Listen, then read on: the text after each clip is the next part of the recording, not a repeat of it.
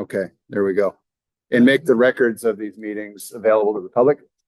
So we are, as of now, recording, and this is September the 12th, as far as I know. And this is our second meeting of the Elliott State Research Forest Board of Directors. DSL is convening the meeting on behalf of the land board, and we're excited that you're all back for a second meeting, and we're excited to keep going. We have a pretty darn full agenda, which I'm going to put on the screen, but we're excited to keep going with the efforts to create the Elliott State Research Forest. Yeah. Haley is going to fix something that helps the video. Oh, is it blurred? Is it kind of blurred? Ah, good. Thank you. Thank you. Yeah. I know, or older people. I can't say that. Okay, I'm going to share my screen. Sorry, I've gotten so used to the Teams interface that let me find the share screen here on Zoom. So quick agenda review, and we'll get into it because we have a packed agenda and a lot to get through today, but we're going to start with opening remarks and then dive into some pretty big topics. A lot of updates at the outset, and not just updates, but some important future-looking work around position hiring for the Elliott State Research Forest program, as well as operations planning and board appointments. And then we're going to move into an important conversation about early term monitoring work and proposed memorandum of agreement with Oregon State around that, related to federal money that Oregon State has. And we'll break for lunch after public comment. Public comment will happen at 11:45, and I'll do my best to just put on the time management hat and look to others to speak around a lot of these meeting topic areas. So while we're having lunch, it'll be brought in and catered for us. The plan is to just stick here and have all of you all have a little more time beyond the coffee hour this morning or half hour to get to know one another and just talk.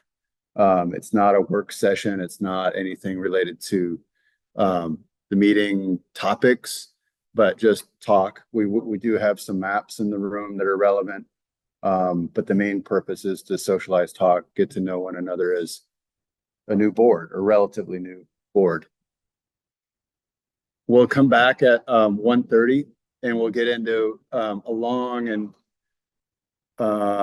large feature of the meeting today, or agenda item on the forest management plan, and then move into a board operating procedures and kind of board structure conversation. And that will put us in the home stretch of next steps in tying up where we go next. And tonight, thank you, Keith, for all your pinch hitting and helping on this.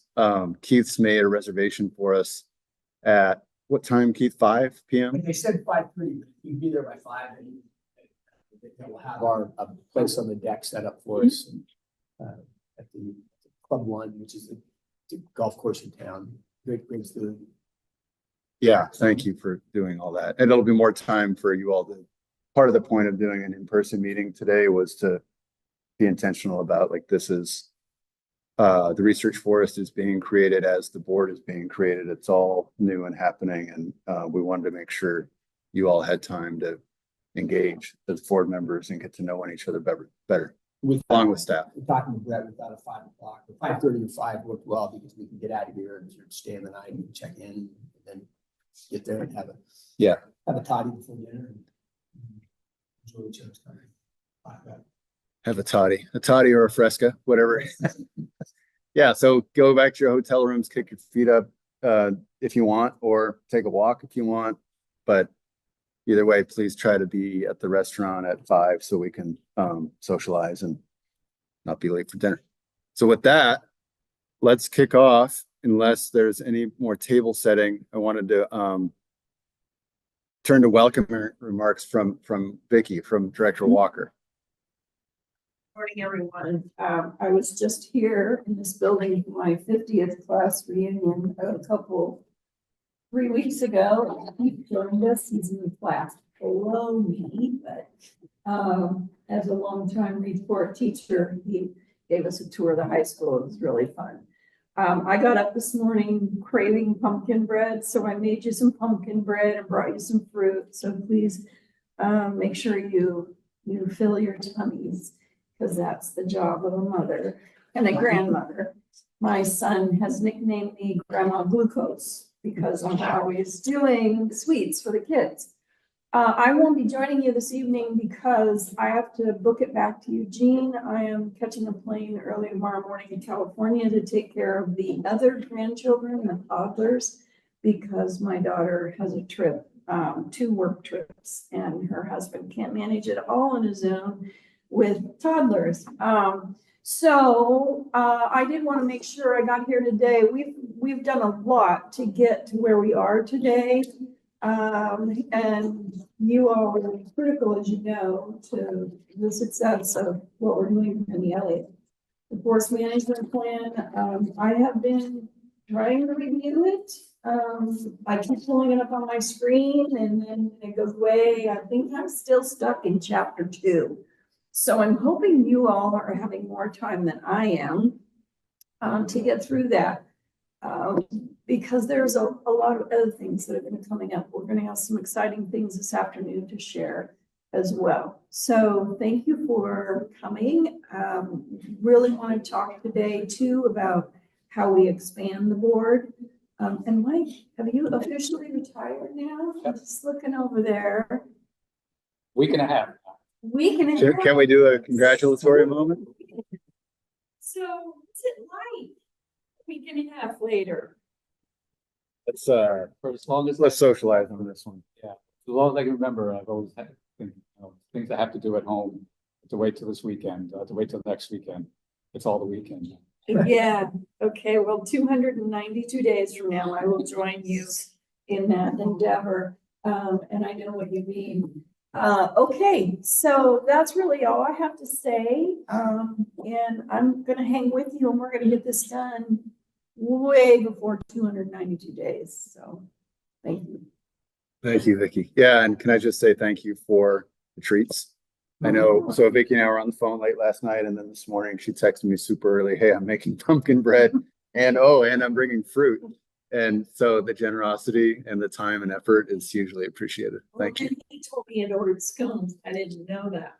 So I didn't know you were baking pumpkin bread. it's just tiny. The fall leaves and the rain, it screams pumpkin. I agree. So There are never too many carbs. I know, exactly. Well, thank you for recognizing Mike's retirement too. And Mike, thank you for everything you've done on behalf of the tribe and your job and for the benefit of a lot of people. Okay. Any other big announcements? Keith's daughter had a baby, I believe. You ready? Let's go. Okay. So he was up at 4:30 this morning. And so that's the first thing. She sent me a picture at 6:30 or something. This is the face of the 1 month old who's been up since 4:30. He was unhappy. Oh, thanks, me. I Yeah, remember the days. I almost remembered you. You remember when that was one of the first things they were at dinner at our place a week later or a few days later. And I never remembered my kids. That little. Yeah, I just think they were born at 6 or something, you know. I No, blocked that. Their hands are so tiny. Yeah, we blocked that out. Congrats. That's excellent. Yes. Okay. Any other personal other announcements before we just dive in? I appreciate my staff being here today. They've come all the way from Ben over the mountains, and Bill and Chris and Jean. They're all from up north, so I appreciate the staff coming today. Yeah. Thank you for making the drive all the way from Dallas. Oregon. Indeed. Yeah, and I don't know if you're all aware, but Chris, we created a 3rd deputy position at the department because there was too much work for 2 deputies. Jean is deputy for administration And Bill used to do all of the land and water stuff. Well, now Chris is doing the land management and Bill has all the water. So as we transition Chris over, Bill still has to go to all the meetings until we get the transition complete. But you'll see more of Chris and less of Bill over time. Yeah, and that's right into the updates. That's great. Let's just maybe flow on that a little bit. So yeah, DSL has been doing some agency reorganization. And I think that's a big part of it in terms of Bill's role and shifting and Chris's role and shifting. And Bill, Chris, anything to add and updating on that? Just to have us both on the communications. Go to one, go to both. Okay. Yeah, and we talked to staff, and Chris, thank you for coming. We wanted to, as Chris moves into the land management division director job and the Elliott program is under that division, wanted you all to be able to just interface with Chris and get to know him and vice versa. And then Bill, thank you for making the effort, and Ryan's always going about driving over, and Jean just appears out of, I thought she was going to appear virtually on the screen, but thank you for making the effort. So, okay, that's part of the overall updates. And Brad, if I can, so it doesn't get away from us in the next 292 days. If we're saying thank you, I mean, this has been what was to be a 12-month or 18-month process. I'm sorry, don't. No. I just want to thank Vicki for I think in January or February, it'd be 7 years, right? Is that right? Yeah. 6 or 7 years of really tremendous guidance through a lot of hiccups and a lot of unexpected turns and bearing a huge load. So you should know that. Thank you. Good job. Thank you. Yeah. Yeah, it was tough because I got diagnosed with cancer right after we created this advisory committee, and I struggled for quite a while. So it's good. We're in a good place, and I'm happy to be a part of it. Thanks, Keith. The peaks and troughs of the Elliott experience. Well, thankfully, we won't have. This isn't the last time we'll be able to say thank you. Thank you for recognizing that, Keith. Okay. More updates. This is all related to the work plan and the 6 work plan tasks that the land board has directed the department to follow through on that are key to the actual creation of the Elliott State Research Forest. And so one of these is management structure and building the program.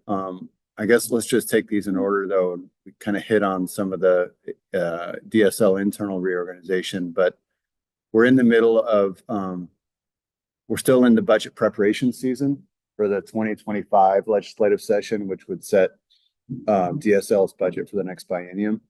And I think Jean, Vicki, I don't know who wants to take the high level update on where we are with that. Jean, okay.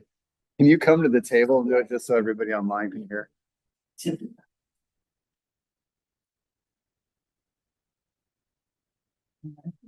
your cord there. Pretty small hole. Think I'd be okay. Good morning, everybody. So we have submitted our agency request budget. All agency request budgets were due by September 1, and then we submitted ours. It's out on our webpage if you want to go see it. We are currently in, I guess, negotiations with the governor's office for governor's recommended budget. So that is the budget that will go to the legislature. And the governor's budget is due December 1. So we have some things we're still working through. We've had a few complications. Pretty much primarily around the Elliott budget and how it's going to be funded. So we are having conversations around that, and we will have an answer and final decisions by December 1. Yeah. Yes. So Well, that's what's happening in the budget world right now. Any questions? You're talking about the issues that are coming up with the Elliott? The issues, You said you're having conversations with the governor's office around the Elliott specifically. the funding, how we're gonna fund this first phase of standing up the research forest. Right, I'm just curious what's coming up for the governor. I mean, is it just tied to the fact that we're still in flux here, or they have concerns on their side? It's tied to whether general fund can fund it, or if we're gonna have to find other revenue sources to fund it. So that's where it is. that's the only issue. Who's The, gonna fund it? yeah. So the revenue forecasts have been coming out. They've still been showing favorable marginally, but there's a lot of pessimism whether that is going to continue. And there's a lot of talk around general fund cuts to other agencies. So that's where we are right now. And they're trying to figure out what that means to other fund agencies, which we are in other fundraisers because we have revenue. So there's a lot of unknowns right now that they're trying to use the budget to figure out.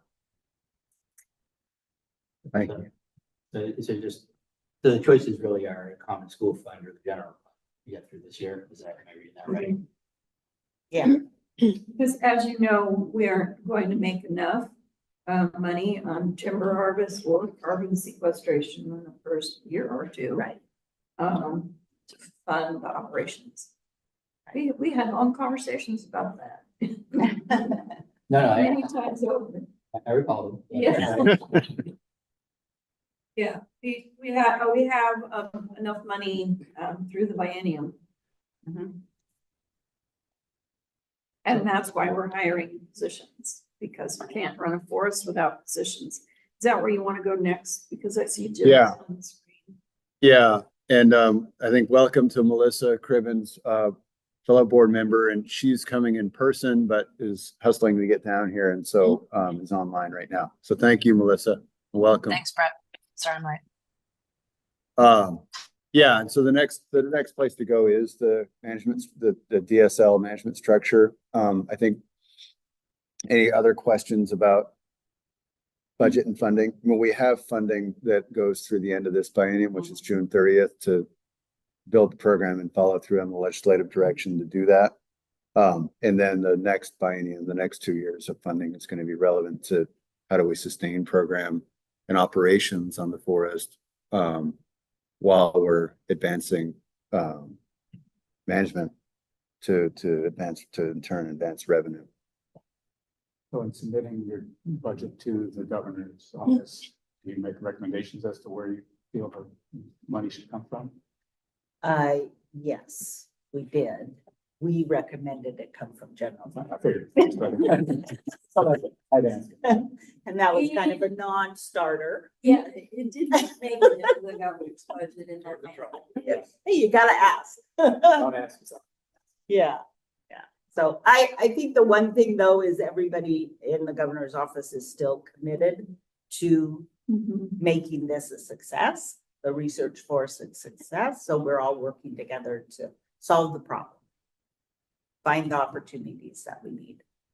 Are there specifics around what would be churned out or cut if that has to happen? I don't think we've really gotten there yet. We haven't started those conversations. We've been working on something to submit to Jeff, which I think a lot of you know Jeff Huntington, on here are the pops that we requested overall for the agency. And if we had to cut or prioritize or phase in positions mainly, what would that look like in all of the pops? Yeah, it does relate to the next conversation about how we start up the program and the hirings. Bob has one. Yeah, Bob. Yeah, I mean, just to comment, I think at some point we need to have a real conversation about what self-sustaining means, because that's an artifact of OSU. OSU was adamant about being self-sustaining because they didn't want to take away from college. They carried over to this. And I think we've hyped that a lot. And I think the danger we get into is that treadmill again of how do you cut enough to sustain yourself and then cut enough to sustain what you're, and it can be a vicious circle. I don't think it should be out of the question that if the state wants certain things to happen on the Elliott, the state can fund it out of the general fund. I understand that's a third rail, but at the same time, I think the state is different than OSU. We need to be careful about telling the legislature too many times that, you know, it's going to be self-sustaining. If the legislature wants things to happen, or the governor's office, there's ways to bring state funding in to do some of those too. And I think it's state lands. The idea that they're just have to be self-sustaining because we mandated so, to me, doesn't necessarily make a whole lot of sense in a state context. Well, if you'll recall, in a budget meeting with Matt Stainer, I believe Representative Paul Holby asked, how long are we going to support the Elliott?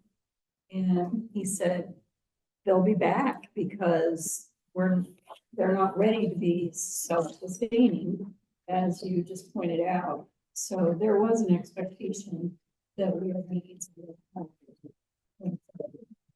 Yeah, and the self-sustaining commitment is still in the oversight structure, mission and management policies. So, I mean, we've heard it from the land board too, but you're saying what that actually means should be a board. Yeah. We need board conversation. Really revisit, really did emerge from OSU being very adamant that it not ever take money from anything else. And I think when they were saying it, they meant it be self-sustaining in a variety of different ways, but it came back to the state that actually took the state out of the equation in a way that I don't think was anticipated at the very beginning, per se. You know, I don't want to get high-centered on it today, but I just think it's an important conversation at some point to have as to what that really means for us. Yeah. Okay. Noted. So moving along to the position hires, and I want to thank Jimmy. So Jimmy Phillips is on the. Make your face presentable, Jimmy. There you are. Way up in the top of the. Very presentable. Thank you. So Jimmy is DSL's Human Resources Director, and thank you for joining, Jimmy. I think there's a lot going on the internal front, but also related to you all as board members around the hiring of the positions that, speaking of sustaining, that we as an agency feel like are going to be necessary to really just build out an Elliott program of operations and then sustain it with the right staff over time. So Jimmy, I'll leave it to you to kind of update on process. We wanted to update you all on where are we in the process of hiring these positions, what positions are currently posted and out there for hiring, and then in particular have a conversation with you about the Elliott manager position and the commitment that we have to you all to make sure that the board is engaged with the department in the hiring of that position. And there are some specifics that we need to work out around how that interfacing is going to go. So that position, the manager for the whole research forest, is obviously a key position, and it's been one long spotted and known as that. So we do have a position description out on that, and then the other positions, I'll leave them. I don't want to take Jimmy's space, but we have a forester, biologist position that are. Forester is out, biologist that Jimmy can update on the status of that one. And then the other intent is to hire a policy and partnership coordinator, as well as an executive assistant that would help all the gears run smooth on the Elliott program, and also help Chris's gears run smooth too. So that's kind of the suite of the initial build out of the Elliott program. Jimmy, could I turn to you for kind of elaboration on where we are? And I think the process, like where we want to get with this, is update on where we are and then talk about the process and how the board engages in the process, especially on the manager position. Sure. So right now we have two positions posted, the manager position, which all of these positions will report to, and then we have the forester, which is a natural resource specialist for. The manager position is scheduled to close from a posting front this Sunday. I believe after some input, we are going to extend that for another week to see if we can make one last push to get additional applicants Once that posting is cleared, we'll have most likely Chris and Brett start reviewing applications to sort of break that number down to a first round of interviews. And then ideally, we're going to have at least 2 rounds of interviews. Both rounds could, or at some point, we'll have a blend of, I would say, DSL staff and management, possible board, advisory board members, and even possibly external community partners that the position might work with. That's for the manager position. The Forester position is scheduled to close in about 5 days. So that's early next week. I don't think we'll do, at least right now, I don't think we plan to have the Forester position as extensive a process, but we're open and adaptable to that if that needs to change. And then next week, ideally, we'll get the biologist position posted. And we are still right now in the final phases of getting an approval from DAS on the policy position, but we're really close. So we're just hammering out a couple of things there. Any questions so far on what I've said? Are you getting applicants for both positions, suitable Oh, numbers? yes.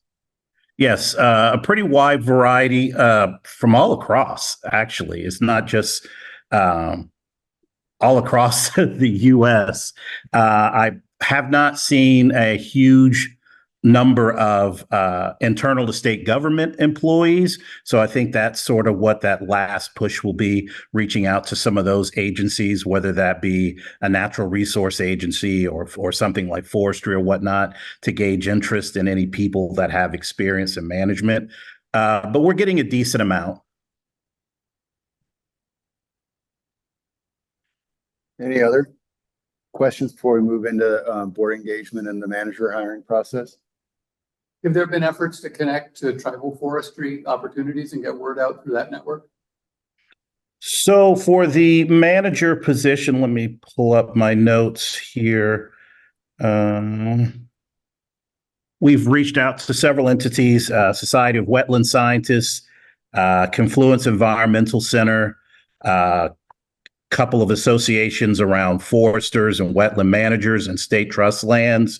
Of course, Veterans Affairs and different veterans group outreach. We have a referral from Bill to a water corps team, and I'm not sure what RST means.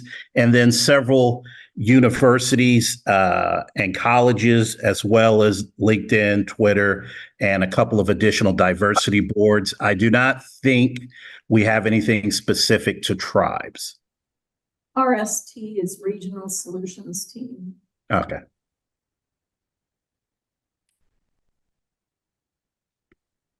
Okay. Yeah, and I think if you all have networks or avenues that you either want to pass the position description along to, or the opportunity along to, or tell us we should be working with or outreaching to, please do let us know. To reach out to tribes, go to the Intertribal Timber Council. They maintain opportunities there. Yeah. Okay. Thanks, Mike. I didn't quite hear that, but Brett, can you forward me that information? Yeah, Intertribal Timber Council, and yeah, I will, Jimmy. And thanks, Mike. Yeah, and I think for back to our hoopty meeting table setup, we're trying to use that mic to amplify sound in the room, and so if everybody could use their friendliest grown-up loud voice, that would be great. Okay, so Chris, yeah, and come on up. I just want to say thank you to Jimmy. Any of you know how big DSL is, but we're not that big, and our HR team is a whopping team of 2, and we have a lot of recruitments right now. So thank you for your work in getting these prioritized and out on the street. And hopefully we'll get at least the manager and the forest on shortly. Thanks, Christopher. Yeah, and Jimmy, thank you, and Tricarico, our other staff. It's there is a ton going on, and just I see it from one level, but behind all that, there are multiple other just spaces in the agency. And Jimmy, thank you for everything you're doing to keep the balls neatly in the air and moving forward. Okay, so how we engage the process on the manager position, I think this is the key question. We have not started interviews yet. We need to schedule calendar times for interviews with candidates. And so as we work through, are we going to extend? Are we not? At some point, the candidate pool will close, and we'll need to start making selections and narrowing the pool. And our thought on it is there would be two phases, phase one of interviews and then a second round of interviews. And phase one would probably narrow a candidate pool to 6 or so. Phase two would further narrow to probably 3 or so finalists. So we feel like the work that we've done with the board so far around the position description has been to integrate the feedback going all the way back to the days of the prospective board working on that position description. We've integrated all that feedback into the position description that went out, including the feedback from you all. The next steps are in engaging with you is how do we make sure we work closely with you all on how you want to be worked closely with related to the hiring of this position. And so the interview process is a natural place to look. It's the next step. Our thought and kind of what I've heard is there are at least 4 of you who have, in response to the emails we've sent out, said, yeah, I'd be interested in engaging and being close to this process. And the idea of that is to have some like representational subset of the board, or somebody from the board at least, being internal in the weeds. In the weeds of the process are going to be pretty critical because, in fairness to any candidates who apply, we really do need the interview panels to be there for every interview so that candidates are all getting an equal shot with the people on the panel. So it would be a series of scheduling a lot of meetings, a lot of interview meetings. Our thought on this was the 2 things. One, we have to observe quorum rules, and what I've heard from Department of Justice is they're not aware of any exceptions for hiring processes. So to have more than, because it's a 6-person board, to have more than 2 of you meeting at the same time would get us crossways with quorum rules. And so I think where we are is it feels like we need 2 folks, or at least 1, but like a representational sample of the board to be part of the process. To make our thought was, I think this is a question and a thought, because then not the amount of scheduling that we're going to need to do. There are 4 people interested. Maybe the scheduling can help narrow who the 2 are, and then we would like to do in what our thought was is run by you all. Do you want to be in the phase 1 initial set of interviews and the second round, or just the second round? Our thought was maybe interface with you around the first round, around narrowing the candidate pool, and then engage board members directly in the interview panels for the second round of candidates. But I think that's as much of a question for you all as a statement. We just wanted to start with an approach. And Chris. Thanks, Brett. I was just thinking, as people contemplate that commitment, just let them know that our interviews have typically been on Teams. So, or at least a Teams option, but they've been 100% Teams lately. If you're thinking about, if I want to help out in the hiring process, but I don't want to spend 1 or 2 days in Salem. Yeah, you don't have to drive, right? Yeah, and Chris or Jimmy, any other thoughts on the process, and just trying to set the stage for the discussion on how we tie off board engagement? Okay, Jimmy, anything? I don't have anything. Oh, No, thank you. Okay, thanks. And I see Melissa's hands up. Melissa Crivens. Good morning. Sorry, I delayed leaving because I wanted to be able to engage in this discussion. First, I'm curious, did DOJ say why they didn't think 192.6602A applies for employment of a public officer, employee, or agent? Oh boy, we have a lawyer. We have a lawyer on the line. So what does that say? No? They It didn't says say a the governing actions? body may hold an executive session to consider the employment of a public officer, employee, staff member, or individual agent if you've satisfied certain prerequisites, including you have to have advertised for the position, have regular hiring procedures, and the public has, for a public officer, the public has to have an opportunity to comment on the employment. I do know you can't use that to fill an elected vacancy, but generally, public bodies that I'm aware of in the state of Oregon do use that for interviews because it is uncomfortable for job applicants to come in and have a public meeting serve as their interview. So I was wondering if there was a reason why this body didn't meet that exception. Okay, that's helpful. So no, I didn't hear about that. We'll take that and circle back with DOJ to clarify. Okay. Um, And then my other question, and I'm sorry, I just really actually realized what the pay scale was for this when I was looking at it at our packet a few days ago. And I guess I'm a little surprised that we ended up quite this low for the forest director. It's what, 80 to 120 or right in that range? Yeah. And I am a little concerned about the recruitment at that pay scale where I think we're actually expecting a lot out of this person. Yeah, I've heard it described as a unicorn or other animals and amazing beings of human or other sorts. And yeah, I don't know. What would you like? I can't speak. We had to class it. And Jimmy, could you speak to that?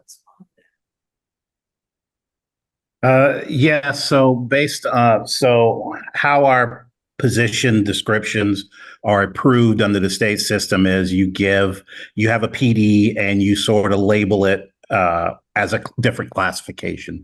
So even our executive team, whether it be Vicky, Chris, Gene, they are given designated different levels based on scope of work, hard to fill of some types of positions.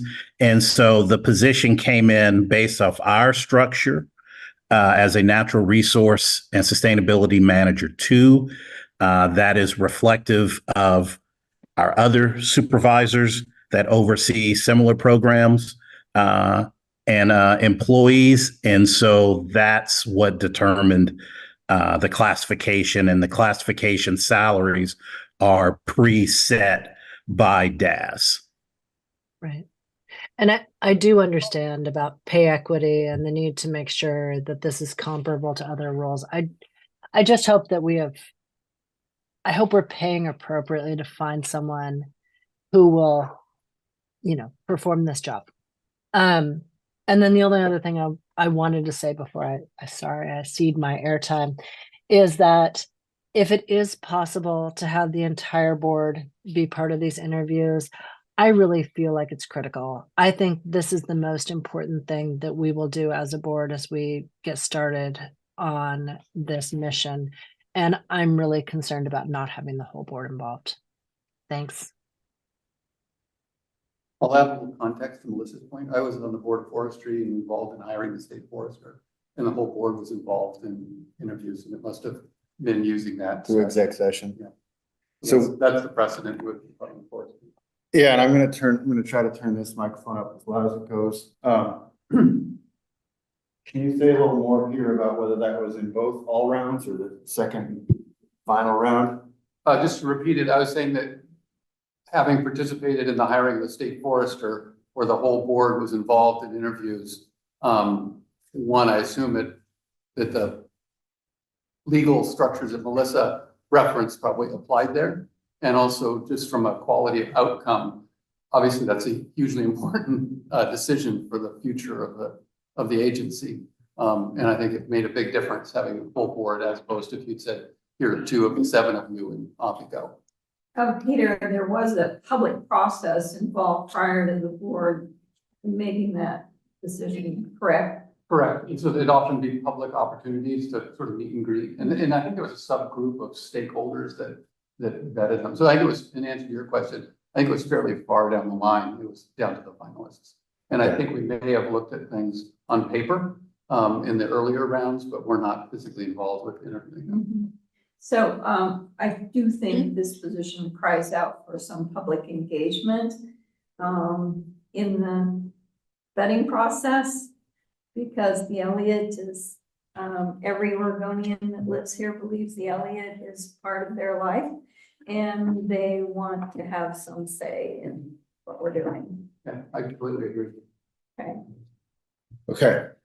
Yeah, and I think part of what we're trying to balance is obviously the more people involved in the process, the more scheduling there is in the scheduling. And then on the other hand, the interest in making sure that the involvement is real with the board that is part of the oversight of the forest and this being a critical position.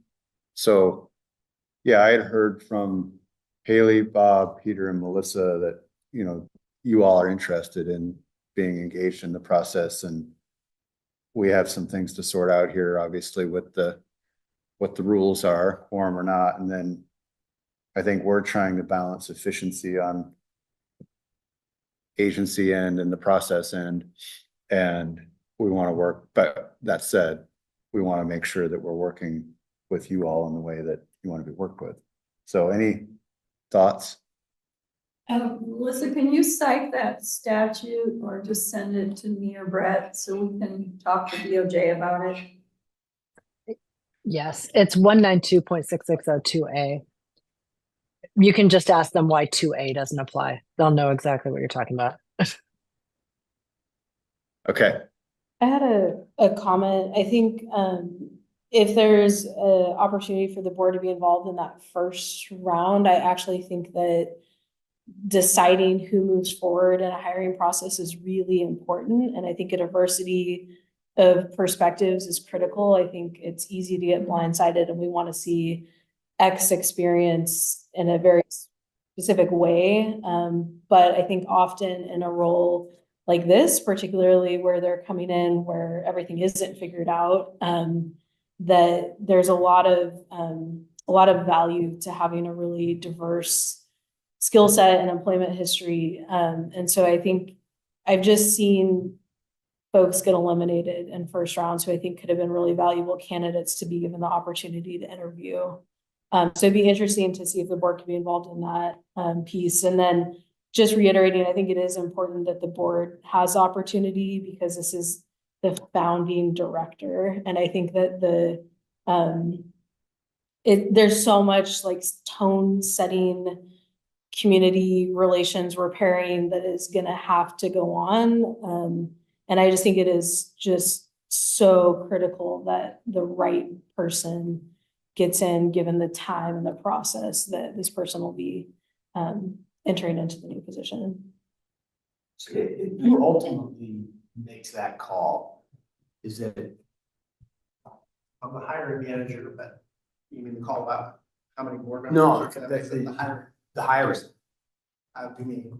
Okay, so good to know, and as I suspected, but I think I'm with everybody else that there needs to be feedback from the board in total, I think, into that.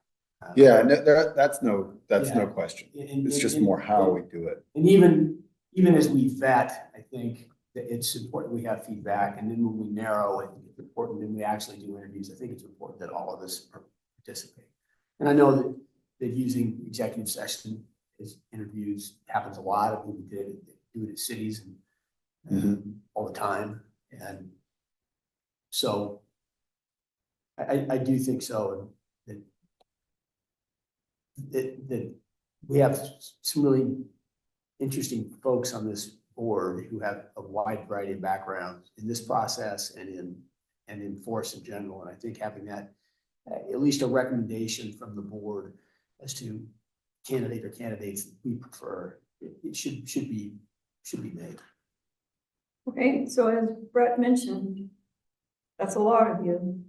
So you're gonna have to commit to making your schedule open to do this. It's really hard to schedule with this many people, just saying.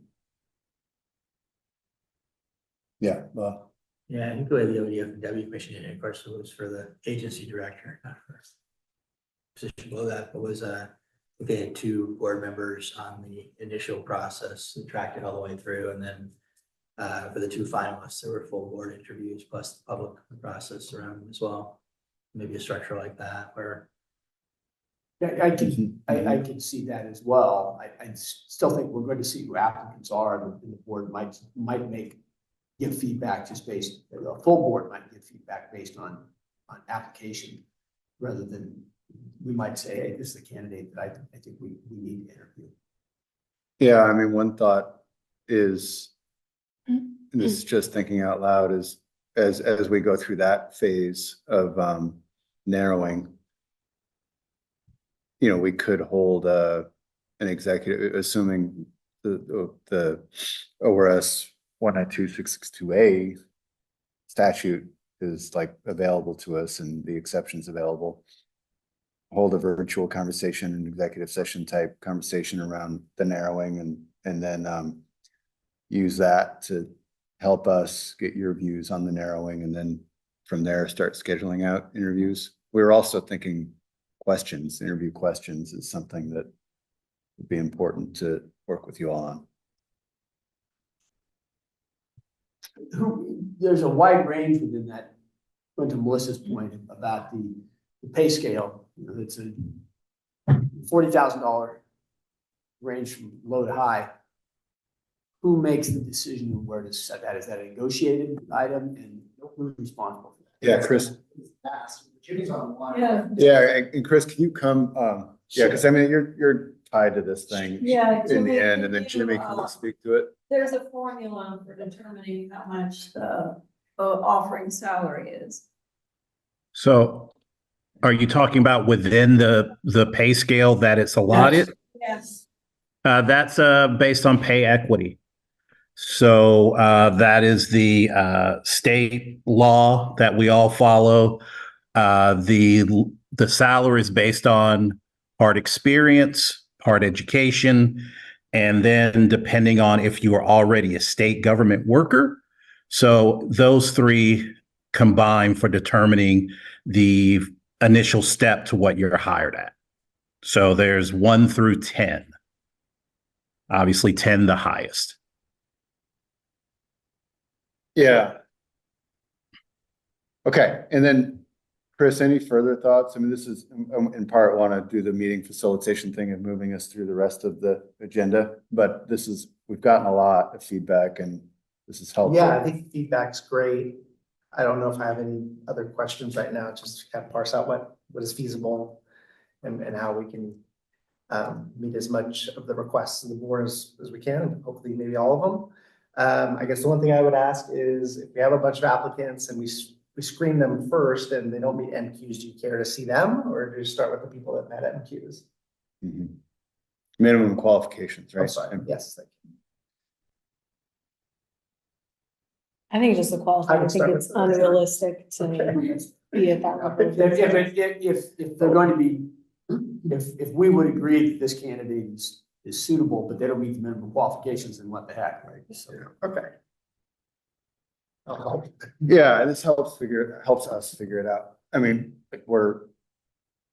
it's that balance between like how in the weeds does the board want to be? We feel like we're not hiring an agency director, we're not hiring a state forester, and we don't want, but at the same time, we're not trying to minimize the importance of this position. It's more about how do we actually stand up a program in a timely way, and get the team embedded. Because we have an operations plan coming. Yes, thank you for the segue, Director. So, okay, we're gonna move on from this to the next part of the updates. And I want to turn to Ryan and I believe Eric around operations planning. Thank you, Jimmy. Do we need Jimmy any longer, just in case he has things to do?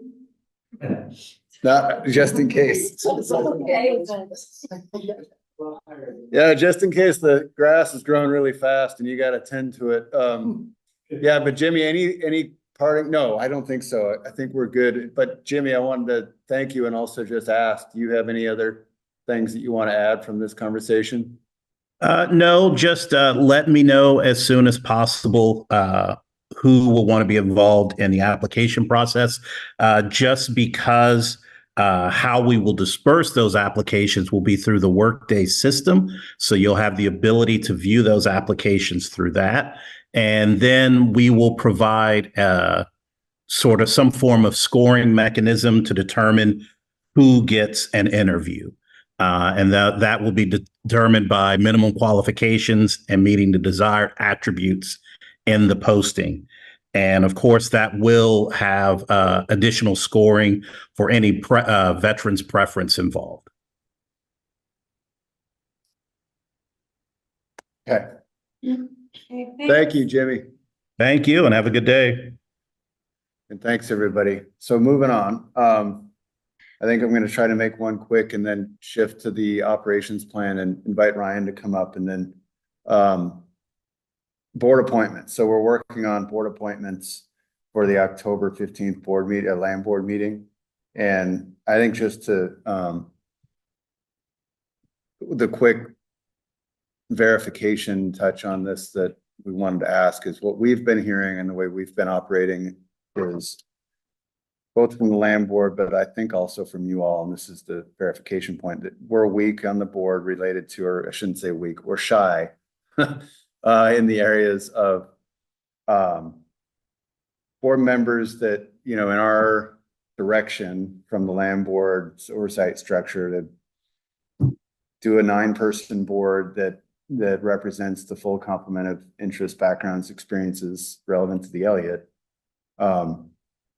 We have 6 great people. We're shy in the areas of research, forest operations, operational management knowledge, indigenous tribes, and yeah, I think related to forest operations is whether you call it the variety of timber and other forest products that relate to the Elliott. And those seem to be the areas where we've either lost folks over time through the prospective board process, or in thinking about a 9-person board and who we currently have, where the experience gaps seem to be. And so I think wanting to come back and verify that that's where your heads are around where needed, you know, further population of the board is.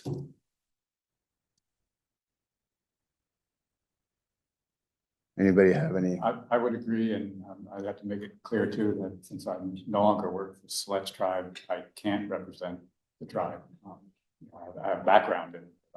I can't be a tribal representative. Yeah, thank you, Mike, for clarifying that. On that note, I had a question just about the tribal engagement piece. I think is really, really, really important. And I'm just wondering, is the board actually that space? Or, you know, obviously there's deeper levels of engagement that are and should be and should continue to be foundational to this process. Is that happening outside of the board, and the vision is that you're having someone who's kind of liaison to that on the board? Or because there's, you know, there's many vital tribes and one person is not going to represent that interest. And so I just wanted to learn a little bit more about the vision behind the tribal engagement piece and how that integrates into the board context. Yeah, and then I want to draw you and Vicky. The way we're seeing this is like we're asking tribes, and this body, the Research Forest Board, is not a substitute for formal government work with tribes and consultation work, but the notion of this board as the oversight and advisory board for the forest is not at a sovereign to sovereign level with tribal nations. This is not that. And so we've been the department's been continuing forward on, like, that is a path that it's not going away. We will continue and want to continue that, but asking tribes at what other levels and how or through what structures are you interested in being engaged in the Elliott? And so this is one way, and what you're touching on is kind of the sensitive issue of, like, tribes are not stakeholders. We haven't set up this board as wanting, 2 county commissioners, 2 timber representatives, 2 environmental representatives, 2, 3, however many tribal representatives. It's a different setup than the way we came into the advisory committee on the Elliott. It's more individuals with relevant backgrounds, experience, and knowledge are here to represent that knowledge on the board as individuals rather than votes tied to a seat. So we're trying to have that conversation with tribes and hear what they're interested in, or if there are other structures that can be built into the Elliott's governance that are better suited to meeting, how Indigenous interests are integrated into the future. So Vicky, that's my short, this is a Yeah, work in progress. that's a great explanation. And there are 5 Western Oregon tribes that we work with regarding the Elliott. And I have continued my government to government with all 5 tribes. The Cow Creek is the only tribe that has not engaged in that. The Siletz also on a tribal council level has not. But the other tribes I have met with pretty regularly and will continue to do that. That's my responsibility as the director of the agency. And so that will continue throughout the history of our work on the Elliott. And in terms of, and I think Brett explained it well about the other seats on the board. So, and that's the other thing we have a discussion with the tribal council is, do you want representation on the board? If you do, please submit your interest form. And is there some other way that you could be involved? I can tell you that the last consultation we did was with the Grand Ronde tribe. And we learned from talking with Colby Drake, their natural resource director, that they, the foresters, natural resource tribal members meet every quarter. And I did not know that had been happening. And Mike, were you involved in that? Oh, yeah. Yeah, so I didn't know that you were all meeting separately. So that's great. Colby commended us for our work and said that he has felt that he has been involved and has appreciated our outreach. So we're doing, we're trying to meet the needs of all the tribes as they wish to participate. And the CT Quincy has re-engaged in different ways now. So we're pleased with what's happening. And that was part of my question is how do they want to participate? And is the board seat and role how they want to participate? Because we were talking about, we have 3 seats left. Are we saving a seat? What does that look like? And so I was curious. And then also just as a board member, I'm really interested in understanding the different tribes' perspectives on draft forest management plan, everything that moves forward to the board and being able to consider that, as we make recommendations and anything that the board has the ability to do that. And so just wanting to express, I just think that's really important and just what the best avenue for that is as we have this conversation about the 3 remaining. Yeah, I can tell you in the early years, we've been saying these are 7th year. In the early years, we had presentations from different tribal members about forestry and about the history of their tribes as it related to the Elliott.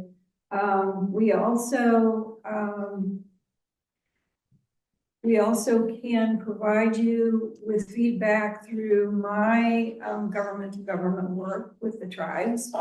Those conversations are between our government and the tribal government. And if they wish me to share those interactions, I can do that. I would be happy to do that. I will tell you that the answer I get mostly from the tribes is we don't have the staff time to devote to coming and being on your board. But they still want to stay involved. And so that's what we're doing. And that's what we talked to. Colby was real excited about our plan, and they just finished their forest management plan. And so we want to learn from them. So it'll just be engagement, and I can report back to you through your forest manager and board. Yeah, yeah, and there's a lot of effort within tribes on work on their own lands, some recently restored and prioritizing that. So I think back to the moving along in the agenda, not wanting to move too fast, but fast enough to keep timing up. We'll keep working with you all, and we are out talking and trying to, based on those experience gaps or needs on the board, trying to find candidates and keep channels open around those areas. And then also in our conversations with tribes, have this conversation about essentially governance and how the interface works with integrating Indigenous interests in this whole endeavor. And I think also, Haley and other members, you'll see more interaction with tribes as they come in to engage in doing project work in the forest. We have had those discussions with the various tribes about how would you like to be engaged in the forest, and would you be interested in coming in and doing a project, for instance. You do it from start to finish. So I think you'll see more engagement as that goes forward. But right now they are so busy. And if there's more on this, let's keep talking during breaks or whenever, but let's I think move to operations planning. I want to be sensitive to where we are on the agenda. And I can get us back on schedule here. I have one quick question. Were you guys on a timeline for trying to fill board seats, or is there? October 15th. So do you guys have candidates that We do have some candidates we've been looking at for some time now, having conversations and vetting them.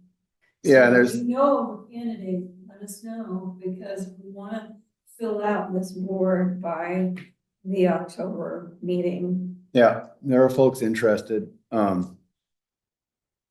And that is the goal, is to like, part of what I feel, and maybe just a quick head nod, like it doesn't feel like trickling in. The land board has indicated it wants a 9-person board, and getting to that full board sooner than later, rather than trickling in one at a time over time, seems better for purposes of board continuity and just relationship, rapport, and function. So we're thinking about it in that respect too. There's a lot of work ahead, as much as there is like right on the horizon, I feel like I'm taking a lot of air, but just as a new board member, I think it's really important just that there's balanced interests, and I think having more timber and timber industry folks on the board level feels important, at least to me. And then I think, I'm sure all of us represent this in different ways, but just a huge value that I'm consistently hearing is just the hunting, fishing, public access. And so someone who can really speak to that, I think, is important as you guys consider your applicants. Yeah. Good, thank you. That's helpful. Yeah, and we'll have more opportunity. I think some of the conversation this afternoon, we'll get into, what we need, or what you all need around functioning together well, and how to build out the full complement of interest and engagement in this effort, partnerships included.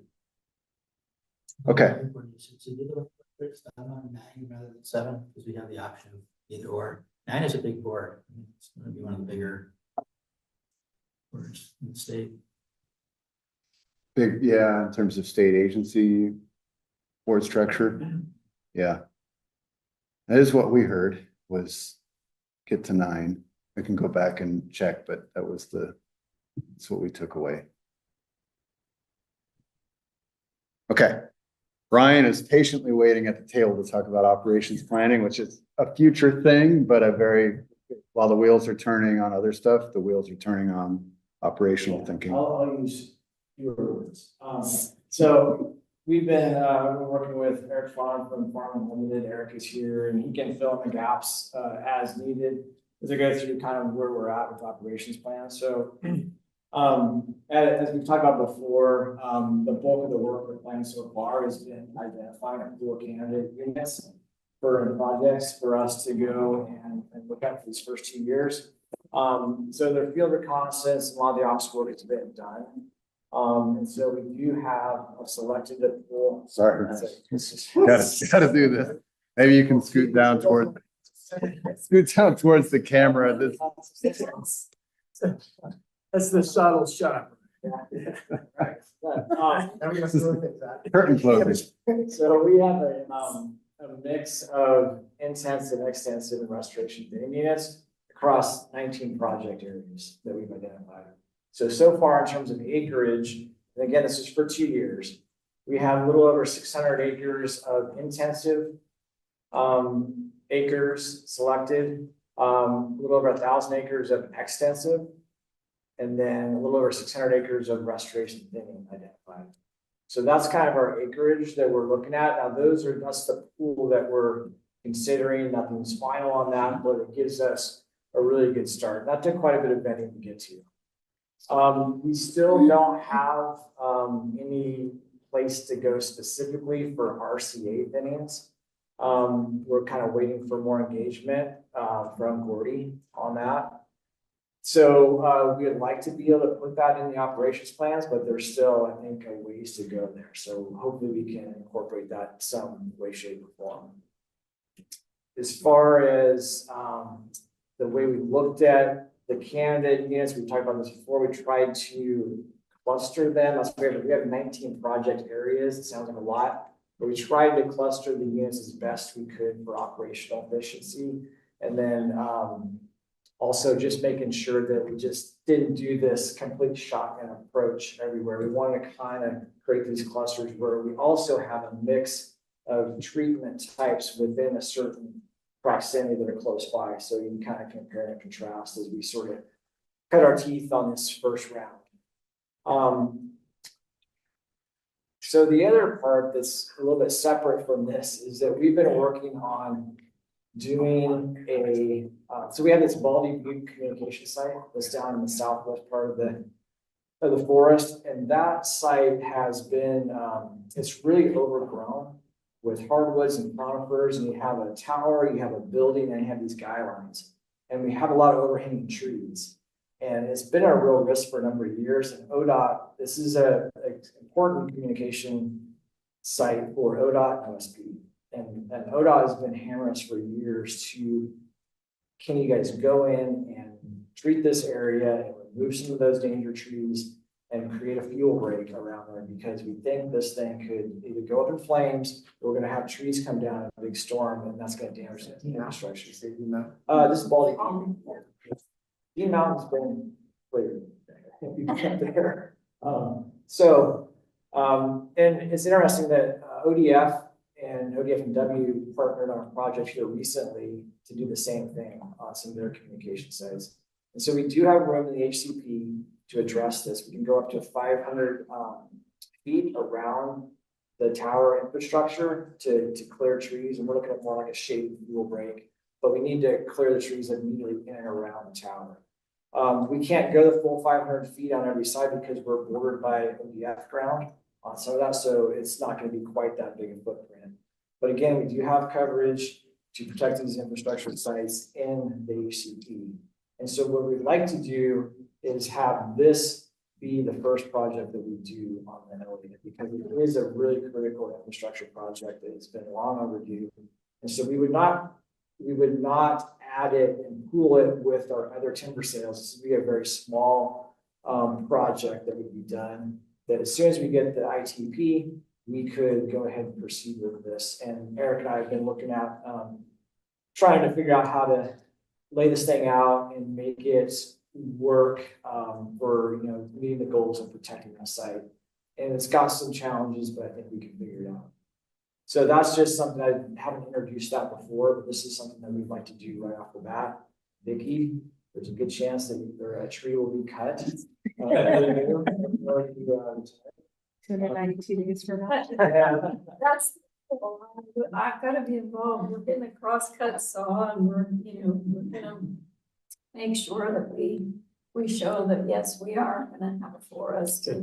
But let me ask, I don't know that you're gonna get to that. How does this play into potential research?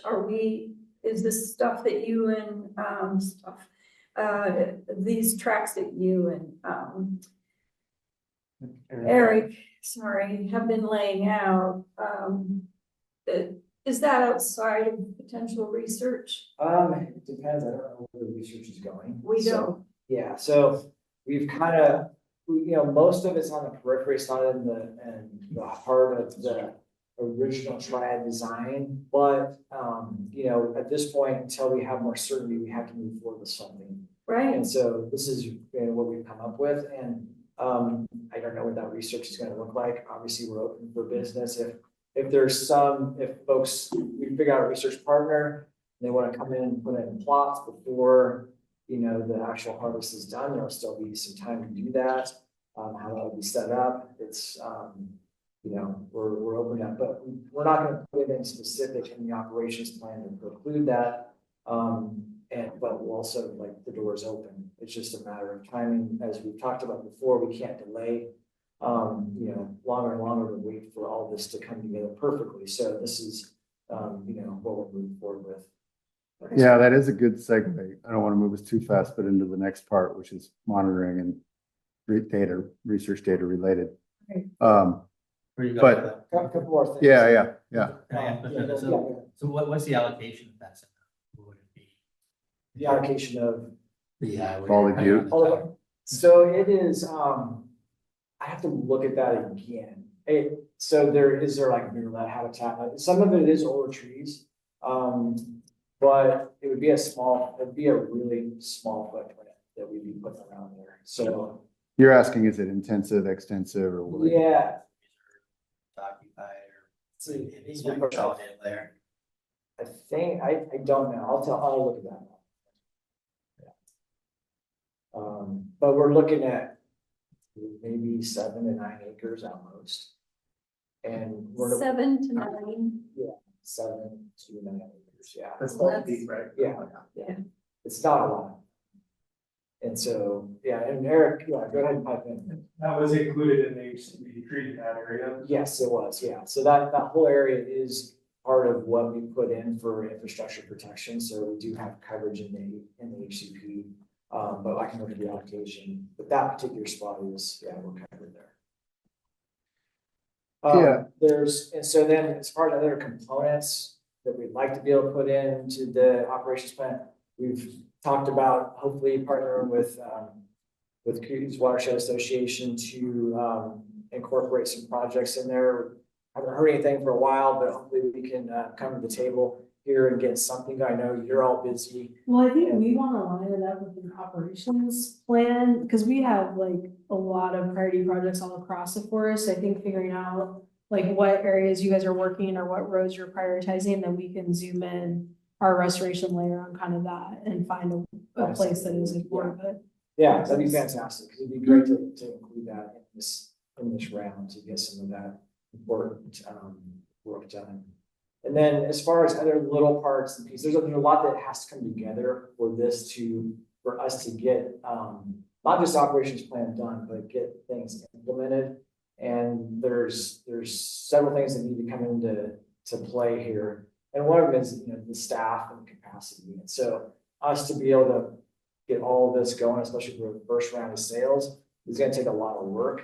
And so, that's gonna be something that once the plan is adopted, approved, then we're gonna go, you know, as much as we can with the capacity we have, and hopefully hire some outside, help to get units laid out, to get the work done on the ground, and a lot of planning is gonna have to go into play for the restoration treatments and for the extensive treatments, because those are not cut and dry real simple, so. we'll Right. need some help on that. We won't be cutting one tree until we have our HCP and our incident Correct. taken, correct? Yeah. And what is the expectation on that deliverable, Mr. Brownscombe? That would get it. Oh, I mean, what are you asking? Timing. We're working with the services now on the schedule, and they're gonna get us a schedule for the land board meeting on where they are in the process. So are you telling me it won't be done by the end of the year, as they promised? You mean this coming year? Yeah. That's right. I So, will not say anything more. okay, I. this is an operations plan update, so it is relevant, but yeah, we have this in the update realm because this is gonna be more front and center before the board as a full agenda item in the coming months. But I think the work, and Ryan, I don't want to cut you off on more stuff to say, but this is there is good ongoing work going, and we want to update on it, and then also encourage conversations with Ryan and Eric over lunch too. That's good. So the upshot is HCP end of the year, thereabouts, right? And you like not, huh? No. Early, so Thereabouts. Q1 2025. So I think the upshot is, I don't see any, if the worry is, can anything happen on the forest in 2025? I don't see a conflict. I think it's all still manageable is what I'm seeing and hearing. Okay, so so revised upshot. An HCP at some unknown time in early 2025. I think so. Okay, and then after that, part two is you've identified an early project of harvest and in potential research that needs to be done anyway, because we have some partners there who have a problem with trees that are around there. That's all that kind of the infrastructure protection project. Okay, It's long that's- overdue. Yeah. So I think that's really the one that we need to get done anyway. And- I've been and- waiting for a long time to go to it. Okay, and so what I'm hearing is that will be likely a first project. Yes. Okay, that's. Is Baldy Butte, other Marble near Lead in Baldy Butte? You don't know? Bob? So we're gonna work that out. I mean, it's in the HCP. We've done the consultation through the HCP process around infrastructure protection. So we feel like that this is one of the things where I think you told Bob, you're gonna check and cover or circle back on the allocations. So that'll be, we were always planning on our first cut being in spring anyway. So I guess, Well, we have to, so I think process wise, we're still planning on moving forward with the operations plan, which would have to go through this board and then the public comment and review process. And all of that was planned for, well, bringing forward a draft in December. Yeah, and then the process ensues from there.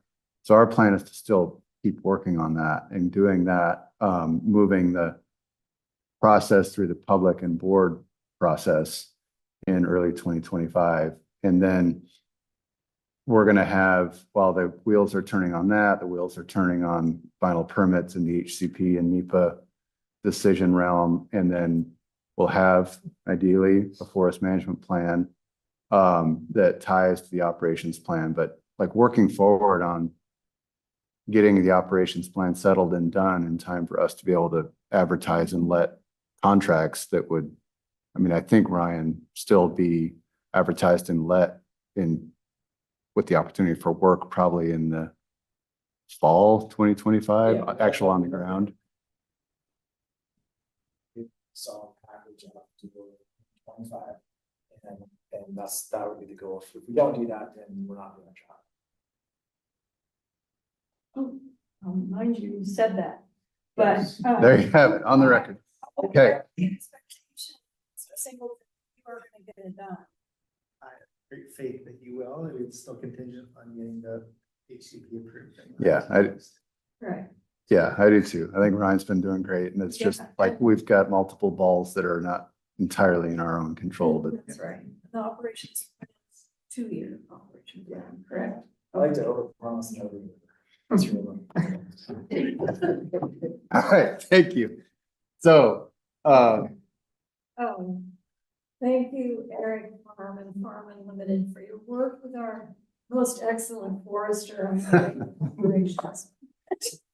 and Ryan and our most excellent forester will be around over lunch where we're all having conversations and social time. So continue. And I'm going to move us into, and I want to thank, I'm going to rotate our camera. And the next agenda item relates to monitoring. And specifically, it relates to a proposed memorandum of understanding between Department of State Lands and Oregon State University around.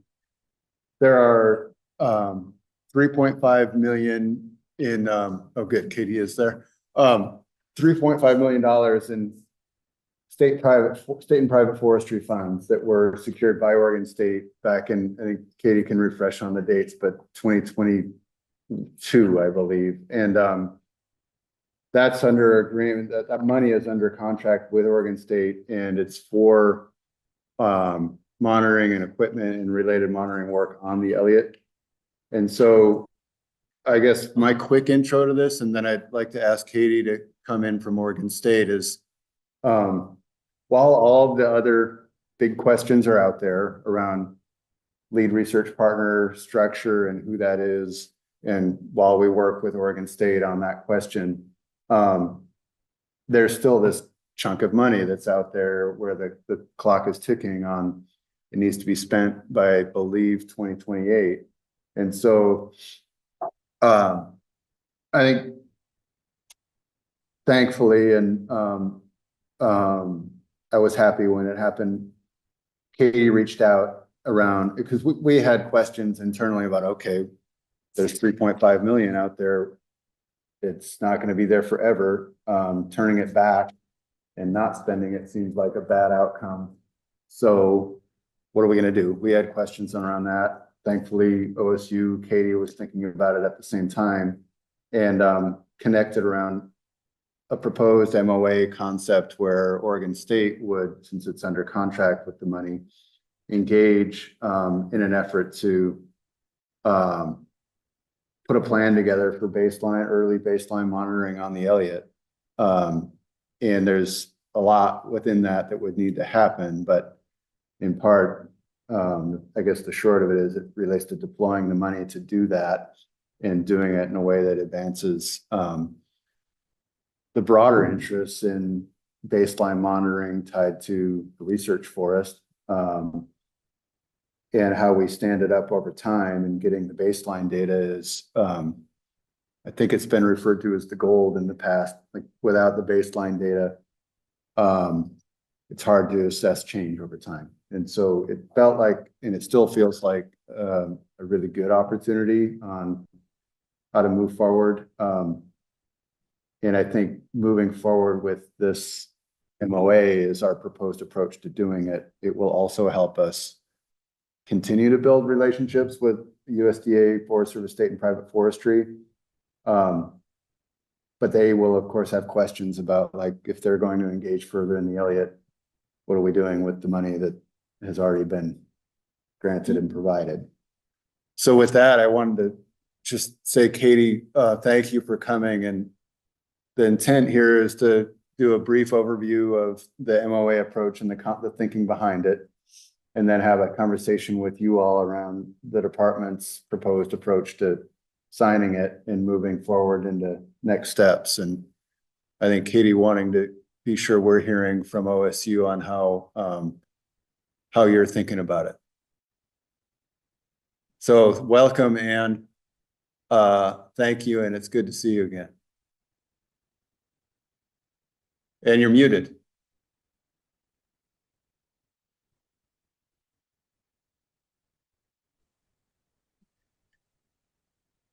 Okay, now I'm muted. All There you right. go. Good, good.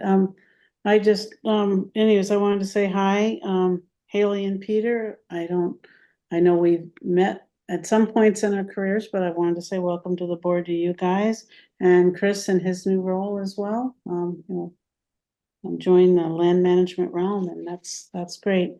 And also, make sure, I also say hi to Melissa and Bob and Keith, and Eric sitting back there. I don't know who I've forgotten, but, Hi. oh, so yeah, so it's nice to see you all again. I have a presentation to share, but I don't need to share it if you want me just to talk, so it's kind of, I mean, I think the high points are, we're a little behind on agenda and we're trying to move forward with lunch coming and public comment. But I think the high points are just hitting on how OSU's thinking about this as like, what is OSU hoping to achieve with this, and how are you hoping to or looking to work it forward in the context of with us? All right, fine. I guess I just want to start and I think you mentioned it too, Brett, but I just wanted to point out that baseline data is an essential part of any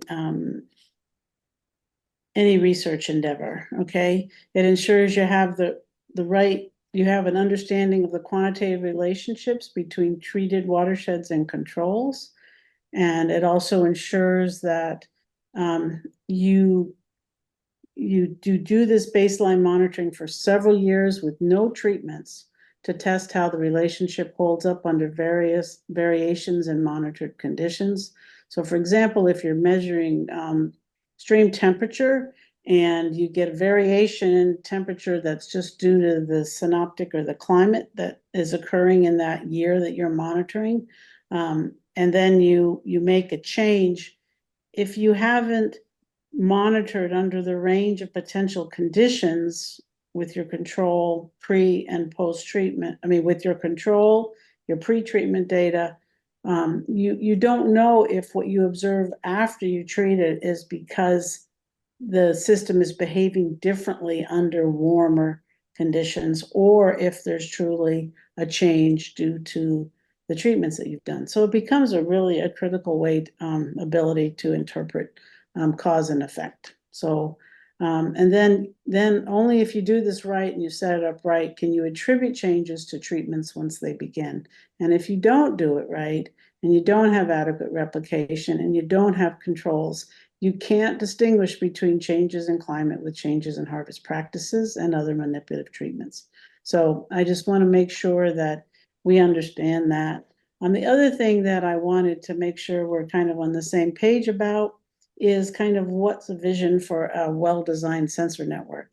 A well-designed sensor network, which we would envision for the Elliott, and what we envisioned when we asked for the funding, was really one that provided an ability to understand forest ecosystems and the aquatic ecosystems contained within, and what we're seeing both in short timescales and long timescales. We also want to provide spatially and temporally scalable data that are linked to models and remote sensing products to answer applied questions.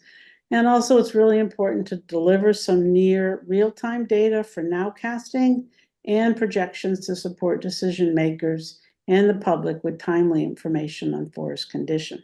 So there's a lot, I could go into a lot more detail on any of that, but just in the effort of moving forward.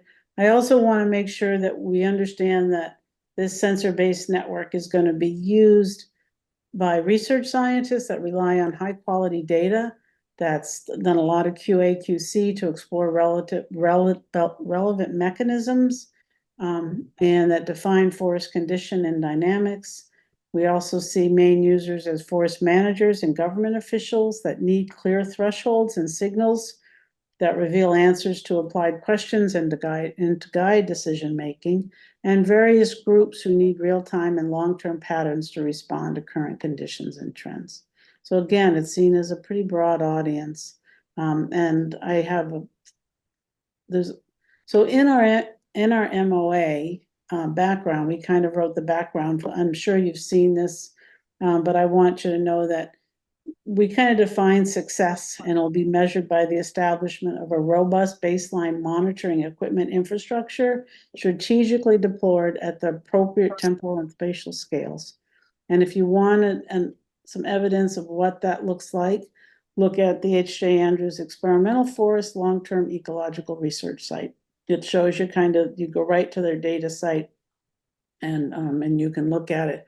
One difference that might be present on the Elliott relative to the H.J. Andrews is also the potential that some sensitive data like location of endangered species and or some culturally significant data that the tribes may not want to be put into the public realm. So those kinds of things might be withheld, but other than that, it's really seen as goal of producing high quality, publicly available data. Also on the, as Brett says, we've secured the funding, and the current funds will be allocated towards the planning, purchase, and installation of aquatic and terrestrial ecosystem monitoring equipment while developing a foundational data management plan. So we'll be collecting more data than most people can wrap their heads around. And so it really needs a foundational data management plan to handle all that incoming data, to do the quality assurance on the data, to make sure it's properly archived and the metadata and everything is explained on how it was collected and all that. And that's not a trivial component. So that's also part of our plan. And we have basically a 21-page contract with the U.S. Forest Service, state and private forestry that really sets many of the sideboards and on how the money can be spent, what it can be spent on, and who owns the equipment. The equipment is, we use the word equipment in a research standpoint as anything as $5,000 as an individual component and above. That actually belongs to the Forest Service, and we have to maintain an inventory of that equipment and where it is. And the so-called miscellaneous equipment, so many of our individual sensors like acoustic detector or stream monitoring, those kind of things are not part of the inventory piece because they're seen to be relatively inexpensive and have a short life. So those belong with OSU. So and thank you for thanks for doing that. Yeah, the startup cap. So this is just, I wanted to put in there that in our contract, it says the startup capital is necessary to support the initial instrumentation for baseline monitoring and related program implementation. So that's kind of also what's guiding us. So I think that's it, and I'm happy to answer any questions. Yep, I've got one, Katie. So and Keith, sorry, I don't want to cut you off, but I did share, knowing that we've got, and I'd heard in advance of the meeting, questions exist. So I think we'll have some discussion on this. And then the intent is if folks are here for public comment, I know we're at that period right now. If you can pump the brakes and hold on for another 15 to 20 minutes, that would be appreciated and helpful. Or I just wanted to say it because we're at that time in the agenda and we haven't forgotten about public comment or anybody wanting to. We just need to get discussion done on this agenda item. So Keith. Okay, thanks. And Katie, in that monitoring network, give me a real quick synopsis of all the things that you will be monitoring or many of the things that you will be monitoring. Yeah, well, that's not completely determined yet. And that's one of the first kind of components of once we hire somebody is really to work on that preliminary data structure and instrument layout and begin that purchase and field installations. And we kind of want to do it as a trial sub-watershed initially, kind of trying to figure out how it would look and then do some measurements to see which sensors are robust. But we'll be measuring things like tree growth, using point dendrometers, which we have had on the forest actually for a while now, and they're really performing well. We'll be measuring things like wind and temperature profiles in the canopy. We'll be measuring things in streams. There's a bunch of stream water quality sensors that we'll potentially be measuring that include more than just temperature, but turbidity, dissolved oxygen, etc. That would also be possible. And one of the other components of this, Keith, so there are the individual, we call that the Internet of Things, right? It's kind of like your household. You might have your coffee maker and your camera and your front door and all that stuff. It's all connected in this Internet of Things. We envision that being similar for the forest, and we want a connected system that also is able to move that data off of the forest using whether it's a Starlink connection or something like that. And that also can compile and move the data. If another place you might check out that we've been talking to a little bit is OHAS at U of O. They also are doing something similar for fire detection and seismic detection, where they have remote sites that they're able to move data off of readily. So the whole idea is to come with as much automation and as much of a sensor network as we possibly can, given the rough terrain and the challenges of a canopy that's on the Elliott. Yeah, and Keith, so what I wanted to kind of also steer us into is what Katie, you said. I'm trying to avoid putting the draft MOA document on the screen for a couple of reasons. One, when we do it, it's word soup and that makes people's eyes glaze over. So there was advanced reading on it, and what Katie touched on is a part of it where like there are some critical next steps in this around how the planning works and setting up a monitoring plan and coming to that. And I think the idea was to start small on a trial sub-watershed level and do it there.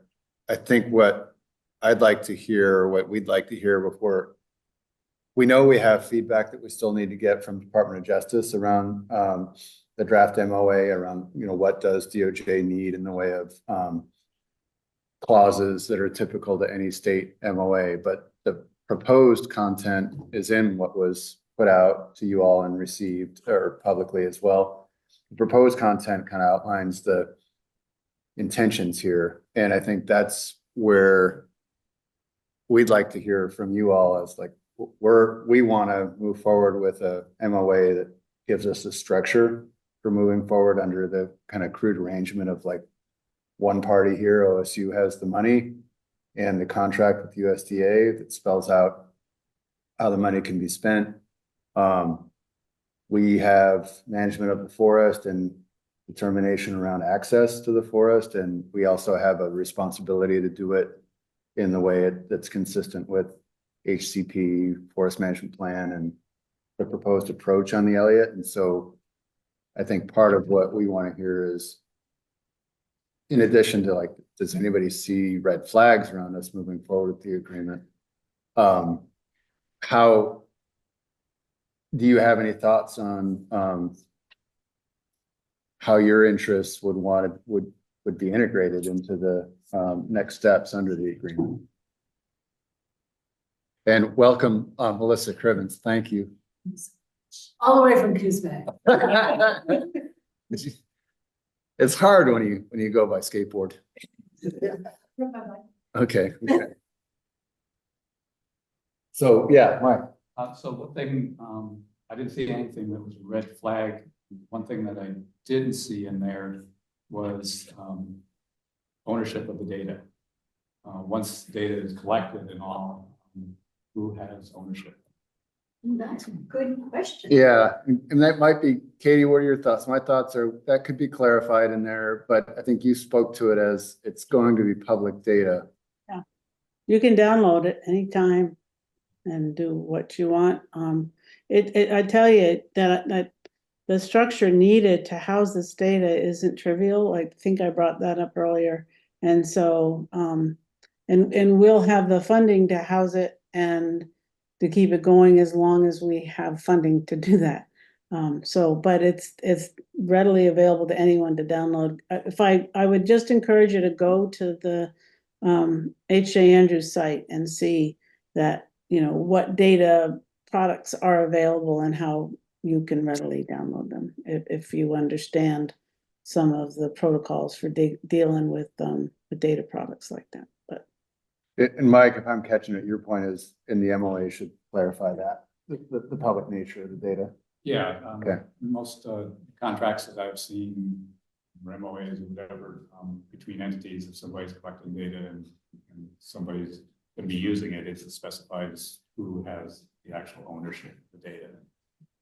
yeah, it's in the public domain. So. Okay. How about others? Bob?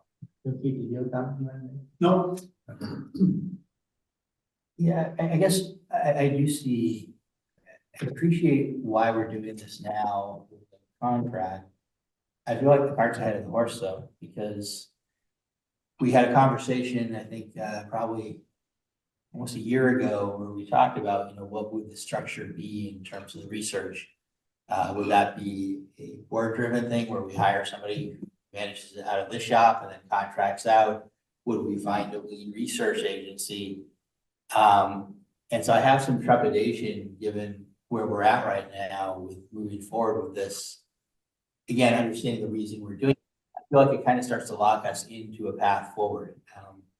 And we haven't worked out the issues with OSU that when they left the process. And so are we binding ourselves into a situation where we're de facto making the decision here? And does it leave us and OSU the ability to move to a different system at some point?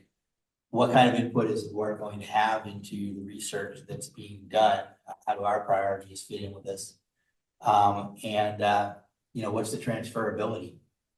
It seems like we ought to have some of our structure in place before we spend $3.5 million on something that lays the foundations we're going to be using for the foreseeable future.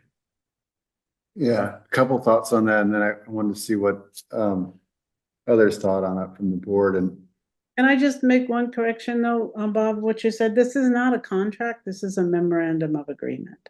yeah, That's very different than a contract. yeah, and then I think also having OSU's take on it, but I think from our end, and Vicky, please, Vicky, Chris, like as we've talked about this, because I think this came up as I have been talking with our leadership around like, okay, we know there's an ongoing unsettled question mark around who's the lead research entity, is it OSU, where are we in that conversation? And so from our perspective, you're right, like that is still out there and unsettled. And there's still this existing 3.5 million that was allocated or appropriated to the Elliott when things were closer between OSU and DSL and you all, and that money is not going to be around forever. And so I think our view is this is distinct from resolving the big question about research partner and where exactly the research design goes. I mean, those conversations are big and still needed and ongoing. But in the meantime, I think how we're thinking about this is the baseline data is going to be relevant in the idea of, and this is a little bit of got to make sure the details are right and the next steps of the planning. But so long as we get that coordination right, the MOA would set up around what's being monitored, what types of data, where, and yes, the transferability and how it's shared.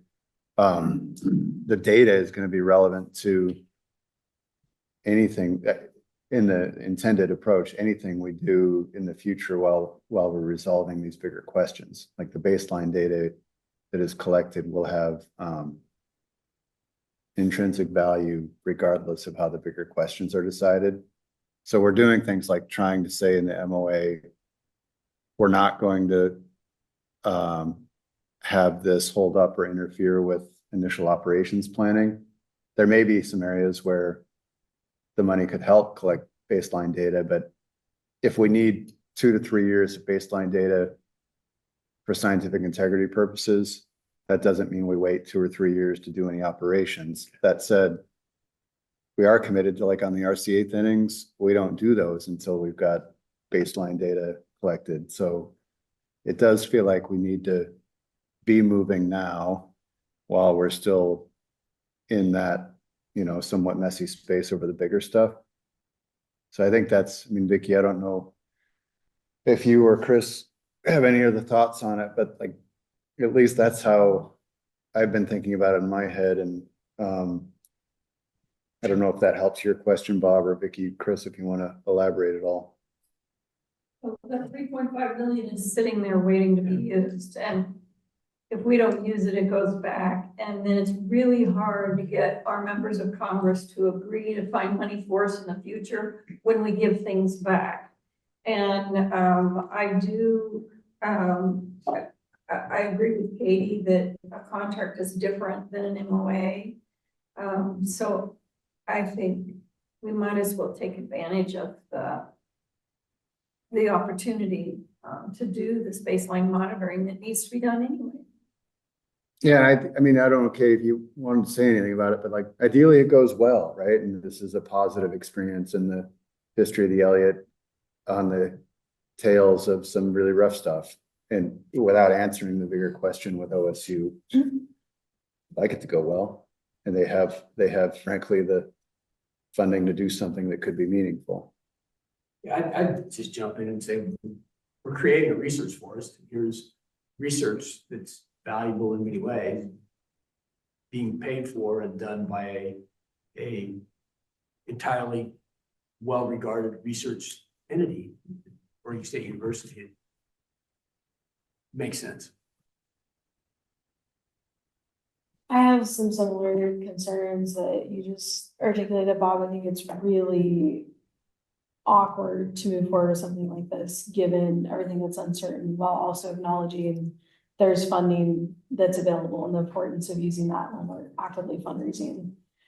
That being said, I think it's, you know, responsible use of funds is really important here. We don't want to be seen as taking $3.5 million and not using it in a way that's truly going to be leveraged and used and moving the ball forward in the future. And so I think like not to let go of that burden in the pursuit to just spend the dollars out.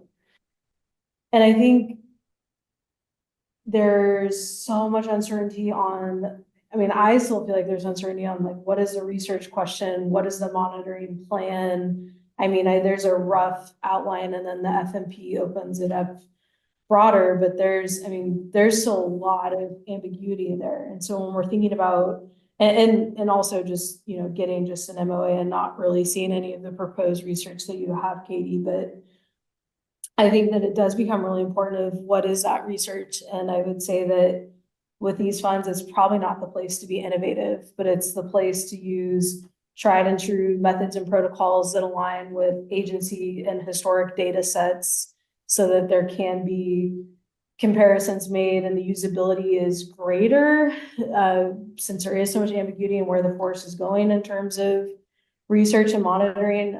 So I think there's a lot to be really careful and mindful of. And I know that there's a bullet point and a subheader that says collaboration.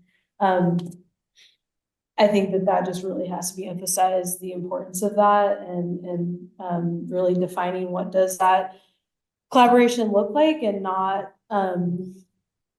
moving forward on making big decisions until that has happened. I think is really, really critical to the process, and just making sure that there's a diversity of scientists and perspectives on that particularly on the aquatics side, which I think we've seen a lack of diversity of opinions on the aquatic side in the past in terms of the research. So just want to put a plug in there for that. But I think we got to be really wise about how this piece moves forward. I'm curious, Katie, what your reactions are on it, but what I'm hearing you say, Haley, is like, it's, especially as somebody who's attached as you are to the work of the association, the Watershed Association, and then all the work it's done, over past history and ongoing with monitoring. What I hear you flagging is that section in the MOA related to collaboration with other partners. And I don't know if there's more, if there's language that needs to be changed or added in that section, or if it's more just you flagging. There needs to be a pretty clear and careful process in making sure that goes forward well with partners like the Watershed Association. Yeah, and beyond. I think it's that, but it's also there's not really any specificity on like who decides and what moves forward and how. Like the way that it's worded to me feels like OSU could move forward. They could have, their research, chat with a few folks, and then it could move forward. And I'm not saying that's the intention of OSU. I'm not assuming that, but I think that the way that this is currently drafted, there's not parameters on how that decision making. Yeah. No, and thanks for calling out like the concern or fear behind the interest. Yeah, I mean, that's not our intent at DSL, is to have it just green light. We're not going to go ahead. We don't need any more conversation, but Katie, can you speak to that from OSU's end, just hearing the concern that's out there?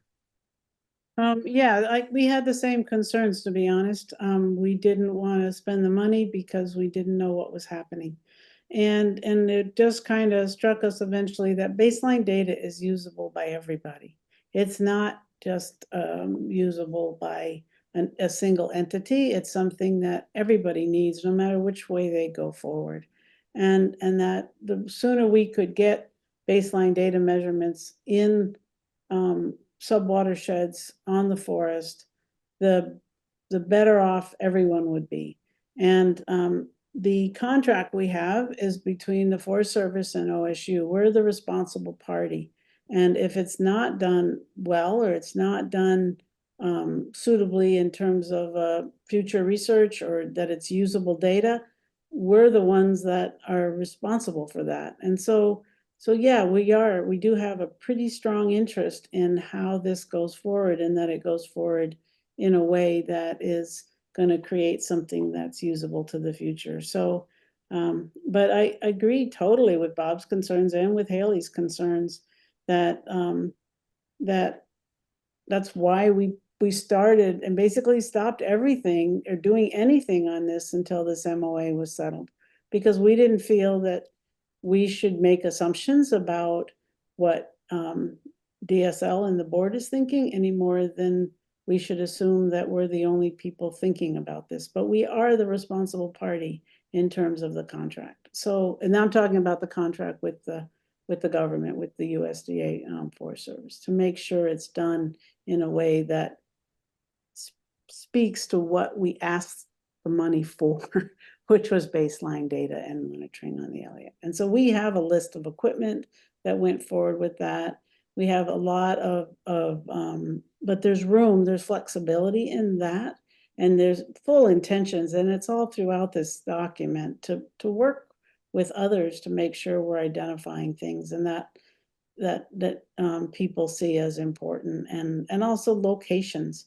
I don't want to predispose that I know even where to put these sensors or where to even start yet, because everything is like you say, in a state of flux. And that also froze me for a long time. So I get where you're coming from, because I was in the exact same space for many months. But thanks for that, Katie. And I think in the context of, okay, Peter's hand went up, and I want to try to come back to like, so it does feel like there's space to and true need to coordinate around this. I kind of want to get back to the knowing that lunch is ready and we've got public comments to do before lunch. The ultimate question of like, what's your advice to us as we proceed, knowing that we're looking to sign the MOA? Are there hard no's? Are there change XYZ language or things to tell us? And Peter, and then Melissa. Great. Thank you, Katie. It's good to see you, and thanks for your work on this. And I wanted to say, I think this is really exciting and it's important. And I agree with the concerns, but also I feel like this is just basic stuff. Regardless of what you're going to do with a forest, you need to have some instruments in the dashboard. And we have the ability to tap into people who've done a lot of work like this. So I feel good about it. And just, I want to observe that I think this is about monitoring, but I think it's actually about a larger principle that's going to run through everything we're doing, which is, I think we need to be asking ourselves, what are the keys to ensuring the desired continuity and cooperation in an uncertain and ever-changing world? And that I think with the monitoring, I think has already been done, but obviously I think we need to know what those keys to maintaining that continuity are and design that into this. Because if you look at the success of other research forests, it's how to have that continuity over the long haul within systems that don't have that kind of continuity. So I feel that it's important to keep that in mind. And I think the Andrews is not perfect, but it's a really great example of one that's over the years tried to maintain and invested in maintaining this long-term continuity. Thanks, Peter. That's helpful. Yeah, Melissa. The one thing I didn't see in the MOA that was possibly in there would be, it just seems to me that it'd be really helpful to have a committee come out of this, Oregon State and probably the forest director, at least one person from this advisory group to go over the data on a quarterly basis. Because, I mean, Katie's a scientist, she knows you don't collect data for 3 years and then go back and look at it. You're checking the data all along. I think it might help with some concerns that we have if we knew that, somebody from this organization was helping to look at the data, at least on a quarterly basis. So you're talking about somebody with like technical knowledge and skills, not somebody from the board on a committee, but more the staff. Well, I think, whoever the forest director is or the forester or whatever, and then somebody from the board, just so somebody who has an interest. We have plenty of board members that have an interest in forestry data, who could give feedback and say, it would be helpful if we were looking at this or whatever. Yeah, I mean, that seems helpful to build into it. So Right. it's just an opportunity to make sure the circle is closed and then everybody's getting what they need out of this. Yeah. So 2 quick questions. Katie, would OSU have any red flags around incorporation of committee structure to make sure the collaboration with other partners in the board goes well? And then second question that we can resolve later if you want is golden rule, like who from the board would want to be on that? So Katie, to you first, real quick, if we can. I'd have to think about that, to be honest, Melissa. But again, I really encourage you to go look at the H.J. Andrews if you haven't, because accessing data that's like this, that's really comprehensive. It's similar to LiDAR data. It takes somebody that understands how to manipulate the data to see it. So yeah, people can see data, but that means a different thing today. It's different than an Excel spreadsheet, for example. And so understanding that and the platforms that data goes into is one of the things that I understand you want people to be able to see to make sure we're collecting the data right. But I don't know if that's the best mechanism. So I really need to think about it, but which I will do, because Okay, well, let's continue to talk about the people on there now. Maybe the new director would be a good, clearly we would work very closely with the new director, and that, whether it's a formal committee or just, it's just a standing rule that we don't move forward without having, yeah, I think. Clear. Yeah. My intent is not to make sure you're collecting the data correctly. I have no doubts about your technical abilities. My thought is to just put something in there so there's a feedback loop. So we're ensuring that communication throughout the process and not just at the end. Yeah, that's what I read too, into what you were saying, Melissa.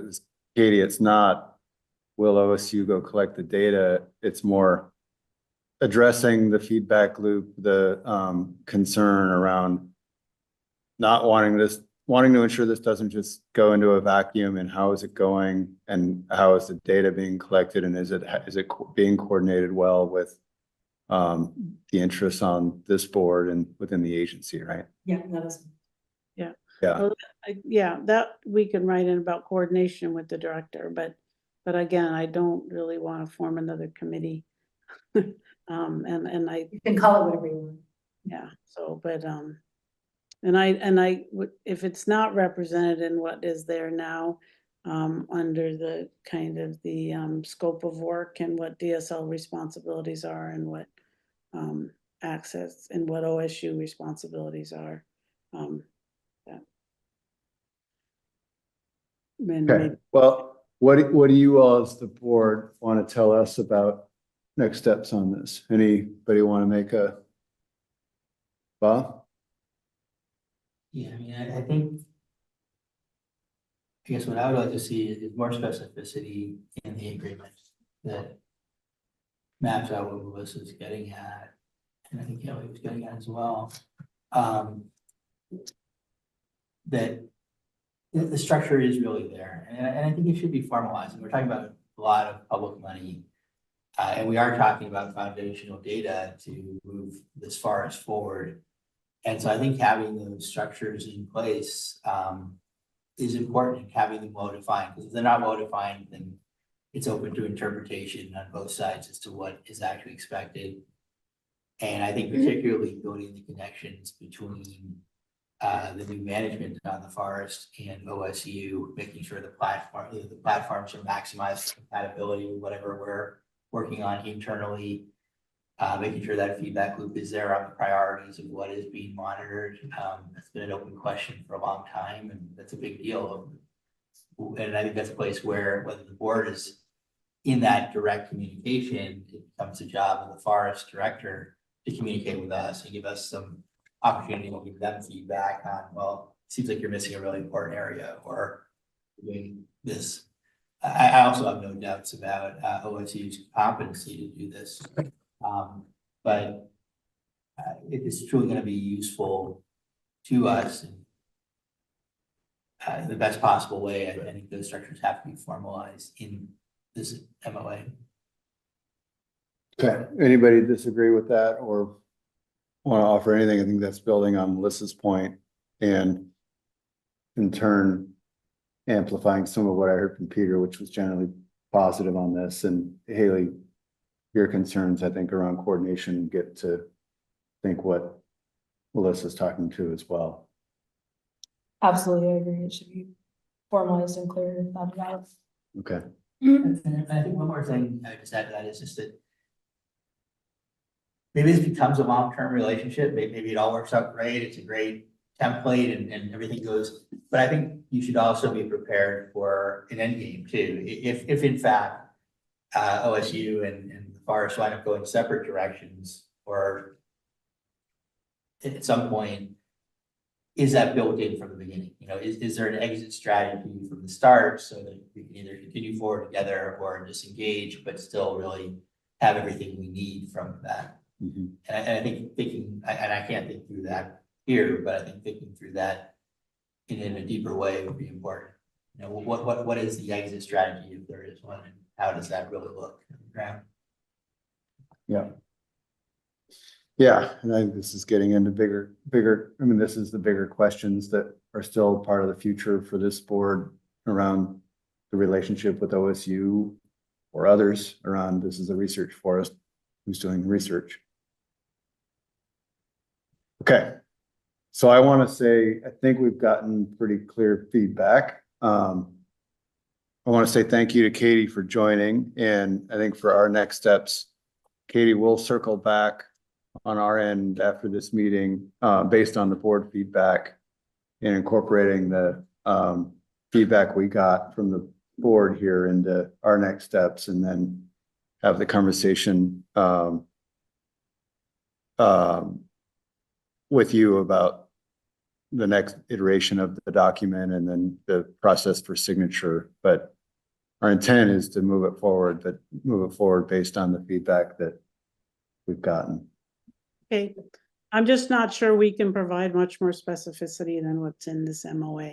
Only because the people needed to develop that aren't here and aren't in place. And the chicken and egg is sitting there right now. And we need the people to work to move this forward and to develop that specificity. And we don't really feel comfortable hiring them without some certainty we can go forward. So I think there's also some potential give and take here on both our sides. So we'll see how. Yeah, no, I think just to be clear, I Just don't want to be honest. I don't want to lead thinking, oh, because it's purposely vague. Because if you read what people have to do, it's to do the things that you are asking for, but we don't have the people to do that right now.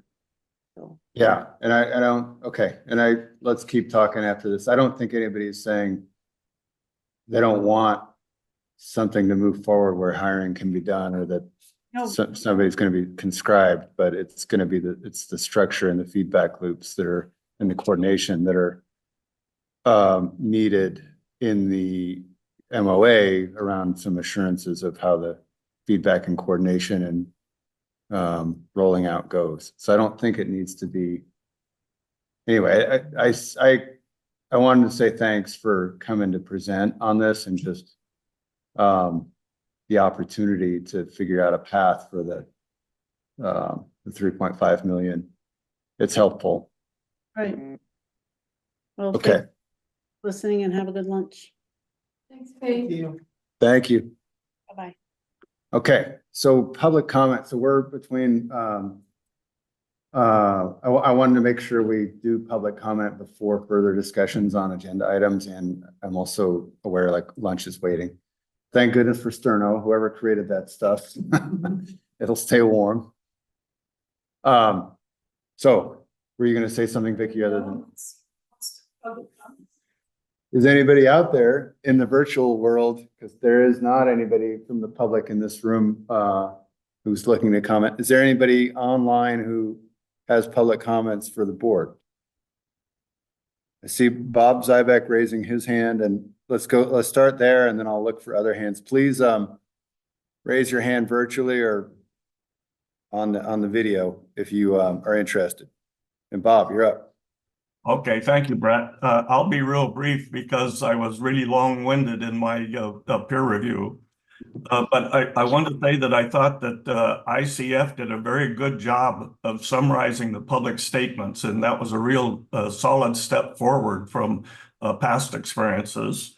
The four key things I think that are in the peer review, and I think they covered it in ICF. I don't think the Elliott can survive economically on 17 million feet a year. I think that is an arbitrary limit that really is difficult to overcome. It's growing 60, 70, 80 billion feet a year. That's a lot of fuel. We've been watching the fires of the last 15 years. That should be a clue what's going to happen if we let these fuels continue to build up. A second thing is I think carbon credits are real risky. I really don't like the amount of money that's been spent by DSL doing investigations into carbon credits. They've never been done on a research forest before, such as this. I think it's way too risky and it costs local jobs. I think people should be working rather than a few people collecting income off of credits. Fire management, I was really dissatisfied with the low quality of research done by Oregon State. I think I make that clear in my comments. Fire is a real historical portion of the Elliott. It's something that should be job one for anybody doing a plan. What happens when the Columbus Day storm blows through and 17 million feet goes down with another 100 million feet? There's nothing in there that covers that. So I think the planning from the beginning has a really missed objective in the, what do you do in a dynamic forest when your carbon credits burn up or blow over or are caught in a landslide. And that's the history of the Elliott. Finally, 550 miles of road need to be evaluated. They're given no dollar value. They're one of the most valuable parts of the Elliott. They're a cultural resource. All of the roads and trails over 50 years old are eligible for national recognition for their historical value, recreationally, forest management, research, education, all of those things used roads and trails. So if we want young people and old people or people with disabilities to be using the forest, we do not want to eliminate the roads. The rationale for eliminating them so far is biological. That's really suspect. It's strictly economical and it's aesthetics. So those are the 4 points I'd like folks to check out in my peer review, especially fire, roads, carbon credits, and the arbitrary 17 million board feet that isn't even getting done that much. So that's all I have to say. Thanks for the opportunity, and please read the ESF report. Yeah, and thanks, Bob, for the recognition of the work ICF did, and to you for staying engaged and the, pardon the pun, extensive work on your comments. So yeah, thank you. Next, we Josh Laughlin. I see, Josh, you have your hand up.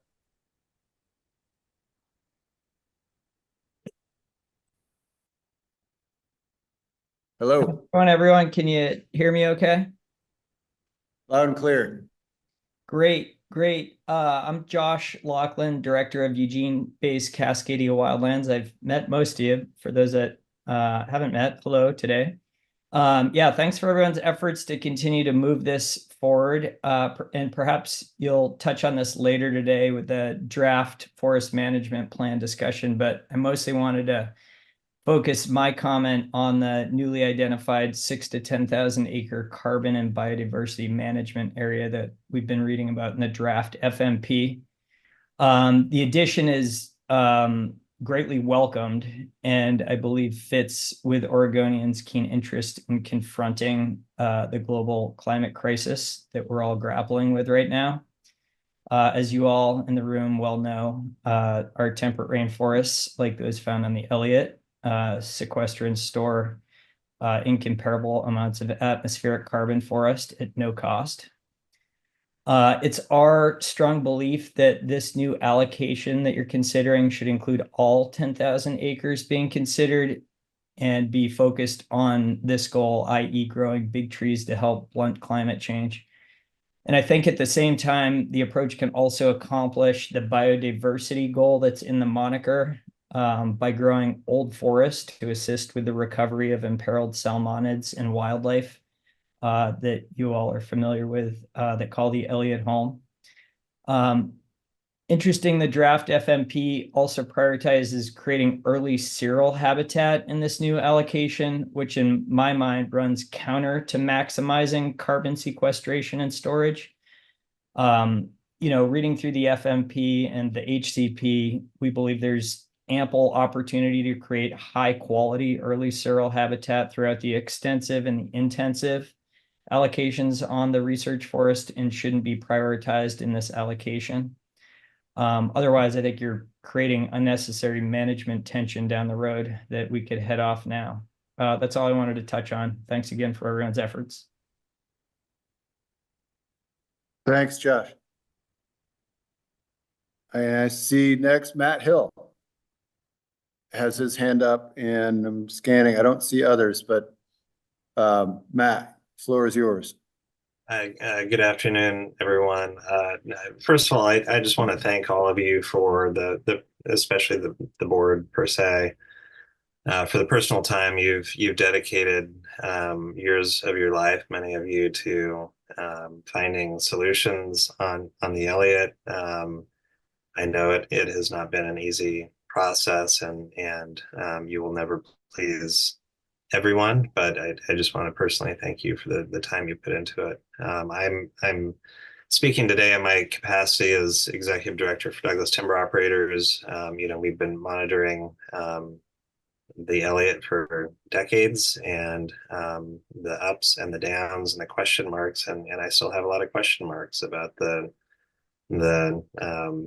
viability of the timber outputs that you're contemplating, as low as they are compared to the growth rates, as Bob just mentioned. If you take a step back and look at what's happening in southwestern Oregon, you see continually forests and timber supply, private, public, state, tribal, county, affected by wildfires in areas that people thought never would burn, or certainly within our lifetime. We see old growth reserves being decimated, places that the forest managers and scientists thought would never burn, and they're gone.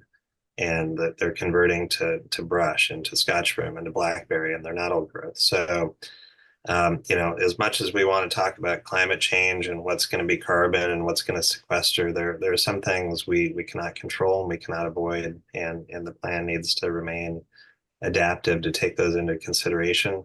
From a timber industry standpoint, from a jobs economic standpoint, even the low amount of timber being anticipated from the Elliott is badly needed.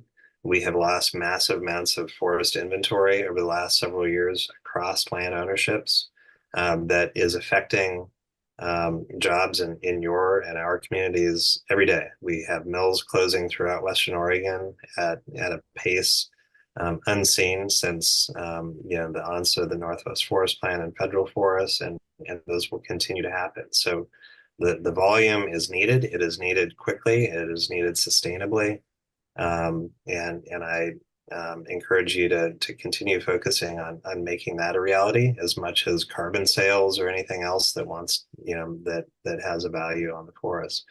We'll, from a DTO standpoint, we'll continue to be engaged, hopefully engage more substantively. We've had some of our members participate in your discussions over the years, and I think that's been a credit and helpful to the direction you're going. But again, just thank you for your personal time and effort, and I look forward to continue sharing our perspective with you. Thanks, Matt. Thanks for weighing in and showing up. And are there any others out there?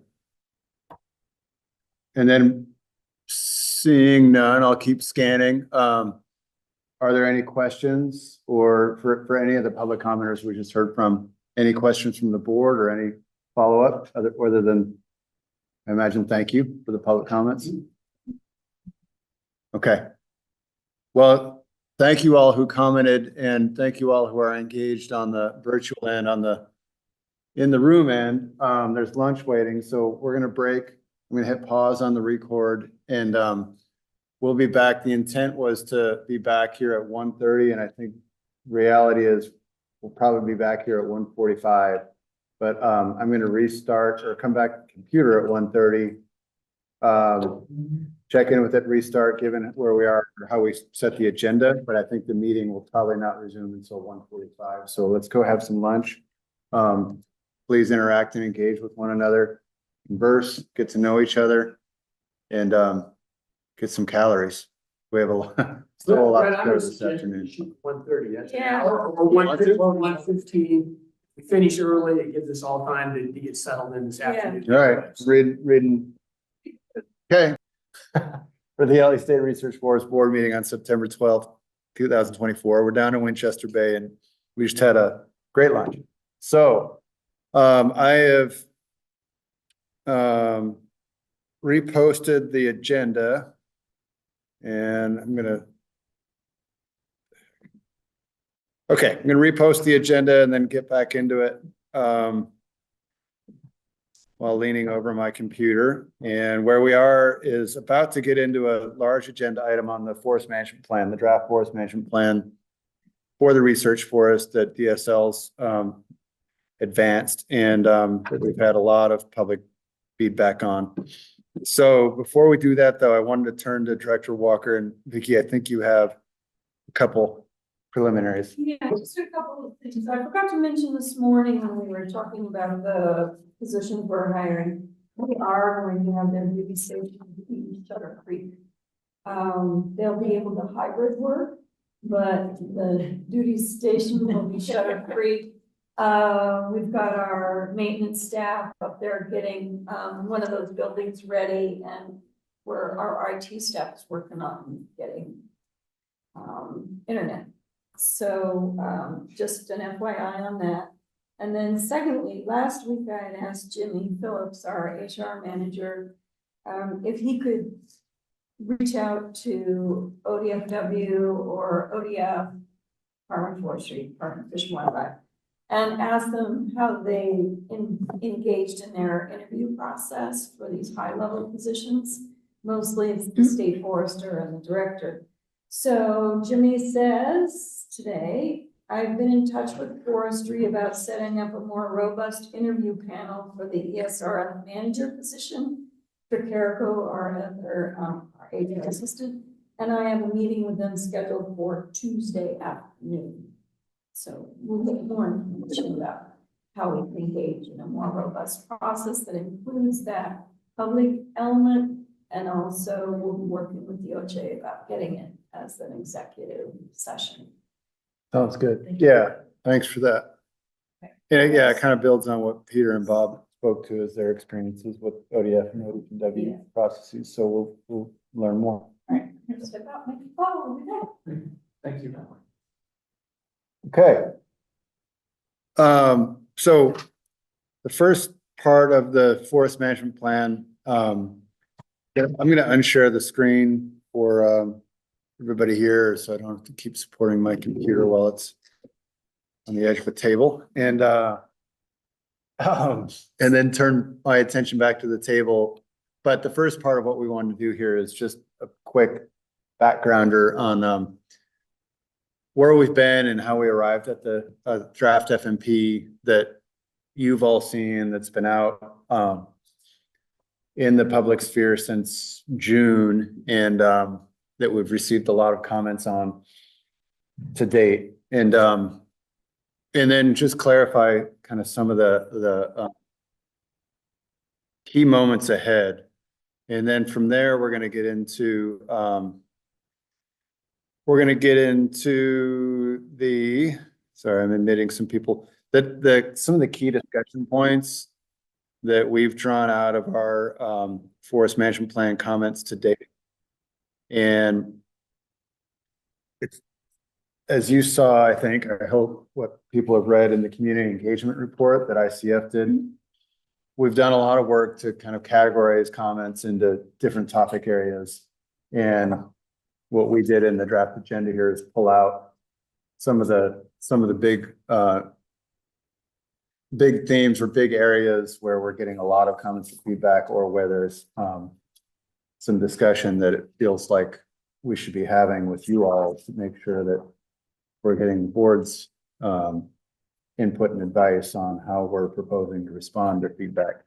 So we'll get into that in a minute, but I think a quick backgrounder, so make sure everybody's admitted, is kind of how we got here. So just quick refresher, we had a whole process before this board of directors existed that was tied to the advisory committee process, and then the prospective board under Senate Bill 1546, where there was work being done around the collaborative agreements that came out of the advisory committee process. There was, towards the end of that process, after the 2021 research forest proposal came forward, there was the direction from the land board to, okay, translate that into the forest management plan. We had been translating that into a habitat conservation plan application, but all of that direction still need to be translated into a forest management plan that integrated the habitat conservation plan too. Oregon State University started on that path and started doing a lot of that work to draft an FMP, or draft a forest management plan. And that was it took over the course of many years. There were a couple different public comment periods that OSU did on its forest management plan, and ultimately, and this is just shorthanding and short circuiting the detail.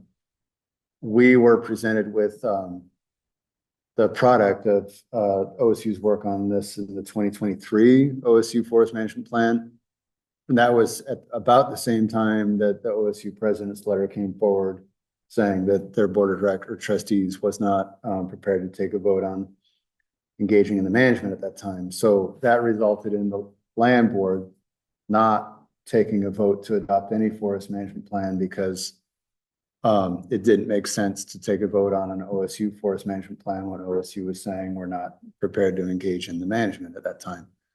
So that work, that whole body of work, and it was really significant. We felt like a lot of public process time, a lot of engagement that OSU did with tribes and others.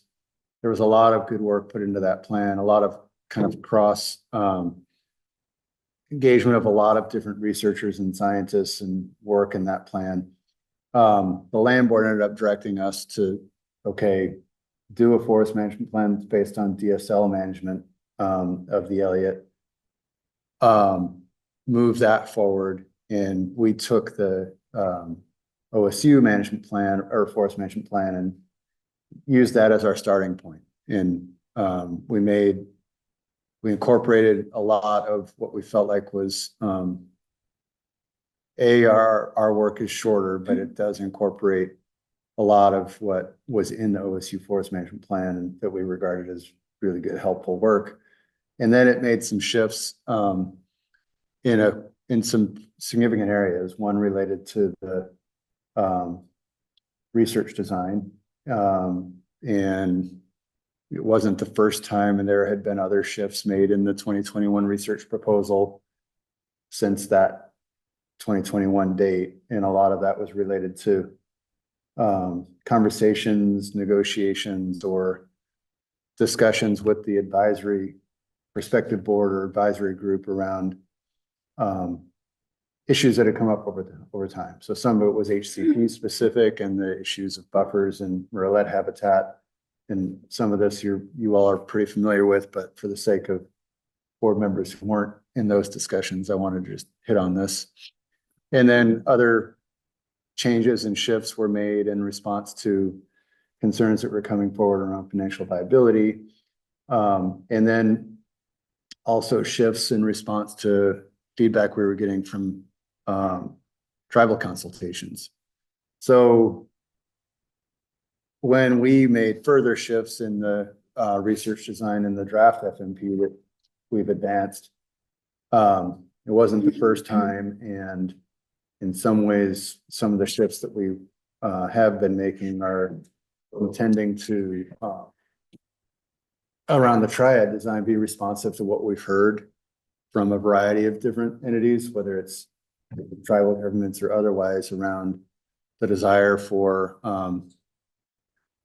something that's different than kind of strict adherence to that triad design. And so we've opened that up a bit, and we haven't resolved it clearly. Admittedly, in the forest management plan, we've said, rigid, strict application of the triad design as proposed isn't what this FMP contemplates as the end all be all. We have room for flexibility. It doesn't preclude the triad design, but it also doesn't say it's got to be done exactly as it was. We've focused a lot more around carbon sequestration and advancement of climate smart forestry principles tied to the state's climate change and carbon plan, and also integrated and tried to highlight or amplify attachments to the state's the Oregon conservation strategy. So with DSL taking over as the state agency and the state agency family managing the Elliott, we've intentionally been trying to increase connections to the broader state policy objectives and plans that are out there. And a lot of the carbon focused or carbon sequestration focused management we feel isn't a new theme, but it is an increased, I think, connection to those objectives than what folks saw in the OSU FMP.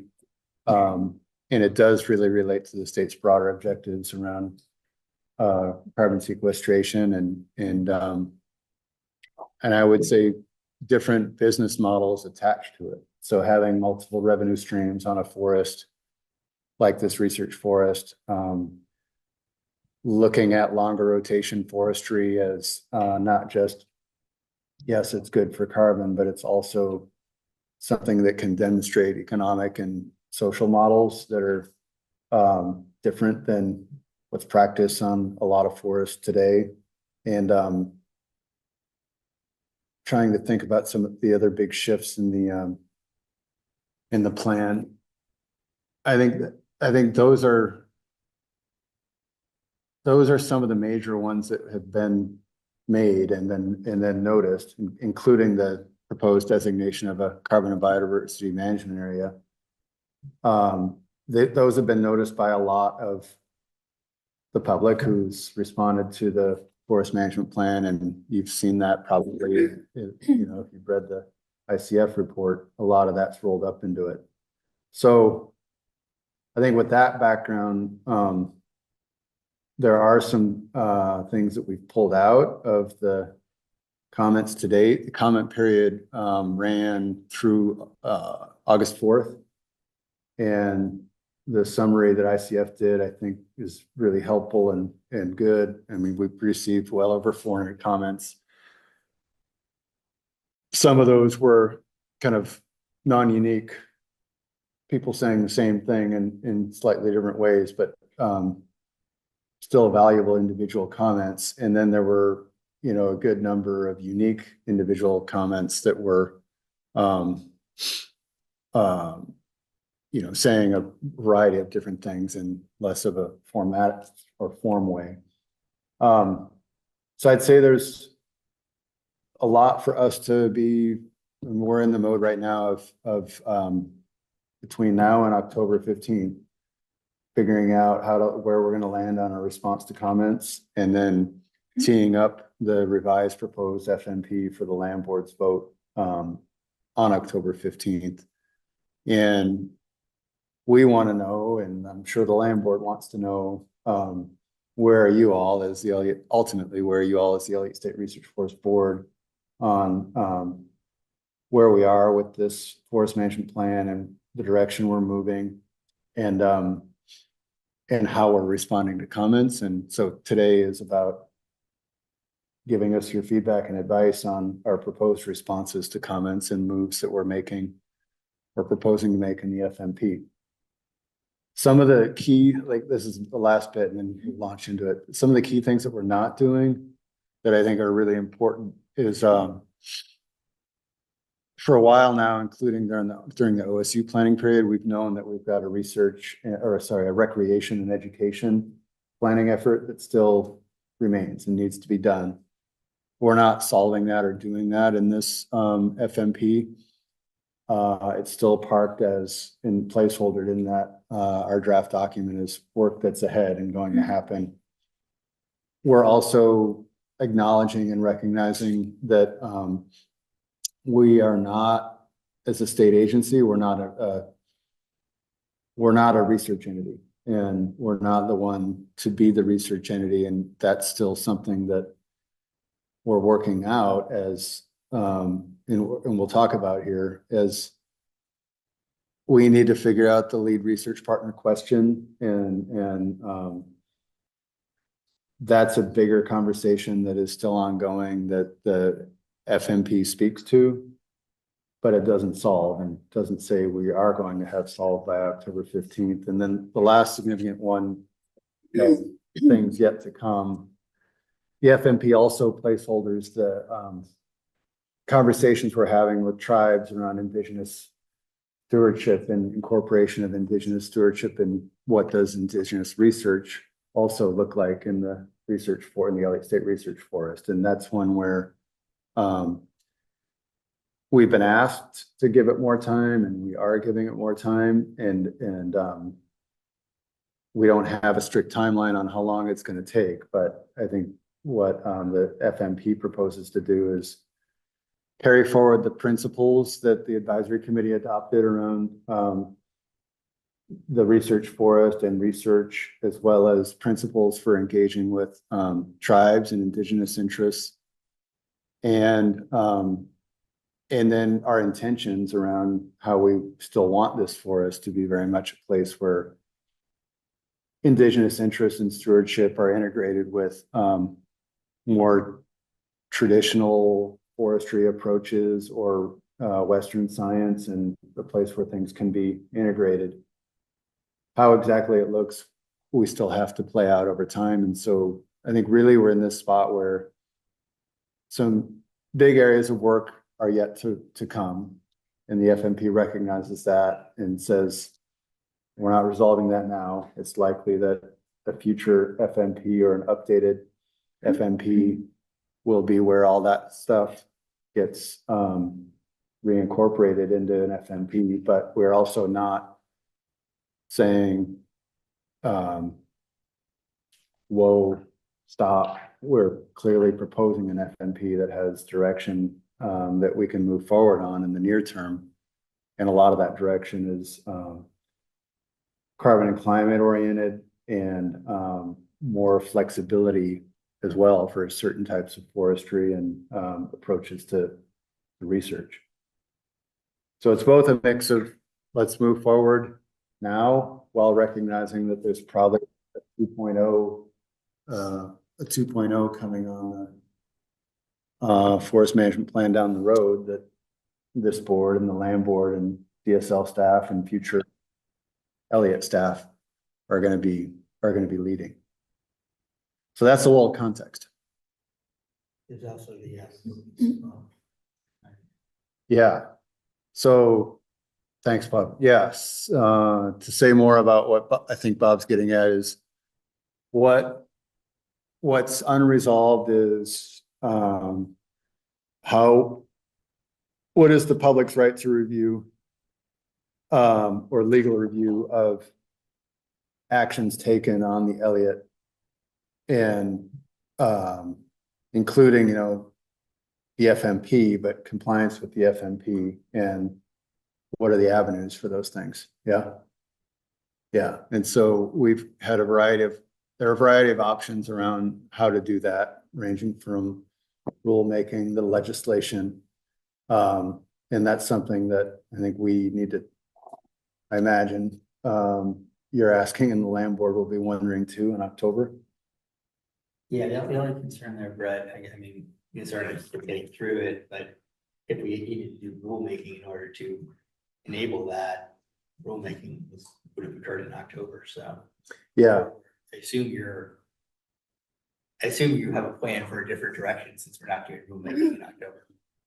We're not doing rulemaking right now. And the plan is to be telling the land board how we're going to address this approach, like whether it's rulemaking, whether it's legislation. We don't expect to have it done by October 15th, obviously. It's really important that, right, because, we've told stakeholders now for 6 years that we were going to have that, and the first operations plan is going to roll out this winter, and we don't have an appeal process in place, so they need to go together. So we need to really expedite that, and we've been flagging that now since 2017, so 18. So it's been a long time. So I just want to make sure that we don't miss on that one, because public needs that, and we've been kind of pretty uniform on saying they would have it day one. Yeah, no, it's part of what we had as of December 2023, less than a year ago. And then because it was worked out as part of Senate Bill 1546, and when that evaporated, we no longer have a clear path. Yeah, you're right. So what are your thoughts there in terms of timeline then? I mean, because if you're really talking about going for legislation, we're already late on that for 2020 or 2025. And there's no guarantee we get it. Sorry. I didn't say never, I didn't say wait, there's a difference. Yeah, I mean, We've got a that's, couple of weeks. that's the most exciting thing about the legislative process. Is that end game and looking for those relating clauses and all kinds of other clauses. Yeah, there's never an end, but I. Yeah, no, Talking to a former legislator. yeah, there's nothing more fun than the legislature. But that aside, even then we'd be out of sync in terms of timing because your operations plan is going to be ahead of the legislative session. So Yeah. So we knew, yeah, and I guess I mean, we knew when we lost Senate Bill 1546 that this issue is out there. It's been, yes, you've raised it. It's been raised. It's clear. Part of what I think, as we resolve what process path we're going to take to address the issue, I think we're also saying, and we're not planning on stopping everything else. Like we do have an oversight structure, we do have a board, we do have a process for running an operations plan through the board with public engagement, comment, and input and direction from this board. Yes, you're right. Like I mean, I guess lawyers can figure out what existing paths exist to court, but you're right in pointing out like we need to clarify what the direction is to get back to where things were with 1546. And we're not totally synced up, but I think that's part of what we're asking is, can this board move forward despite that, knowing that we won't have it neat and tidy by October 15th, but we'll have the path for getting there identified while we're still working on an operations plan.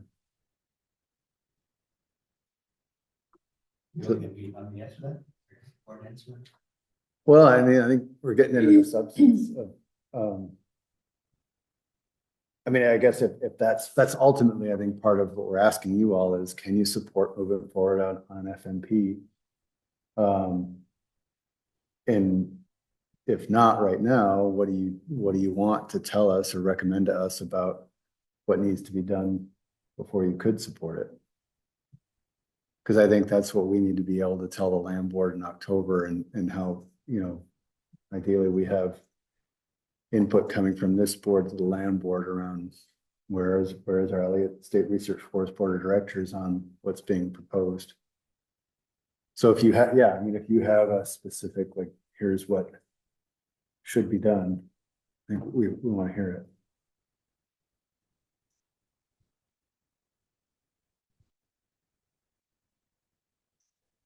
I'm not even sure how to answer the question, because the assurances have always been that we would get this done. You know, it's been raised over and over again for as a really important piece. It had to be part of the FMP and the operations plans if this is going to be addressed, and it hasn't been. It keeps getting put off, and a little worried because I was hoping today that you would have more clarity, that it would be, you know, we're going down this pathway. We still need to discuss it and work out the kinks.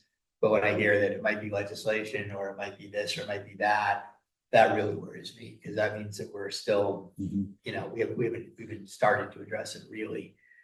And I do worry about getting out in front.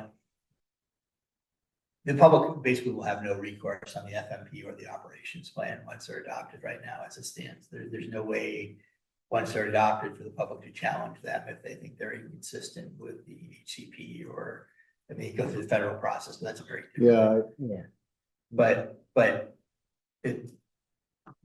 there's not a lot of recourse. There's less recourse than they would have typically on a state plan like this. So I don't have a good answer for you, because I know what the timeline is and I know where we're heading, but I'm worried that we're so far out of sync now.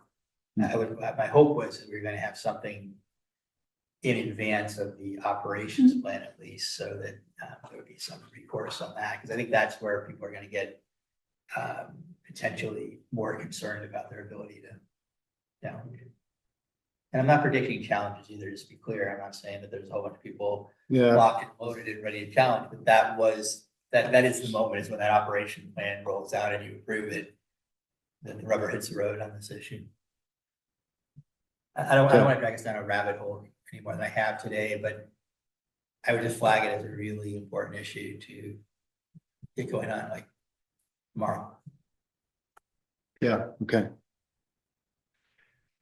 Okay, so, yeah, I mean, to be clear though, are you saying people can't figure out whether they like or don't like an operations plan unless they know whether they can sue over it? I mean, that's what I'm not getting here, because I think we're trying to propose, we're gonna be proposing for an operations plan at the same time we're saying, okay, and we're developing the pathways for legal review. I'm saying in a worst case scenario, somebody don't want to sue over the operations plan and there's no pathway to do it right now. And I knew going into this meeting that there was, that the legal challenge issue was still ahead. And what I wasn't so clear on until you started talking about it was how far off it still seems. And it feels very uncertain whether we're gonna get there too. If it's a legislation, that's not a guaranteed pathway if we have to go through the legislature. I could see that getting derailed very, very easily. So my hope was that you had a plan that was solid, that we could at least have confidence in coming into this meeting, because it's not in the FMP. We'd be able to tell the public as the FMP was adopted that this is the road we're going down. But I don't think we're there yet. But again, we have a lot to cover today, so I don't want to belabor this too much, but it's definitely kind of a tier 1 concern for me. Okay. All right, let's mark that. Tier 1 for Bob is. Coming back to the, like, what's teed up on the agenda around this is looking, the first item is looking for feedback around where we are on some of the flexibility that we've proposed, including around the research, especially around the research design, where we've got ongoing conversations with OSU, ongoing conversations with tribal governments, flexibility proposed in the draft FMP around the triad design, and the conversations we're having around this with OSU and tribes is and with you all is not resolved yet, but we are. So I think part of this question is we've gotten some comments and feedback on you don't really need a lead research partner, and that's, I guess, not what when we're looking at responding to that comment, that's not where we've been or where we are. And so I think DSL's proposed response is to say we still think there needs to be a lead research partner for the forest. And then on the triad design, we are asking for, like, okay, while we figure out, we've proposed flexibility without having yet figured out exactly whether or how the triad design is advanced on the research forest. We don't know where OSU is. And also, having said that, we still have a unifying research question. We still have sub-themes under that research that will require, like, any research is going to be connected to biodiversity, social and economic outcomes, carbon sequestration, and the 5th theme is escaping me, but essentially we're saying that the FMP is the overarching structure for research, and any research is going to have to be consistent with it, but we're still trying to narrow what exactly the research plan is going to be, because we're working that out with in the context of the lead research partner question, also with the board and the tribes, and proposing a science advisory committee. So it's a bit of an awkward position around, we're setting an overarching structure and asking for support for that structure and plan without having yet resolved all the key pieces around research partner, indigenous interests. So I think your feedback on we feel like it's still a viable way forward with a 1.0 FMP, with things yet to be resolved and adopted through future updates. But and that's our kind of proposed response. And we're also saying, and we feel like we still need a lead research partner. And that the triad design may not be, you know, what it was in the 2021 research proposal. So I think that's where we're headed, but where are you all on that kind of proposed path forward?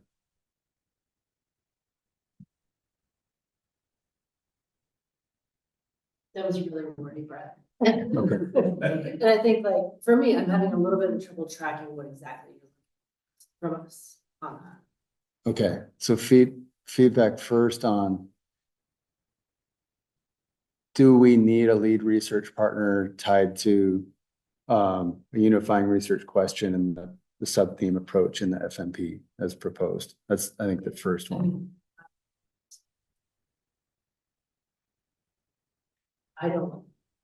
I have trouble visualizing how this would work without a lead research partner and not potentially work against itself. But maybe somebody else has a vision of how that would work with me. I think that's where I am too, and not that a lead research partner is the only is the only research entity on the forest, but it is, I think it's the differentiation between a research forest and a forest on which research is done.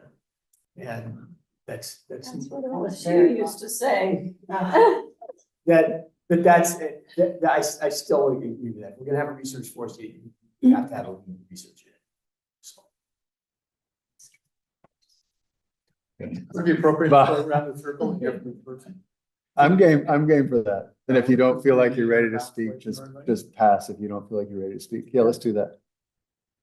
I see Bob. I'm not sure what Bob wants to speak or not.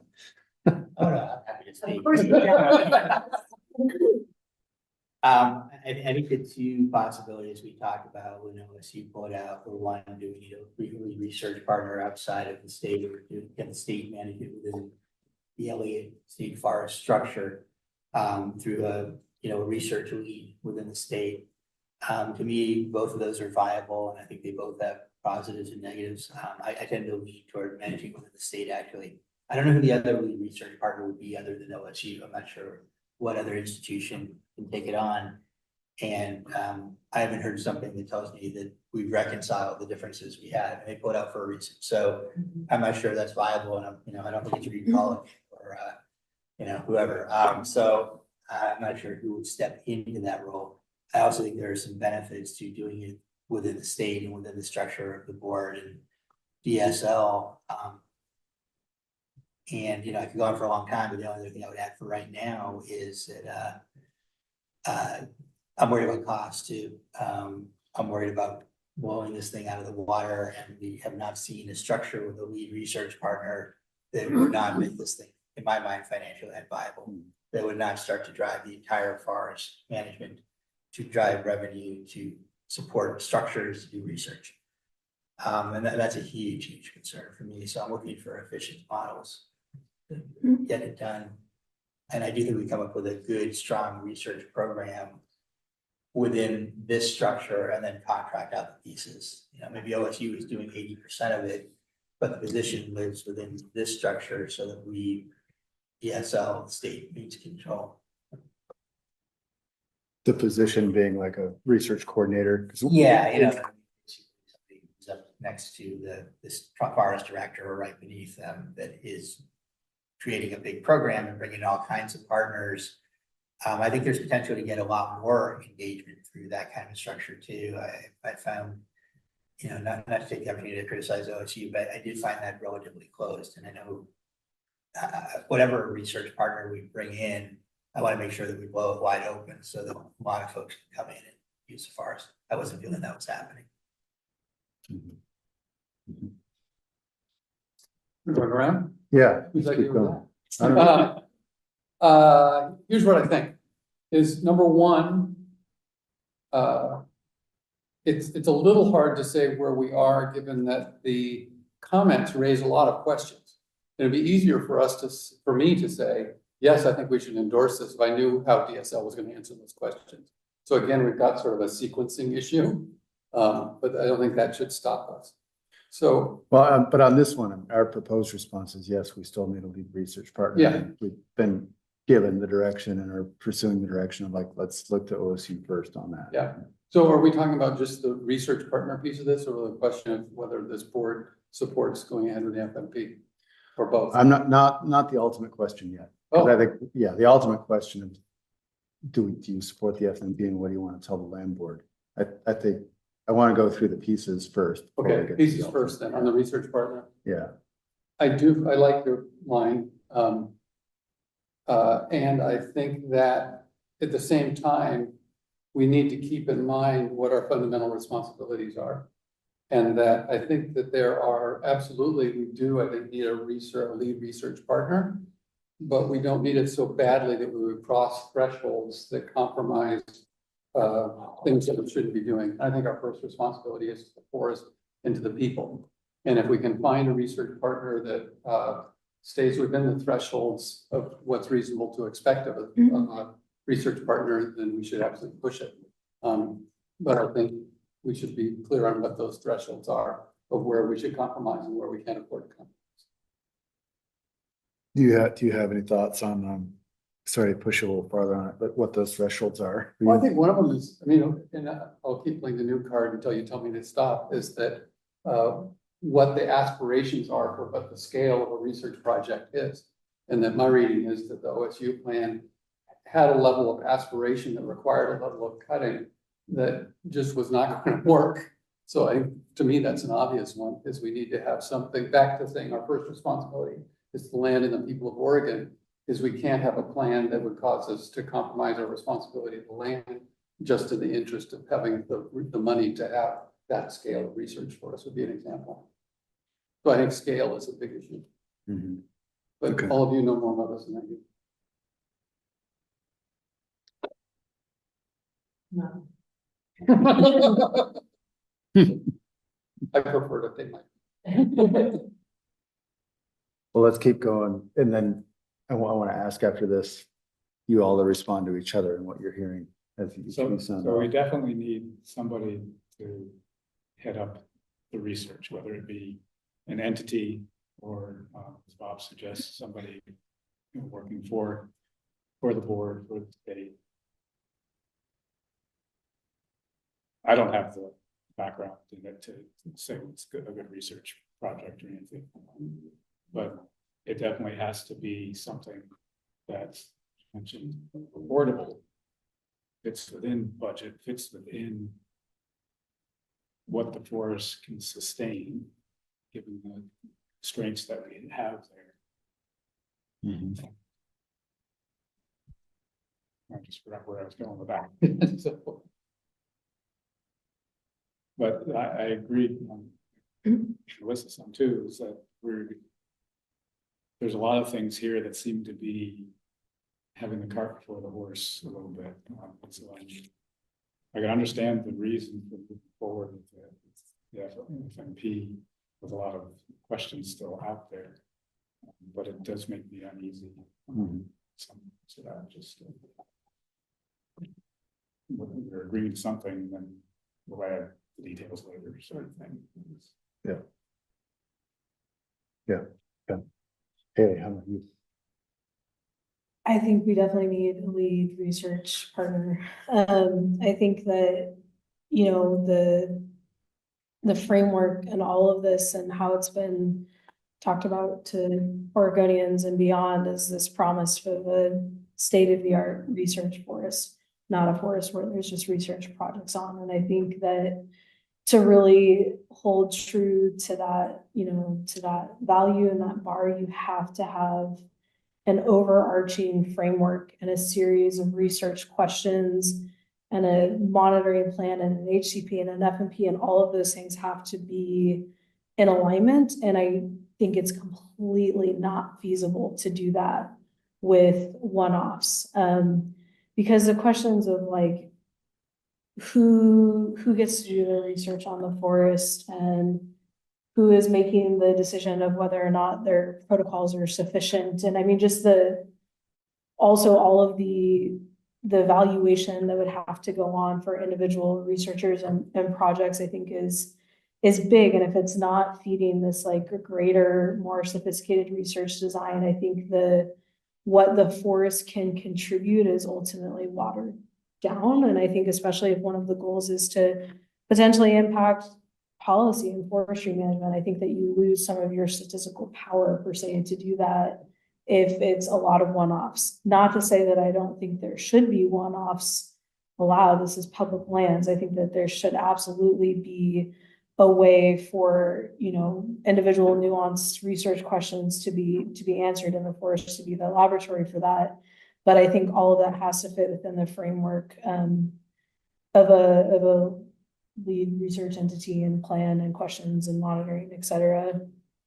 I also think, you know, the harvest and the economic piece of this is really important and huge. And I think it really should be talked about, you know, in connection to the research. And, you know, obviously this forest should be a place where we're protecting public rights and access, and we're leading for conservation and species recovery. And I firmly believe all of that, but also I think it should be for harvest. And I think it's an important part of our economy. And I think there's, you know, a lot of comments and public interest around that. And I think it becomes more challenging to create those limitations on the timber piece of this when you don't have an overarching research design and piece. So then it's like, how do we get the 17 million board feet beyond just the species conservation piece? But some of that decision was based off of the research. And so if you don't have that overarching research design and question, and then I think it opens up the question of what is our timber harvest and what are those limitations and why and how. And so I think all of that to be said, I think I have concerns with OSU and the proposal. And, you know, I think there's pros and cons to it. And I'm not saying that like I wholeheartedly endorse moving forward with them and everything exactly as stated. I just think conceptually the framework is important for the lead researcher. Okay. Is there anything that anybody said that somebody else on the board wants to react to? Either you really liked it or you want to know Maybe more? hear from you too. We can start here, and I want to make sure you two did both finish. Yeah, I think one thing we need to remember too is that with OSU, it had this overarching research design, but over time, that's going to need to change. I mean, the questions that will come up as we learn things, we'll initiate other types of research. So I don't see it as being just one research plan that's going to last the next 100 years. I mean, there should be long-term research for sure that will look at different questions, but there will be a lot of things that will pop up that will lead us down other paths or a variety of different research. Yeah. So that's both what I hear you saying is like, yes, you want, this should be a research forest where there's long-term longitudinal research that tracks, you know, a common research theme or themes, but you're also saying adaptability and the research is really important. And you need the flexibility to be able to do that and not lock into just a research design. It's going to last forever. Yeah. Anybody disagree with that? No, I think that's right. And I totally understand where Bob is coming from. I just wonder whether we can really execute the vision that we need by, you know, having somebody on staff who's the research director, if that's enough. And I don't know. See this kind of like an orchestra without a conductor. You know, is everybody just playing their own music? Is it really organized unless we have a lead research? Yeah. Does it? I mean, maybe for you and Bob right now, but if there was one position that we have slated in the org chart structure is the research coordinator position. And I don't have to slide up to flash on the screen, but it was always in this middle area, not purgatory, but in this middle area of like, does that research coordinator work for DSL, or does that research coordinator work for a lead research partner? And I think what I'm hearing is we haven't moved forward on that research coordinator position because this kind of conversation is important. But is it a solution to say there'd be a research coordinator working for the Elliott program under DSL? And then I think enough of you have said this thing doesn't work without a lead research partner. That coordinator would be coordinating with that partner around the research plan, coming up with the specifics around research plan or plans, and adaptability over time. Does that kind of a structure get at both what you're interested in, Bob, and what everybody else has been saying around those who want a lead or feel like the lead research partner model is key that satisfy both interests? I'm gonna be agnostic there. That I'm not particularly concerned about the research coordinator. If the research entity and the director of the forest have a terrific line of communication, they can serve in that role to some degree as a research coordinator. And it makes it an expansive job, but I think as a standalone position, it's nice, but I don't think it's a necessity. Certainly, maybe not in the first year or two until there's a larger research program going on. I get the idea, and I think it's nice, but I'm not. For me, it's not a position that is a must fill. Mm-hmm. If the coordination could be done using the research entity, whatever that looks like, and the director. Okay. Here's one effort in summarizing your question about a threshold. I think there has to be, and it leads to a question, I think there has to be clarity about prioritization. And just personally, I feel like the highest priority is Elliott is first and foremost a well cared for public forest. And I think secondly is being a research forest. And I think it's problematic if we get those two reversed. And my sense is that perhaps the OSU relationship has been problematic because OSU might approach it in reverse order, saying it's a research forest first, and it's gonna be a well cared forest secondly. It'd be sort of like an analogy that might not work. It's like a hospital where you want to develop knowledge, but you say, no, the fundamental purpose of this hospital is to take good care of people, right? And so you have two priorities and you have to be clear about which is a higher priority. I don't know if that makes any sense. I might even have a little bit of that. I like that line, is that at least early in the process, from the earliest days in this process, from the first meetings that were listening meetings to the public, I think those of us that were down here on the South Coast, first and foremost, this remained a public forest.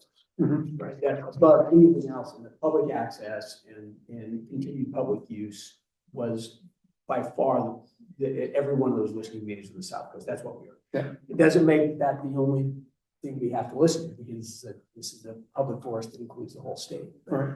But so if you add that to things you've had, I don't care where you put it there. I think that is a great place to, not to use the word tripod again, but a place to stand, say these are the things we need to make sure it's well managed. It's a well managed public forest, and we're doing well managed research that is significant. Mm-hmm. And important on that well managed public forest. Mm-hmm. And I guess, Peter, I want to ask, I think our fundamental assumption is because of the commitments that were made through that advisory committee process that resulted in the research design and in turn the FMP that we've got today, but the HCP along the way too. Like we've got commitments in the HCP and the FMP and that were embedded in the design, in some ways, the landscape design, that are going to get to the outcome of this is going to be a well cared for forest. And so I think some of the assumption was research. Research is happening within that framework already. And that's where I guess I'm wondering is if you're feeling like maybe it's not going to be a well cared for forest despite the kind of agreements that have been made around conservation commitments. And my understanding is we're not really talking about the triad plan. You know, there's some room for ongoing discussion there. But to me, that really falls that question of responsibility, is it seems like by saying we want to have industrial style forestry on a certain portion because we have research questions we want to answer, is that research, no knowledge, a higher priority than saying you're really caring for well? Because on the other side of the ridge, we're taking old plantations or planting to take plantations and turn them back into native forest. At the same time, on the other side of the ridge, you're going to be creating new plantations. So it seems to me at times that the way the plan reads, there's a higher priority on knowledge than there is on responsible stewardship. And I think there is a minimum level of ecological function on any state forest that we ought to hold to, and that research shouldn't take priority over making sure that we're really being responsible stewards. And other people disagree with me, but that's my take. Mm-hmm. So that's part of the background of why I'm raising this issue. Yeah. Because I think the triad thing does call some things into question that tend to put it in the reverse order of saying it's a research forest first, and may not be as high a priority to say, well, we're going to be really taking good care of it. Those are huge generalizations, I know. Yeah. Ryan No, can probably shed light on. yeah, well, that's how you go. I mean, I agree with Peter. I think I get my head around a research entity if it's scaled a position right. And I think there are long-term questions that are important that we ask that need to be sustained. That you can hang a lot of other research on, maybe more short-term or more specific. I think we do have that opportunity with the Elliott, but I think it has to be proportional to what the Elliott can actually support. And so can we find a research partner that buys into that and can work within parameters that we set, that we only are going to have so much money, so it can only be so big. And then you have to go find your own money. And there's plenty of money out there for something like this as well. So, how do we break through that self-sustaining thing where it's like, well, we want to do all these things and the forest has to pay for them all. What is the core that DSO and the board says, this is sort of the most important part that we work with the research partner on. And then the rest of it, you can fundraise separately. And I think we broke through the triad for a reason. I think because it was becoming so inflexible, the forest was becoming dysfunctional in the conversations and so can we find a research partner that can live with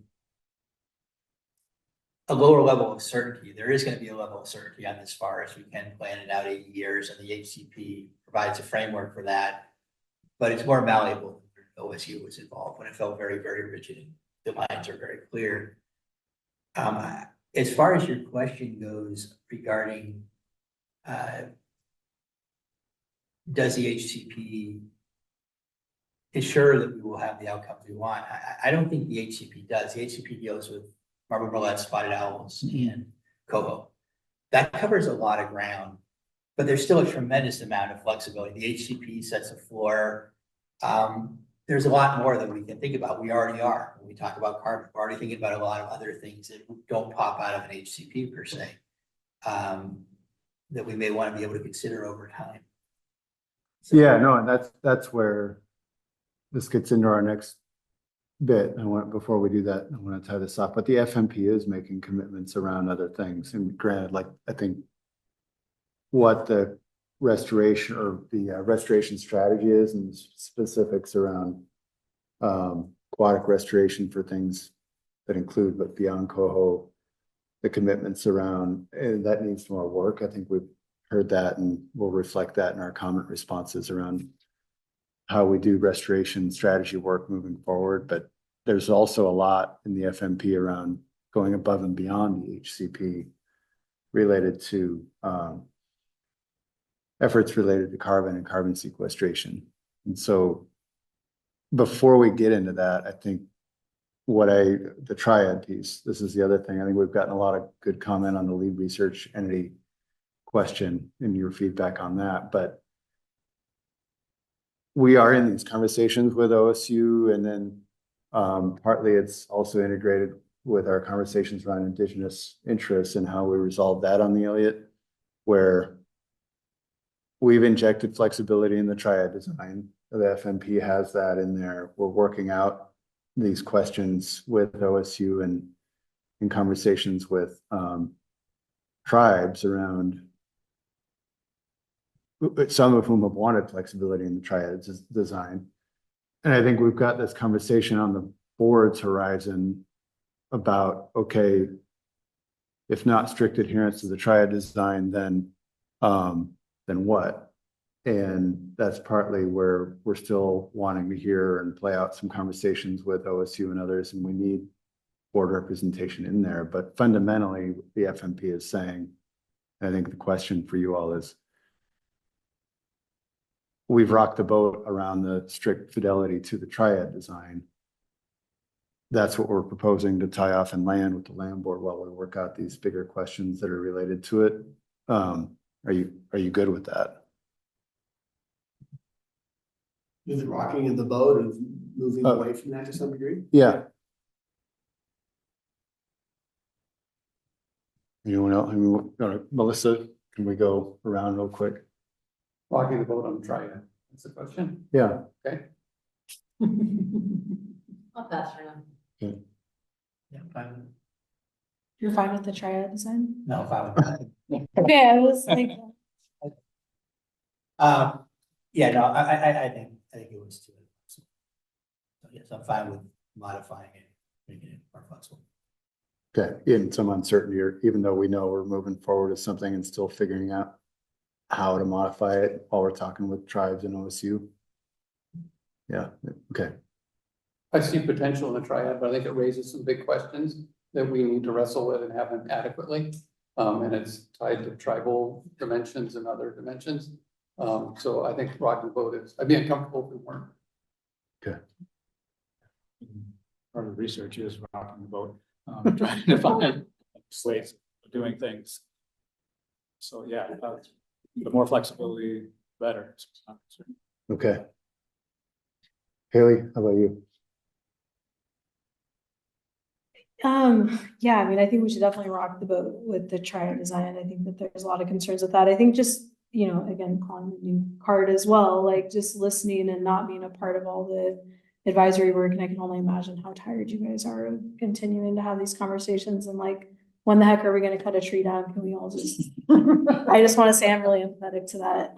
But like, it just seems like we're conflating our like feelings about a research forest and a lead entity with challenges with OSU and the triad design. And those are two very distinct things. And there could be a lead entity and a research forest with, you know, that design that's not a triad or OSU, but also like we have to ground ourselves in reality. And at some point, like this board has to have a sense and know, like, is there a different lead entity? Like, are there other feasible lead entities, or else like we can't just keep, like, if that's not practical. Do you want to put us on a timeline in the FMP for like, you got to have this question resolved? I mean, no, I think it's a fair. I think it's really hard to talk through all this, feel good about moving jamming an FMP through, especially when you're raising legitimate concerns about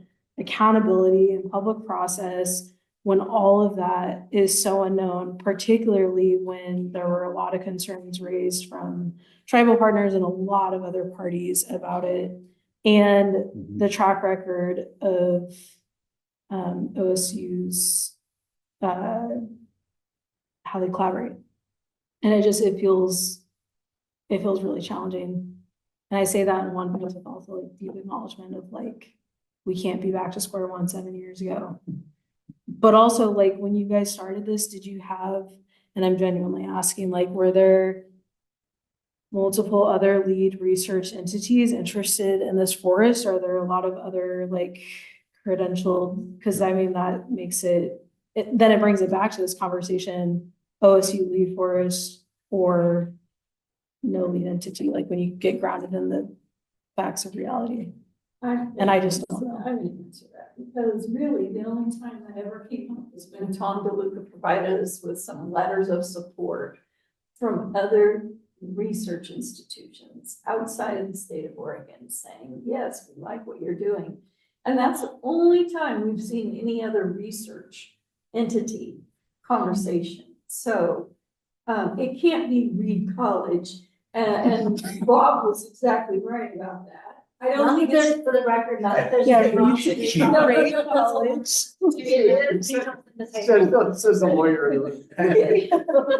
It is. I doubt very much it would be UFO. I mean, this OSU is a land grant university. This is what they do. They have a college of forestry. So we need to just kind of my view is we need to get past the issues. The issues were the triad design. It was too big for what we were trying to do. The bar was so high on how much money it would cost. And so we scaled it back. And so I think that's the issue, is scale back that design and see if we can patch things up. Now, they're wedded to that design, of course. Let's were- not speak. They were at one time. They were at one time wedded to that design because they put a lot of effort into it. Whether they still are, I don't know, because I haven't been engaging in those conversations. That's been left to Brett and Bill. So, you know. Yeah, I mean, I think the state asked OSU from the land board end to engage in this, and that's how it happened. I think there's some sense of like, there was come up with a big question for the Elliott and some time pressure around that. And Triad popped out, and now there's this ongoing conversation about flexibility. And I think there's space to land it, and the board needs to be obviously involved in that. And as do the indigenous interest conversations and with OSU altogether. So I don't know. Yeah, we don't know where it's going to land right now. Like that's the fundamental, and we're advancing an FMP. So I think what I guess to move us into the next part, what I heard was try to segregate the issue of lead research entity from the issues with OSU, whether it be triad design or how collaboration's done or whatnot. And yes, there's comfort in flexibility or rocking the boat on the triad design and play this out with the board being closely involved in the and where it goes from here, knowing that OSU is not going to be the research, or sorry, DSL is not going to be the research entity. And Well, I don't know that, I wouldn't say that last part because, okay, yeah, I mean, if we're making some assumptions here, that OSU is probably the only realistic entity out there to take on something like this. So it's OSU or not. If it's not, then it's the state. So that can't be taken off the table. Otherwise, we're locking ourselves into OSU and we're saying we're going to figure out a way to do it, compel or high water. Personally, I'm not prepared to go there today. And even the conversation we had earlier, I don't think they're here to defend themselves, but even that was a red flag for me, that on the most simple question of, hey, we'd like a little more coordination on this MOA, the answer was, well, no, probably not. We don't want to go there. We're not comfortable with that. That gave me flashbacks to the last 2 years of this process. So there's got to be a fundamental philosophical shift at OSU that understands, I think, to Keith's point, that this is a public forest and they're going to have to deal with this kind of stuff in a way that is not just accepting, but actually embracing. That part of the research of this forest is how do people get along, the social element. How do all people in this room function together as a unit? And how can OSU as a research entity function with us on a public forest in a way that is going to be difficult for them? They have to get out of their sort of research bubble a little bit here and also get into a social framework as well. and I don't think we transcended yet. I didn't see it today. I didn't see it for the last 2 years. That's one of my questions, is it does seem it's beyond issues with the triad. To me, it seems like I think science and collaborative science are really different. And collaborative science is really hard, really time consuming. It's like emotional, people-based anthropological work on top of all of the science. And I don't know that OSU has shown a strength in that. And I think that that is a red flag when it's on a publicly owned forest. Like, this isn't, if this was private, it was a private industry who's like, we're gonna give X acres to research, I think that's different. But I think culturally, you have to have the lead research entity really embracing and have the skill set to navigate that. Then you're going to need a research coordinator to pull that together. I think so. I think I DSL think that's where- independently, I also think from a conflict of interest and integrity standpoint, that you absolutely should have a state staff that is, whether or not there's a research entity and they have their own team, then there's collaboration, but there should be a state employee who has a very different mission than working for OSU or a different agency, who is literally looking out for, are we following collaborative process, or have we vetted the research through? Like, I mean, that is their role, which is very different than the lead scientist from a research entity. So I think it should be its own staff. It's not All right. either or, it's both. Yeah, and that's where I was going earlier. Okay, I was seeing some head nodding. That's helpful to say. And I think there are entities out there that, research entities, that may be interested. I mean, the question, have we ever asked? yeah, Just gone to others. no, we've not done an RFP or put it out there like that. You're right. You're right, Mike, and I thought So- about that myself too. No, we've never done that because we have been so consumed with all the other work that we've had to do to put this together, that we put it on the back burner. But now it's rising to the surface. How do you want to do it? I don't think that's the conversation, but I'm gonna do a time check. Yeah, yeah. I know. So here's how I'm trying to draw this off. This has been good advice, helpful advice on the first bit of what we wanted to be sure we're talking about with you. I wanted to like also try to cut off I don't think we should make this a OSU focused comment or a conversation or referendum on OSU right now, because A, they're not in the room, and B, what we're looking for comments on so we can respond to the public comments is really related to the lead research entity question and then the triad design flexibility. I think we got that, but also kind of surface some stuff around their needs as we resolve this research partner, research structure conversation. There's clearly a lot there with the OSU conversation where the members of this board and need to be integrated into that next step conversation. We need to have it in the room together. So we'll work. I think this has been helpful on the next steps for this first bit. The second bit gets into, in the proposed FMP, there's a lot that compared to the 2021 research forest proposal or the 2023 OSU FMP, we're doing or proposing to do a lot to promote carbon sequestering related work and outcomes on the Elliott. And so that includes the ability to do longer rotations and a focus on longer rotations, more space for kind of ecological forestry that would achieve those outcomes in forest products related to them. And then also a proposed carbon focused new management designation. And that's where our intent is to demonstrate how the Elliott is contributing to the state's bigger policy objectives around carbon and climate. And also research related to carbon dynamics and biodiversity. But it's also related to value-added wood products in different models, approaches to forestry, and demonstrating and researching that too. So I think with that, what we want to do is get your feedback or questions or concerns around the proposed approaches in the FMP. Well, before we go there, in terms of carbon and the CBMA designation, and I want Ryan to come up and talk about that because we have internally decided we're not gonna go with that fourth designation. And so you can't comment on it until you know why we're not doing it. Yeah, so I think it really came out in the draft FMP that there'd be this fourth designation. We have. And Ryan, can we do, sorry, that's recording. Can you sit in the chair between Peter and Bob? I don't think anybody can hear you unless you're there.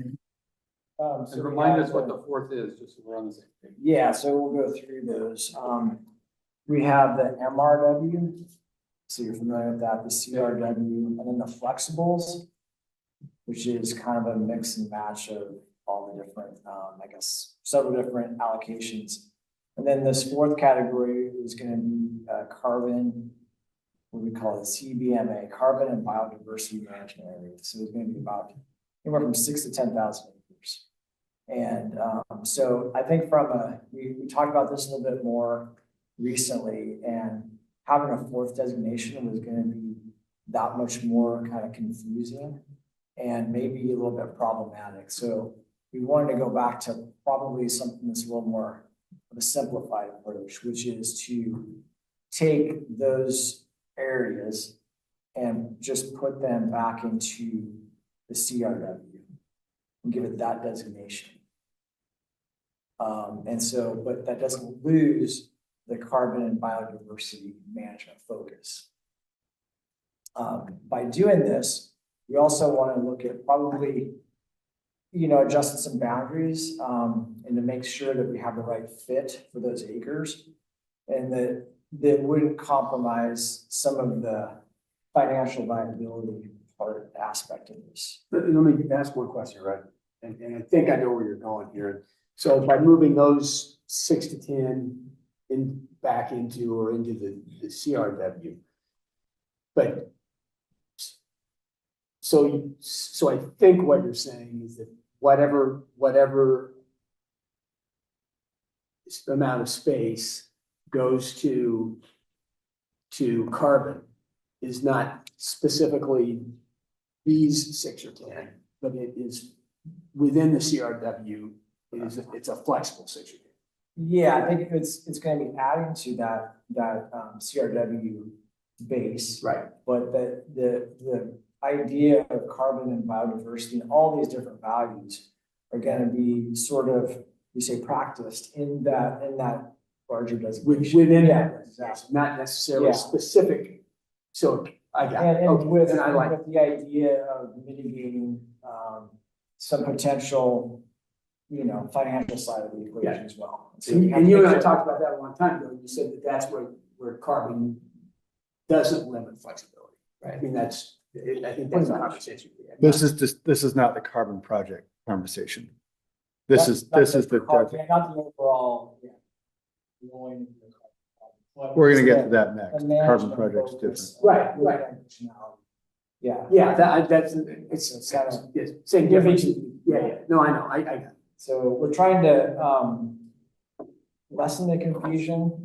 Sometimes by lessen it can be more confusing, but I guess getting back to just the bottom line is to get away from the idea of a fourth designation, which is just like, okay, now what's going to go on exactly in this fourth designation? Whereas if we kind of lump it in with the CRW, we have a little more clear guidelines of what can go on there, and we have the flexibility to manage these and like the original idea being carbon and biodiversity and changing the trajectory of these plantations into something that's going to be a little more of a natural forest long term, and so that's the whole idea with CRW. So these acres come from CRW?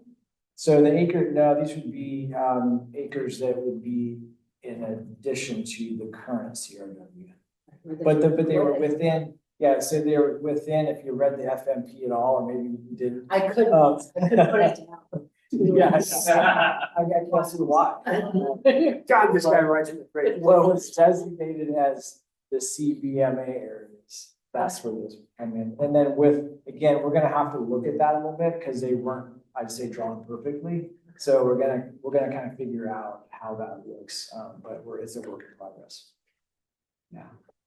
So the ultimate goal is to have 10,000 acres in CRW. And the ultimate goal is to make sure that we can still cut 17 million board feet.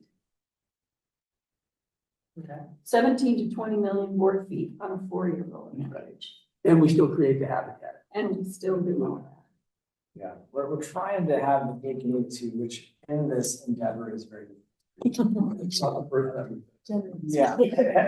Right. You're in the revenue generating spend for this year, maybe? Are we adding, so stuff that would go into the CRW, would they come from places that would have been, I think it's gonna be a little bit of a swap, I think you'd say. So there's gonna be pieces that, yes, this would have been revenue generating, they're gonna go into it. And then there's other areas that had their original designation that weren't in the CRW that will remain in the MRW. No, I get that, but you made a comment earlier, I just wanted to make sure I was hearing it correctly or incorrectly. The CRW, whatever's inside the CRW line, whether we add to it or not, remains managed under sort of the CRW precept of it's not about revenue generation. It's about setting, it's about creating a healthy forest. That's correct. Okay, Yes. thanks. Great.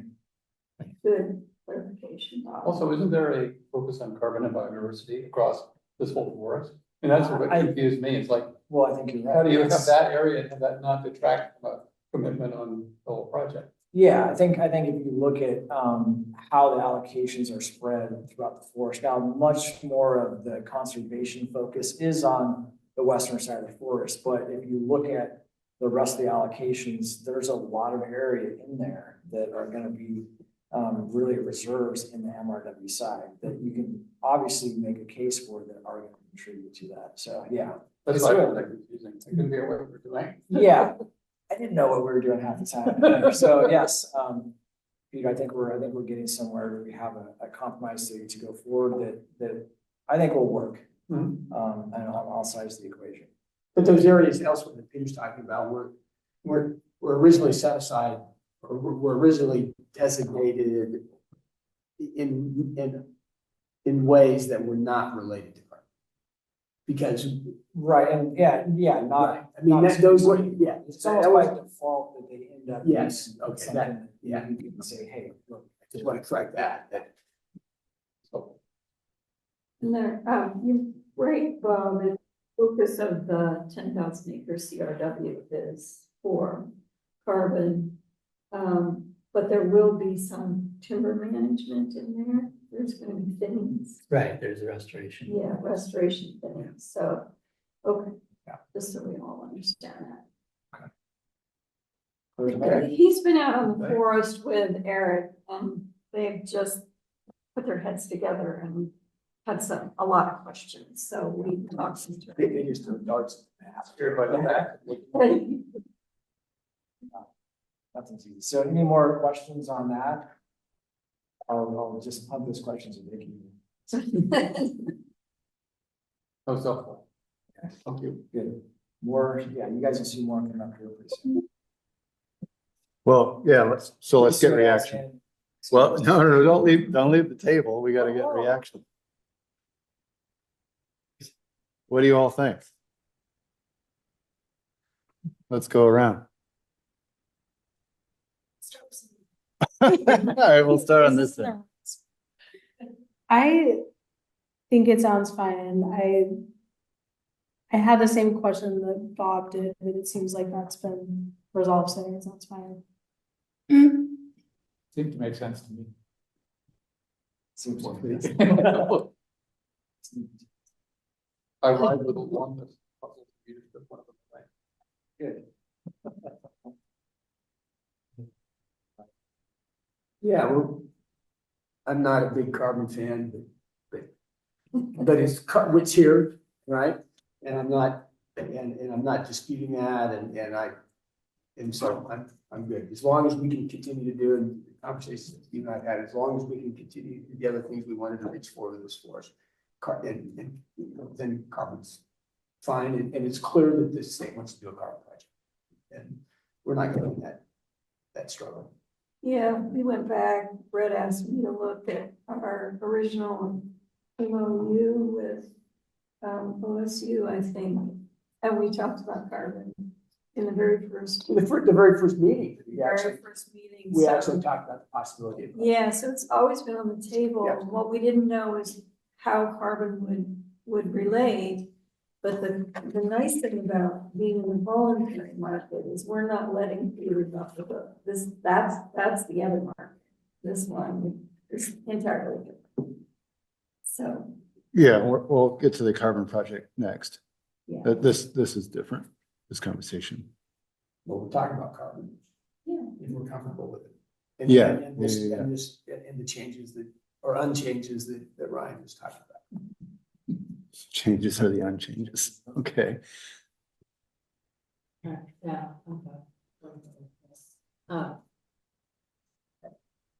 I don't think you can separate the carbon market conversation from this one, and it is clear that this is the direction the state wants to go. So.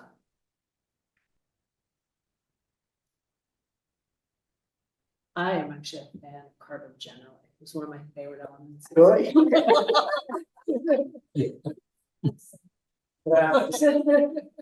You can see the project to work. Yeah. I call it. I'm gonna start sending. Carbon broke my foot. It's carbon. Good. So we'll move to the carbon project unless there's any more advice on the overall Yeah, I don't know. carbon oriented approaches. Yeah, some cheers, must love carbon. It also has carbon. Stand above carbon. There's gotta be a website for carbon fans somewhere. Yeah. So and this is helpful to the next item. So I want to say thank you to Jamie McKinnon. So Jamie has joined from good. Jamie, you're on the screen. Can you say hi to the group and then can you do a quick intro and Absolutely. Jamie doesn't have a speaking role, but I asked Jamie to be here today from given that we were talking about carbon project and BSL is under contract with now.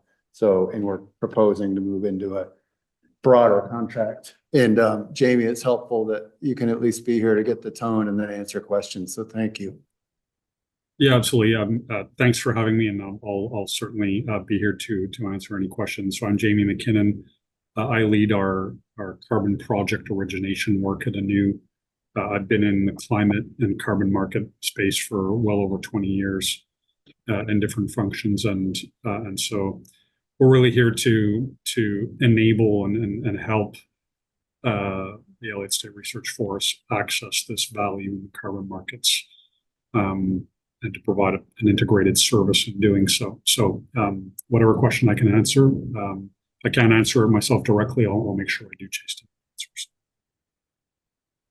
Thanks, Jamie. And then, and if we do have questions, I think, please as board members, so who you're seeing in the room are the Elliott State Research Forest board members. And I think instead of us going around and doing reintroductions, maybe just if you do have questions for Jamie, introduce yourself, please, and just say who you are. And the point on this agenda item is in the context of the FMP, because the FMP makes clear that as part of the broader carbon sequestration, carbon program development on the Elliott. And like Vicki said, it's been part of the conversation around the Elliott since the outset, the broader carbon sequestration program. And it relates to the non-timber values that were expressed by the legislature when they spent $221 million to compensate the Common School Fund and decouple the Elliott from the Common School Fund revenue production obligation. It relates to the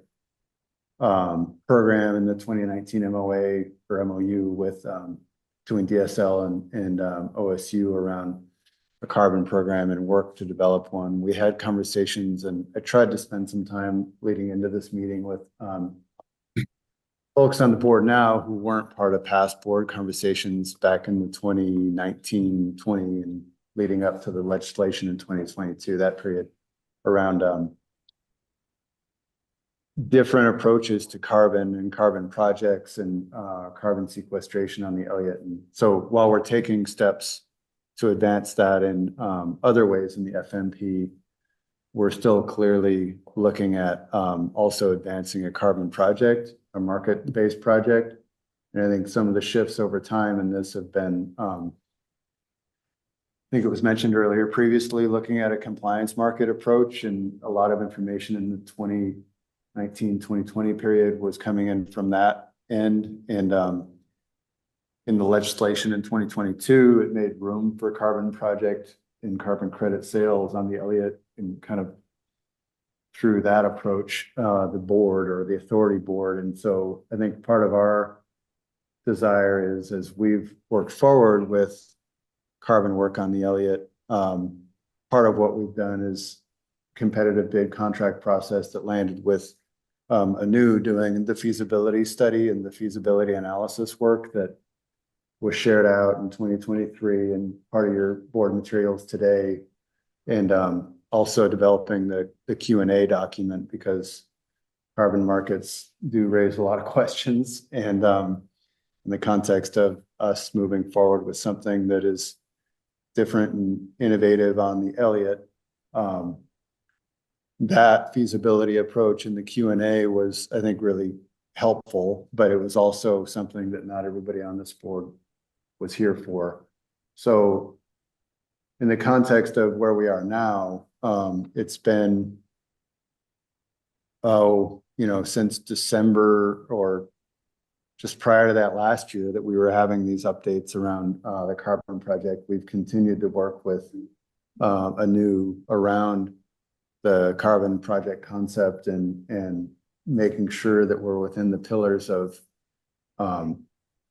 advancing a carbon project that's not going to interfere with the research and the design on and the ability to do research under that design on the Elliott. And then also a project that has additionality, a real additionality in it. And that's where we are. And as part of the forest management plan approach, it clearly indicates we're proposing moving forward with a carbon project. We've gotten, through work between lawyers and other discussions, we're pretty close on the terms that relate to a carbon development management agreement, which would result in the next steps of ANU doing inventory work, carbon inventory work on the Elliott, and then remodeling the carbon project based on where things are landing in the forest management plan in terms of our commitments around carbon relative to the baseline. Well, that feasibility analysis was based on some initial assumptions on what carbon could look like on the Elliott. And that was essentially based on, and this gets into the meat. So I'm confused. Are we talking about where the project is going to be on the forest, or what the project is going to be? No, what? Okay, because the where is, the proposal is to enroll the whole forest in a carbon project. And the remeasurement is really ground truthing, isn't it? To go from a higher level data modeling to actually getting more data that would tighten up the modeling. Yes. As opposed to remodeling. It's updating the model based on. Yeah. It's updating based on the and Jamie, if you can pipe in if I get it wrong, but it's updating based on the feasibility analysis wasn't based on the actual inventory going out and measuring carbon growth in trees on the Elliott. So it would be remodeling based on, or updating modeling based on that. The model assumptions were also, and this is part of what's in the carbon project design, the baseline assumption, and we can get into questions around baseline, but the baseline is alternative 4 in the environmental impact study or statement for the HCP. And alternative two was is the proposed approach under the HCP. What we're looking at doing in the FMP is something above and beyond the HCP in terms of carbon. And so part of the updating and the modeling would be based on where the FMP lands, anew would be going, and also based on the inventory, they'd be going out and looking at, okay, what does the crediting and the additionality actually look like? Jamie, would you add anything to that on the kind of next steps ahead? So hang on, I gotta ask, thank you, that now you brought it all together.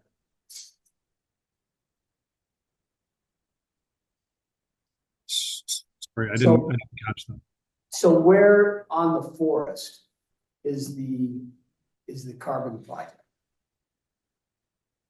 Yeah, Jamie, can you here's what I would say on this. So that where the whole of the forest would be enrolled in a carbon project, right. And the project, like i.e. what's credited, is basically the difference between the assumed baseline and then the amount of carbon growth that we're actually going to achieve under the FMP. So it's not like it's on X acre, but not Y. So the carbon designation is not a designation that we were just talking about, right? It's just going to go into the CRW. Yeah, and that's why I was saying that conversation we were having is distinct from this carbon project conversation. That conversation was about an allocation or a designation of acres. Right, but it's not distinct. You're still talking about the difference between the baseline and how much carbon is sequestered, right? Yeah. So it's not, it's still part of the same project. It's just that those are trees that will be, or acres that will be dedicated to carbon sequestration. Yeah, right? And then that's the same, that is part of this project. It is, yeah, and Right. it would be part of the overall contribution on the Elliott under the FMP, right, to carbon sequestration. And so a new would go out and update its modeling based on that move, that designation of carbon acres. Got it, because those were not previously designated. Now those. And this all assumes the land board wants to go this direction and approve the FMP. But they are part. They are the same thing. Right, the new project is dependent on, is now going to be structured around a forest that includes these acres of a different designation or of a different intent. Yes. Because previously those 6,000 or those 6,000 to 10,000 acres weren't carbon designated, whatever that looks like, what do you want to call them? They were just part of the intensive, extensive, or reserve or partial. Right. So these. Yeah. I'm having a hard time seeing how those aren't the same. Does this overlay the entire forest? The carbon project? Yes. So it's not just one section, right? It overlays the whole. That's right. It's enrolling the entire 83,000 acres into a carbon project. And then the part of it that would be put into a new designation, the 10,000 acres we were just talking about, that would be rolled up as part of the overall 83,000 acres into the carbon project. Right. So yeah.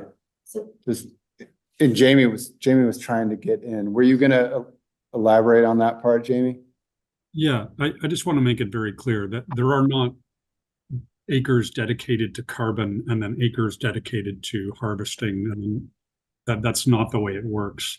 There are acres that are going to the same acres that you're going to be harvesting are part of a carbon project, and it allows you to harvest, right? What we're going to be doing is we're going to go in and measure the carbon that is in the forest over the entire forest, and there will be timber harvesting, but that timber harvesting will be less than the timber harvesting that would occur in a comparable forest and in an HCP4 scenario. And Elliott is going to get credit for the difference between the carbon stocks that are actually built in the forest relative to what would have been built if you had done more aggressive harvesting in that HCP scenario or in the comparable forest. So we're not taking acres off into a carbon project. The entire land base is the carbon project. It's really more about paying for the climate benefits associated with a lower harvest rate relative to what you would otherwise do. So maybe I'm completely wrong, and this doesn't change that scenario at all, because we're still reaching for the same harvest targets. Yeah, the carbon project would not impede achievement of the agreements in the FMP around what harvest could be. But if you went for alternative 4, the cut would be higher than 17 million board feet. For sure. So we're talking about the delta between what 4 would allow versus what FMP actually calls for, correct? Correct.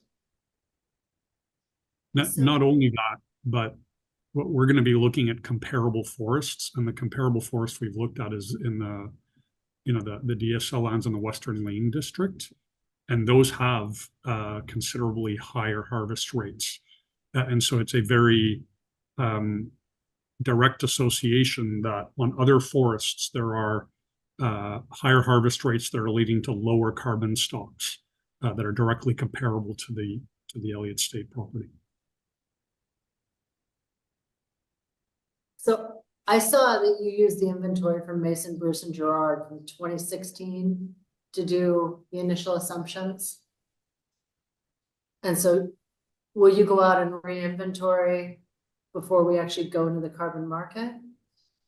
Yeah. So you lose the whole forest? And Jamie, can you speak to how ANU does its inventory work? Because to me in this process, it is where it kind of gets real, because it's real work, real inventorying on real trees on the actual forest. But Jamie, can you speak to that a bit more? Yeah, absolutely. So doing the inventory is definitely costly and time consuming. So I think we have a high degree of confidence from the previous inventory work around the potential for carbon value in the forest. And on that basis, we've provided the assessment. So when we have the contract in place, and one of the first things we would do to implement the project is to contract for a new forest inventory that meets the specifications of the carbon project. And so that is going to set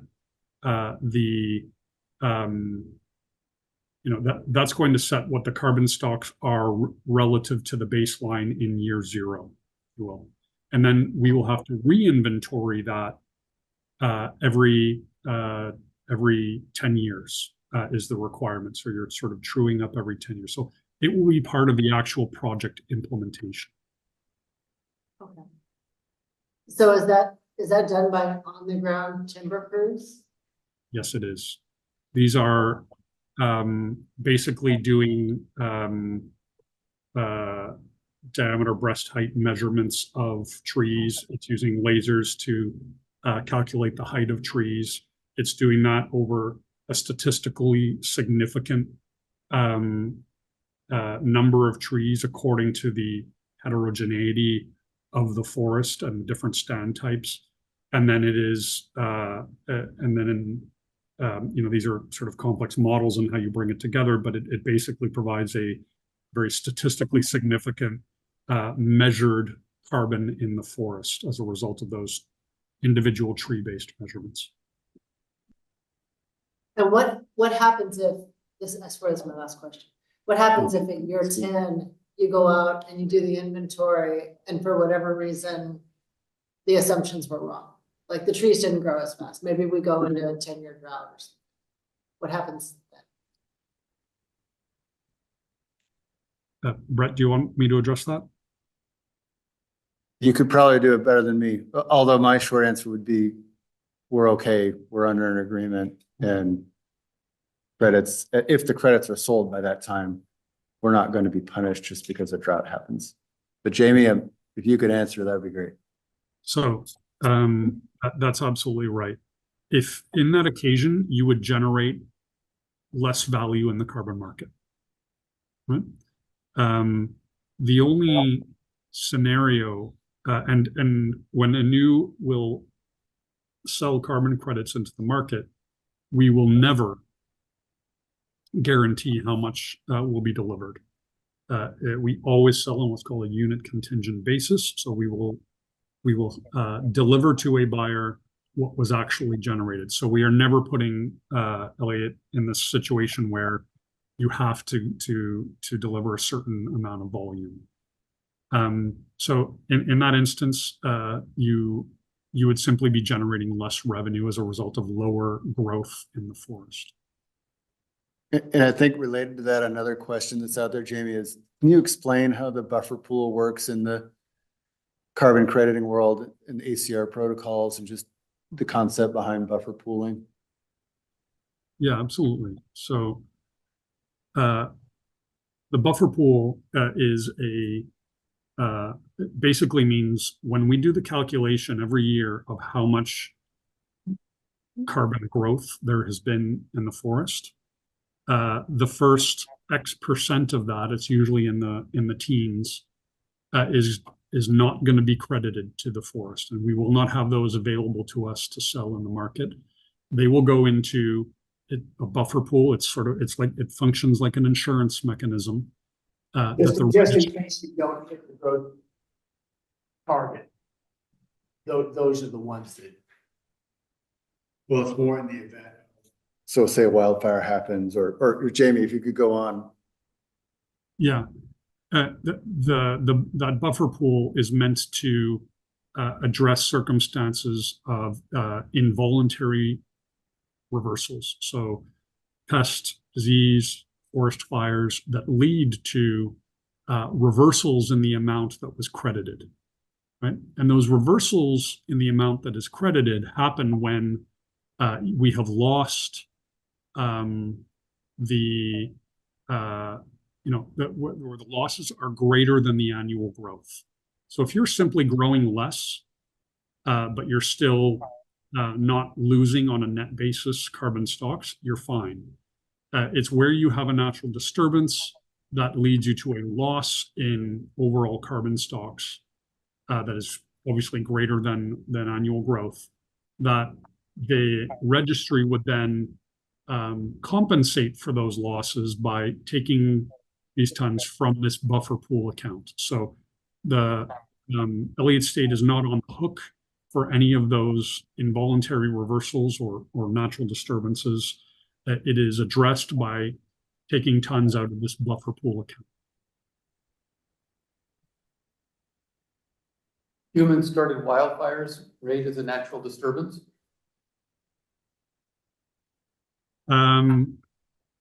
It's a very good question. Certainly not in terms of the regular course of action. Now, if there was a forest fire set intentionally by arson by state officials, okay, that would certainly blur the lines of that. And at least contractually under our contract, that would be considered probably willful misconduct or gross negligence or something of that would lead to a liability on behalf of the forest. But otherwise, if forest fires are set by campers, by the normal course of action, no, that is not considered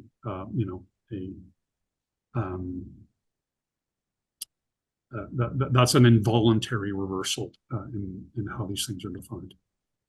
Thank you. Jamie, I'm going to ask, again, maybe it's a stupid question. Maybe I'm the only one in the room that doesn't get it. How does this buffer pool really provide insurance? Right, because if it gets burned down, it's like your insurance deposit going too. How does that work in a real world in terms of providing insurance for that catastrophic event? Yeah, so it does so in the same way that insurance companies are able to do so. It's because they have buffer pools for every single project. And so there are hundreds of buffer pools for these improved forest management projects.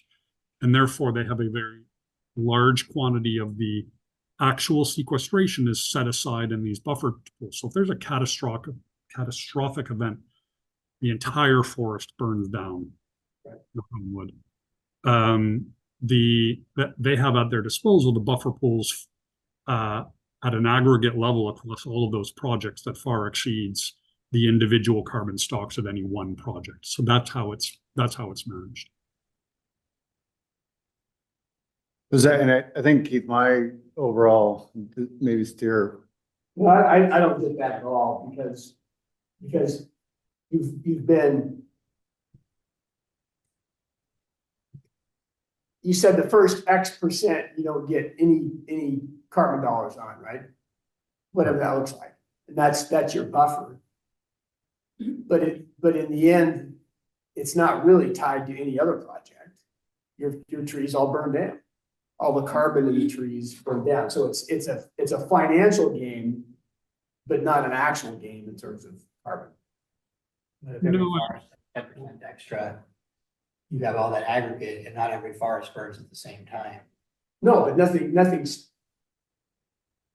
changed in terms of the forest. All you've done is you've created this chunk of a whole bunch of forest that you're calling in a buffer zone or your insurance package, right? And so nothing actually has changed. No trees are standing. The only thing that hasn't happened is that your forest hasn't generated revenue for that 15%, and nor has every other forest. So I would say that's not the case, and the reason is as follows. That 15, that X% that's taken right off the top, that's not revenue that's taken off. They're not taking 15% of the revenues. What they're doing is we are calculating actual tons of CO2 equivalent sequestered in the forest that is above the baseline, right? That's additional, real, quantifiable, verifiable. It meets all the criteria. And so these are actual tons sequestered, removed from the atmosphere and creating a climate benefit. And then what they are taking into the buffer pool are those actual tons sequestered and saying, we're going to hold on to these. Nobody's going to make a claim against them. Nobody's going to use them to say, I've purchased these offsets to compensate for my emissions. So they're not being offset by a corresponding emission the way the ones that are sold are.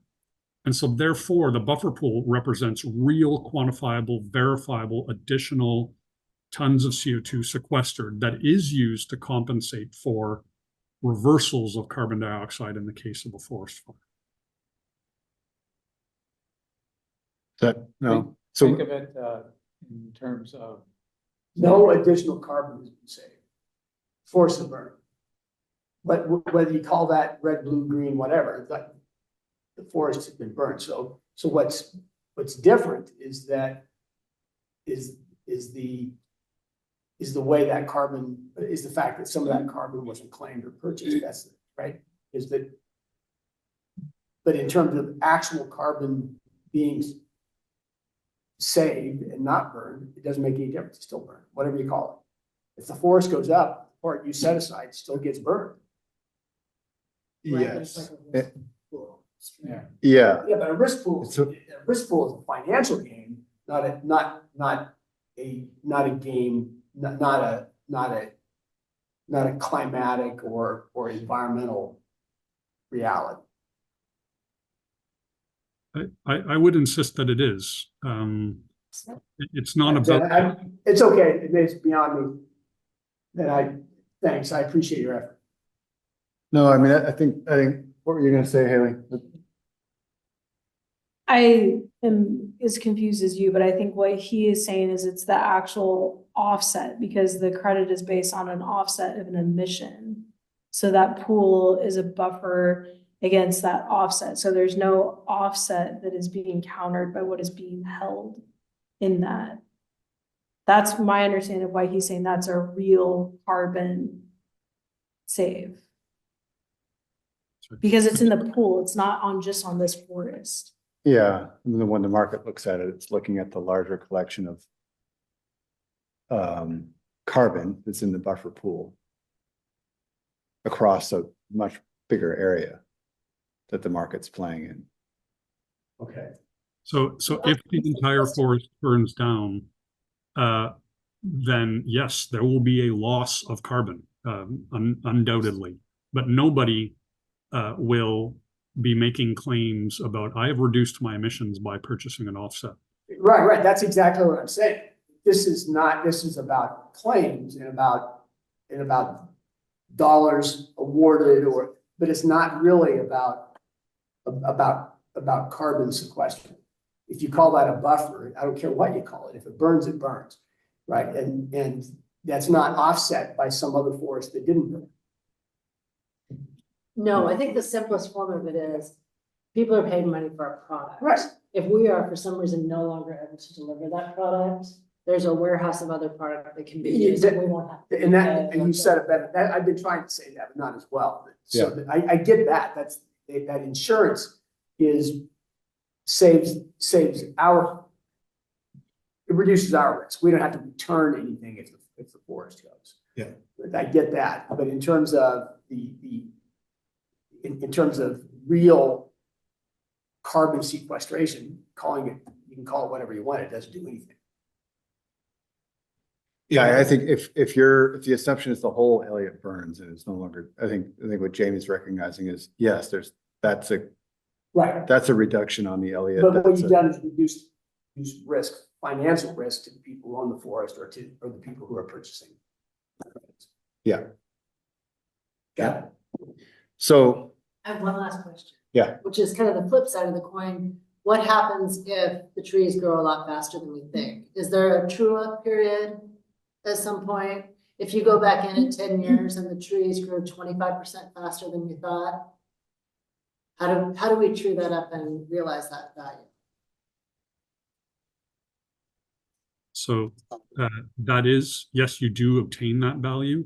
That's trued up when you do the you re-inventory the property, and it will demonstrate that it'll measure that enhanced growth, and you will get credit for that growth that was greater than what was modeled from an initial inventory. Thank you. I hate to say this, you guys, but it's kind of cool. Somebody's blowing I know. bubbles and they're flying along behind you guys. Yes. They're doing that in our honor. Flashback to college.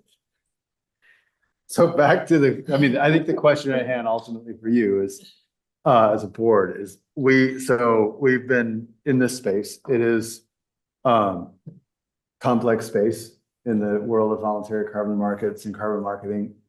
Anu has been a very helpful resource in helping us understand the space, but obviously you're and the Q&A can help, but this is not a space that is super well known to, and we're I think the short of what I'm trying to say is we're doing something that's different and innovative on state public lands. We're in some ways forging a different approach to a business model on the Elliott than has been taken elsewhere. There is a lot of, I think, learning as we go and learning to be had in the future, and in part for us, that's why the voluntary market makes some sense, because we get to do that learning over a period of time that is not the 100-year period that is under a regulatory carbon market. We don't feel like the learning is through the research. We've gotten assurances around no, we're not going to be hamstrung on the ability to advance the forest management plan's approach to management or the research, which has come up as a flag. And then around the issues of additionality, we feel like there's been a very conservative approach taken to how this is being thought through. This is not going to be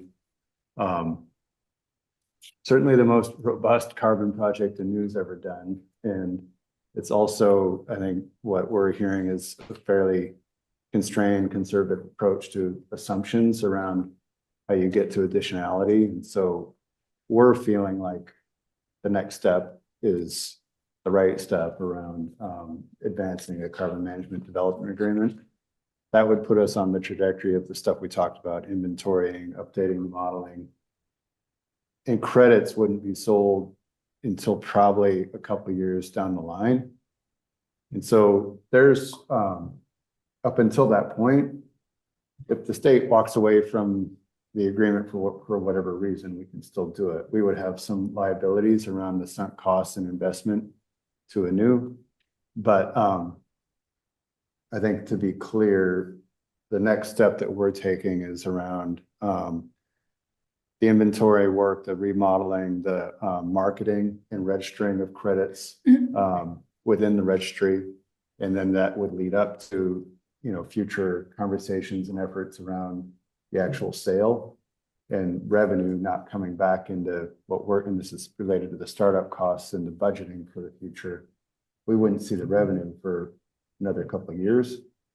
So there's more to come on it before carbon credits are sold. But I think the question for you all is, we're ready to go in signing the CDMA and putting us on that next step course. There are questions. Are there red flags? Are there concerns that you would want to tell us to say, make sure if you're going to do this, you do X, Y, or Z? Just a question. Anew, so 100% of the money comes back to the forest, right? There's no, the state doesn't grab any of this per se. No, Anew takes its share, but then Well, the above and beyond that. But Doesn't go into the general The fund. state cannot sweep it. are you sure? That's what you're asking. Yeah, no, I mean, why can't the state? They can do anything. Why can't they? Well, that's a really good question, Bob, and I'm gonna be asking Matt DeVore that one. Bob, they wouldn't. Yeah, I was there when they swept the cultural trust. Oh my God, I wasn't part of that. I didn't vote for that. But all hell broke loose. And yeah, you're right. Do you want some assurances around that? So there's a point for that, but I mean, but the system is set up as it currently stands that it would come back to the Elliott. That's already locked and loaded right now. What do we have to do? We are the ones under contract. And so the payments would, I mean, my understanding is payments come to us. Who's us? DSL. DSL is the state.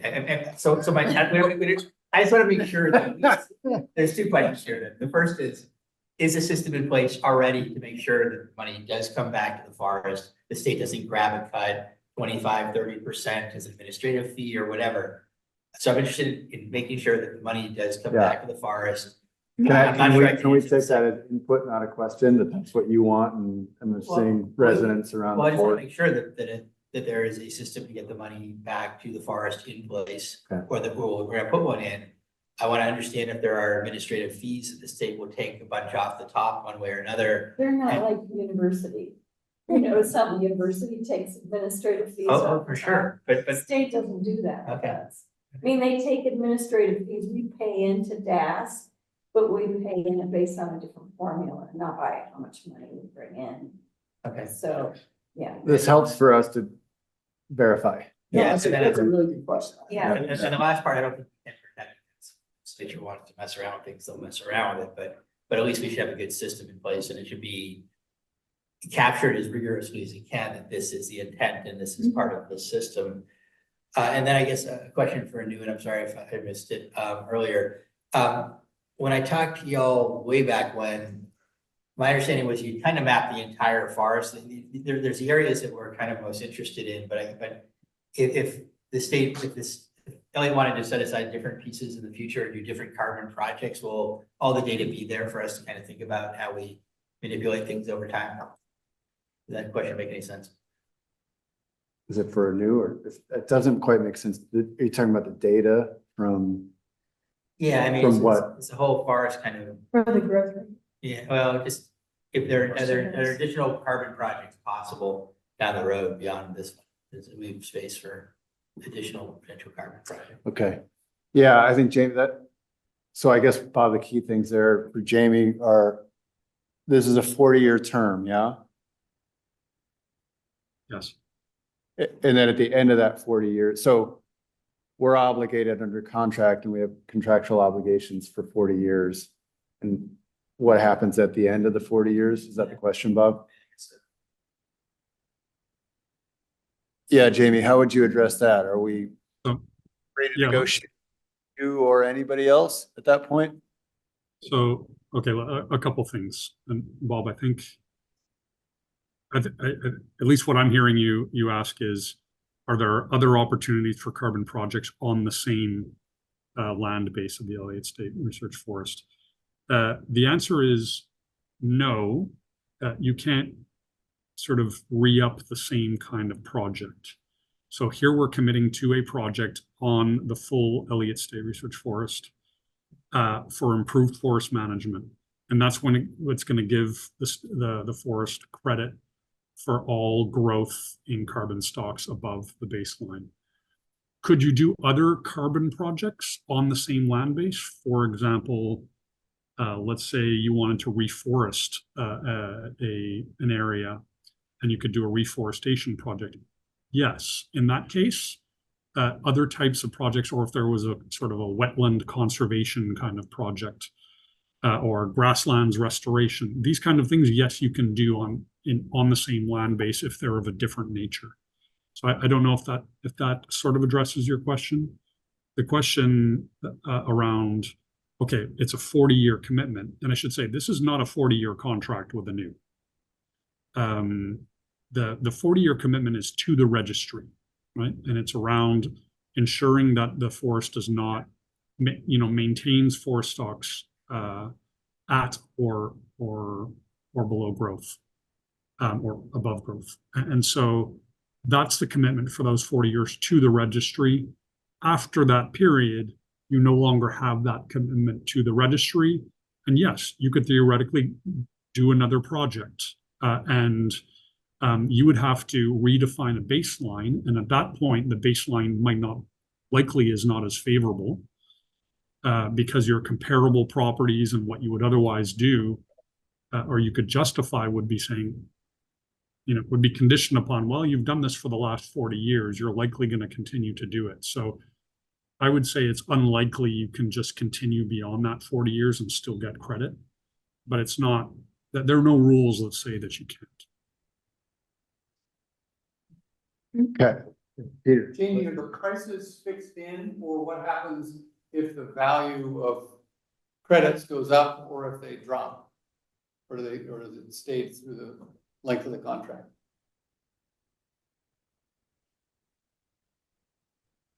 So the quick answer to that is, it through this contract, ANU is marketing and selling the offsets in the market, and it is a market. It goes up and down, and you are in many ways putting your trust in ANU to do so based on the fact that we only get paid when you get paid, and we are highly incentivized to obtain the highest prices in the market. And one of the reasons I'm sure that you chose ANU in that process is because we have a pretty unique capacity to transact offsets in the market and obtain value for our landowners. But that's really what the agreement entails. So if the price goes down, you'll realize lower revenues.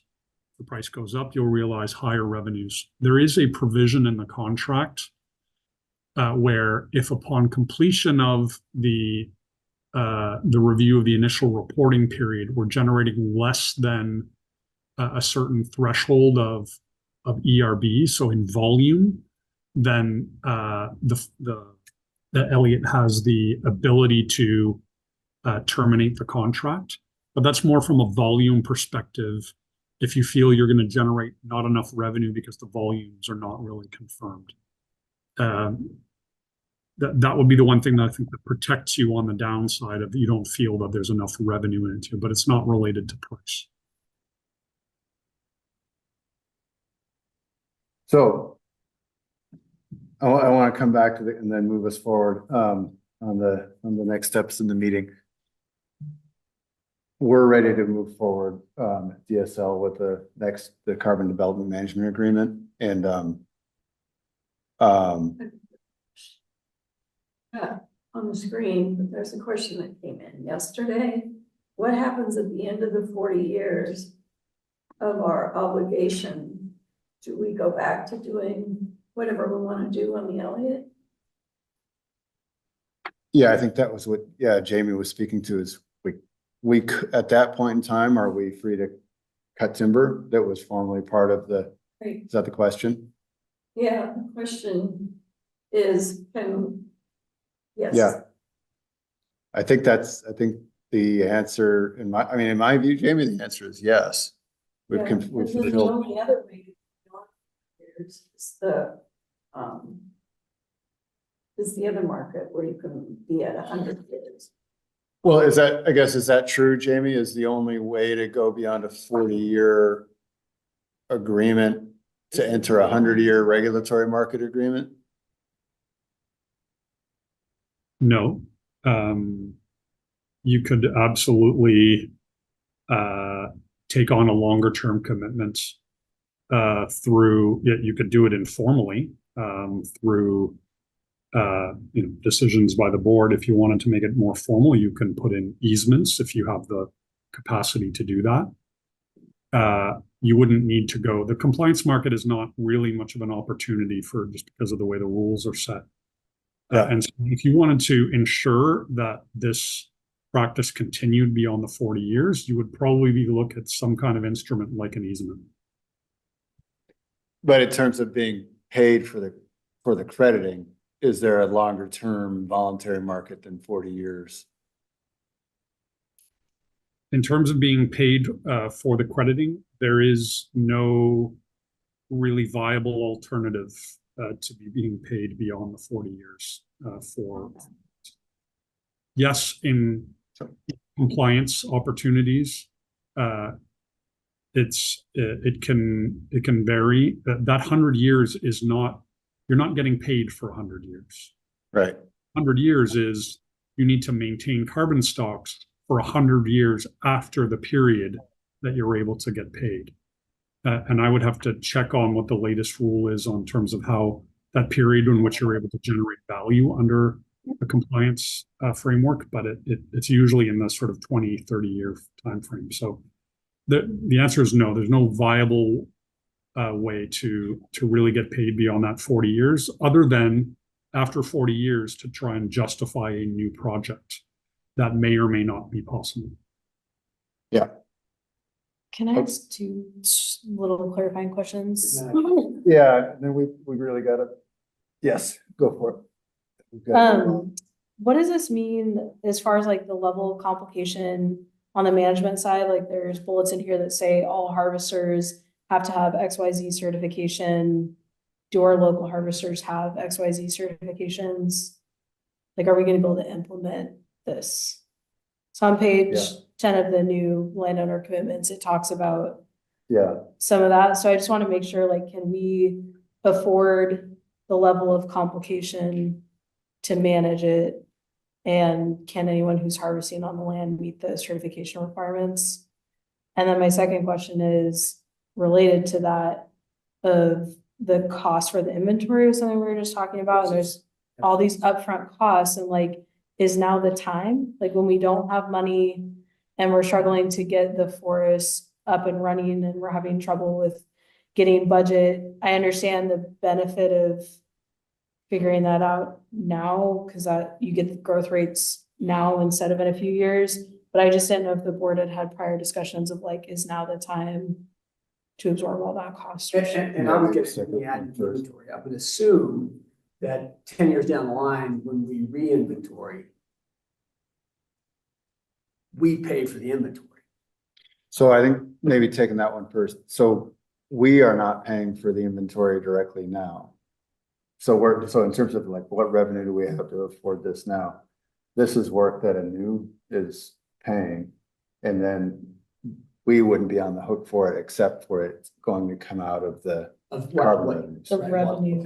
And then in 10 years. And if we don't sell credits, we're obligated to pay those costs. But if we do sell credits, I mean, this is part of the proposition of working with a carbon developer, a new fronting those costs essentially. Jamie, am I getting that right? So let me ask you this, so in 10, I want to make sure I understand this, in 10 years, you said that we'd re-inventory, correct? I don't remember saying that. Jamie, Yeah. so in 10 years, we re-inventory, and that cost will be incurred by the Elliott State Research Forest Management Board and the DSL. And we have to do a verification in 5 years, a site verification. So we're gonna have to pay for those. And how much does that eat into our additionality how much of the additionality dollars that we get consumed in just paying for the next inventory? And the staff to manage like. And Ryan, won't we be doing inventories regularly anyway, regardless of the carbon deal? So that I there's. think inventories will like probably different. Yeah, it would be. Forest inventories, different than probably these. But I would hope that a new would, have all of this lined out and like, here's what we're gonna cover and here's what the future costs of re-inventory, third-party verification, all of that should be part of the package that we see from them. So you realize what costs are you getting.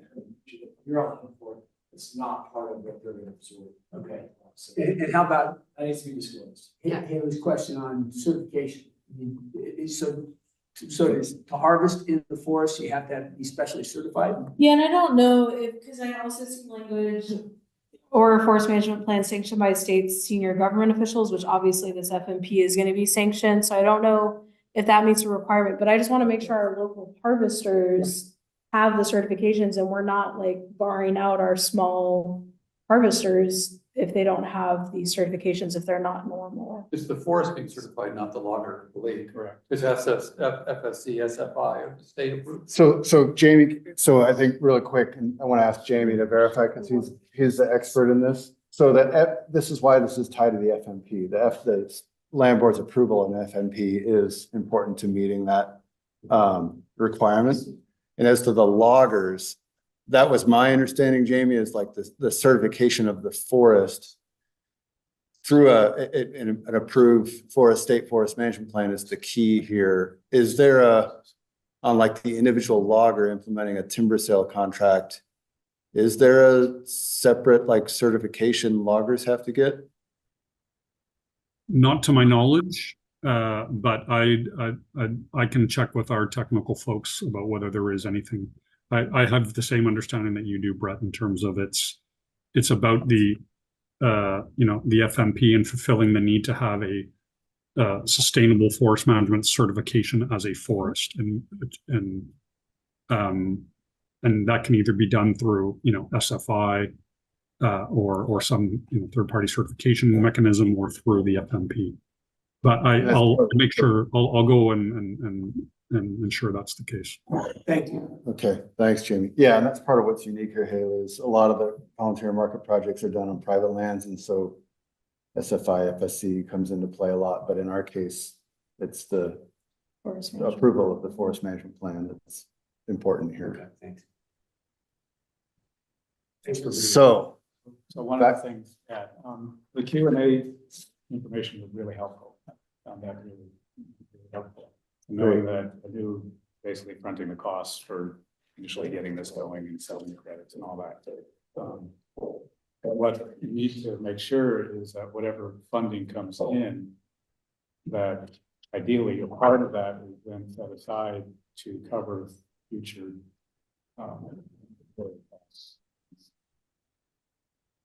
verifications and all that, because it's not like Ryan was suggesting, it's not just your basic going out and doing a timber cruise. It's a lot more intensive, and it has to be done by a third party. It's not something you can do internally.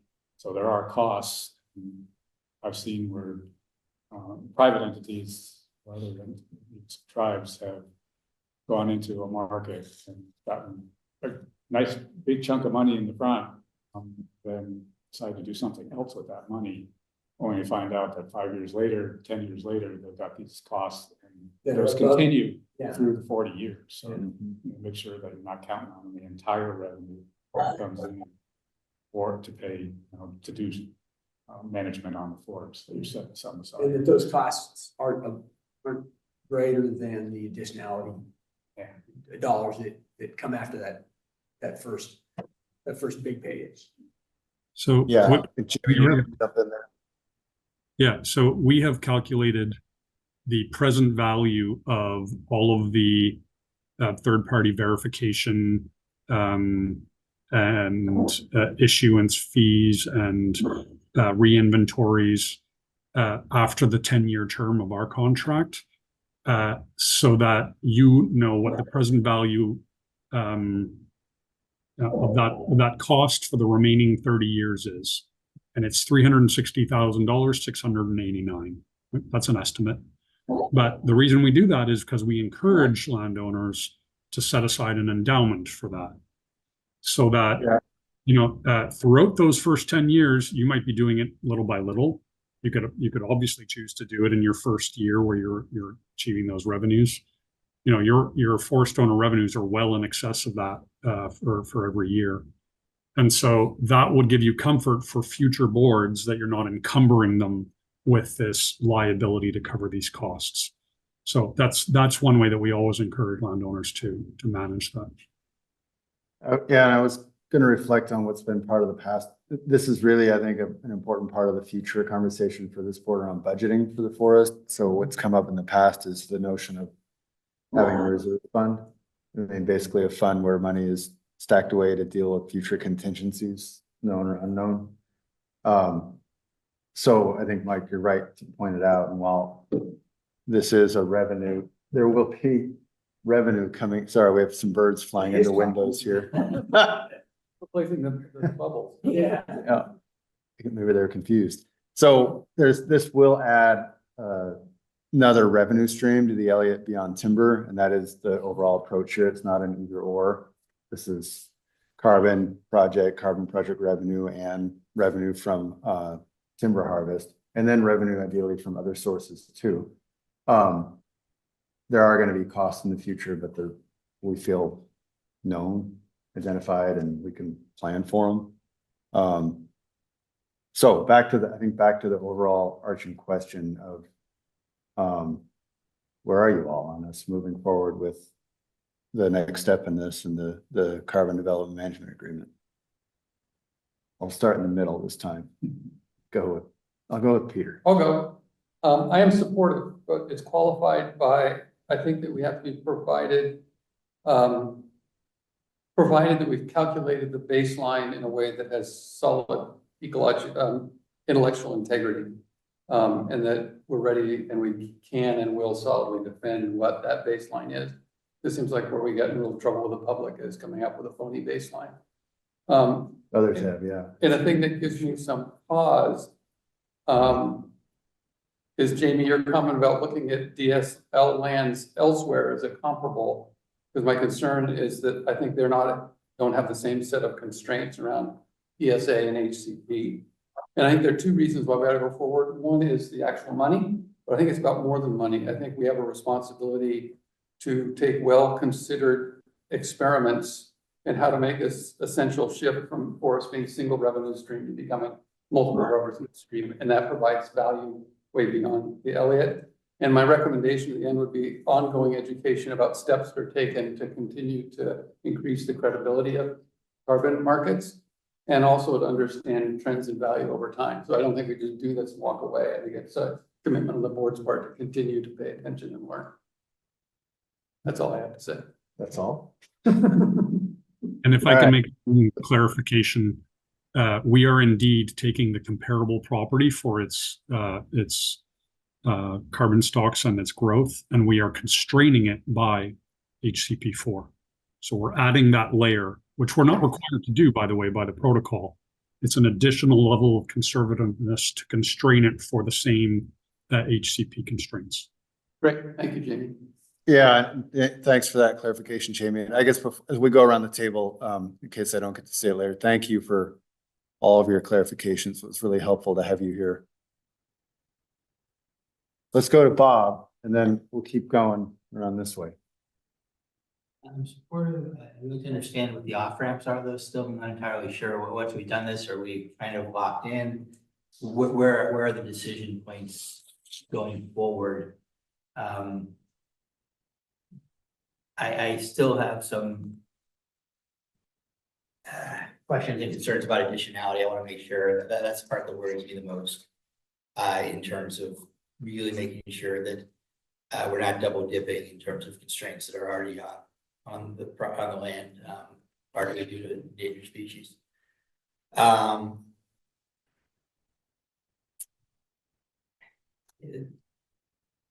The 40 years to be worries me as well. I mean, I'm just flagging some of my concerns. I'm supporting going forward. But 40 years is not a long time. And so I do worry that we grow a bunch of old trees and then we take them down, you know, really in 80 years because we have the HCP constraining us to some degree. But it'd be nice to think that we're really growing big old trees in perpetuity, not for the purpose of then cutting them down somewhere down the line. Those are probably the big questions, but I guess what I'm looking for today really is how many off ramps do we have left as we get our heads around this more? Okay. Yeah, and we can circle back on the additionality. We feel confident on the additionality part, but recognizing you all want to see the, let's say, intellectual reasoning or bear behind it, do that. Yeah, I think I agree with Peter that's where we've got to be super credible on that. You know, that'd be a nightmare for so many reasons if we're not. And so I know we're in a little bit of uncharted waters as well. But I just want to make sure we can really make a very, very straight-faced argument for this making sense and being justifiable. Okay. Keith, how about you? I'm comfortable because it doesn't make a difference if I am or not. Right? That the governor's office wants a carbon project, probably the land board wants a carbon project. We're going to get a carbon project. I'd like to, I'm beginning, you know, and so that's where I am. As long as it is, and I've said, you know, I told Bob on the phone call the other day, and I told Melissa, as long as we reach all those other things we promised to do on the forest from day one, as long as we have a predictable harvest to meet those ones, as long as we have recreational access, as long as we still do, it doesn't limit the research that can be done on the forest, as long as we can do those things. And everybody tells me it can, and Ryan tells me it can, then I'm gonna be comfortable because it doesn't make a difference. That's a unique place for comfort, but okay. I can support it. I would like to see a better breakdown of what the costs are going to be for this, because that is one of the comments that I continuously hear, is that there is no real market. There's no real money in the carbon market except for the people that are, you know, running the market. And I don't know how much it costs to cruise 80,000 acres every 10 years. So those are questions I have, things that I believe that I will understand better when we go on to the next phase. You know, I don't know exactly how much the buffer will cut into it. All of those things, I'd like to see a better breakdown of costs. But again, I agree with Keith. I do think we need to diversify the economics of the forest. And this is a good chance to show how that can be done. But there's a lot of other values that I place in the forest. And, you know, a big one is recreational access. If you shut down access to the Elliott, you will find how many people in Cruz and Douglas County are completely outraged. That's probably the biggest value that I hear from everybody about it. So anyway. Thank you. Okay, coming back to this side, Haley, Mike. I feel similarly. I feel like it's a big decision with really little information, which I acknowledge some of that is because I haven't been at the table, but I just looking at even what is provided here, the list of expenses and costs and risk and uncertainty in comparison to the size of the forest and the project and the potential income. I don't really have anything to see that the math works out enough that is worth it. And I also think that there's a lot not shown here of like managing this contract and contractor and all the like, there's just a lot of personnel and other expenses that are gonna come outside of this that aren't shown, that I think are important to like acknowledge and be realistic about. And I have questions of like, this is a 10-year contract, but it's a 40-year carbon period. What if something happens with the new, how does this transfer to a different contractor? Like just a lot of those questions that just information's not here, but also it's a project that is gonna move forward and, yeah, I don't want to stop it. And I believe in diversification of, revenue, of course. I would support it. Be upfront and say that in my past life, working with the tribe and other entities, I haven't been a fan of carbon projects just because of all the commitments that you have to make out into the future and the expenses. That being said, as I mentioned, the Q&A helped put me considerably at ease on some of that. So I am favorable to moving forward with this. I would echo some of Bob's stuff though, with the off ramps. What are those and what are the costs of those off ramps? So decide not to sell. Obviously, we need to reimburse anew, and what are the likely costs of that? That would be good to know. I find 40 years. Bob said it's not much of a commitment. I find it an incredible commitment. So we're not going to be here then. So we're committing somebody, our future board, future employees to something. That being said, the HCP is 80 years, so it's only half that, I guess. The one thing I want to make sure we don't do is look at, hey, we're going to get all this revenue and that will make it viable to do the work that we want to do on the Elliott. I want to make sure that we're taking full consideration of all the costs that we're going to have in the future, and not just saying this is our revenue and that's what we have. So yeah, we're doing that. No, the more I think about this, I think all three of you touched on that. That it'd be interesting to see a breakdown on what that original chunk of dollars we get looks like, and additionality versus all the costs that we're going to incur with the forest over the next 40 years. Right? Yeah, no, we can. So I think this has been really good. We have homework to bring back, but also the voice of support to move forward, and tempered by the bringing back, show us this, show us that, and I think this has been what we've needed to hear. So in a lot of ways, it's just as important. I think it's as important that the land board sees numbers as it is that we see those too, because the reality is whether we like it or not, we're going to get the project, right? And if those numbers would be, that's good governance that they get to see those numbers too. That A, it pencils out really well, or B, it's a near run game. That should be, I'd like that to be part of our intent as well, with those sleeps. yeah, okay, yeah, and I think for our end, we view this as like, this is not motivated by financials alone. There's a much bigger carbon program and carbon sequestration effort that this project plays into on the Elliott, but on the financials alone, this is a net plus and a significant one, because it helps us afford things around financial viability that are otherwise pretty tight. But how much is a net plus? That's how much? Because we have goals, our carbon reduction goals for climate change, and this adds to that. And so you have to include that as value.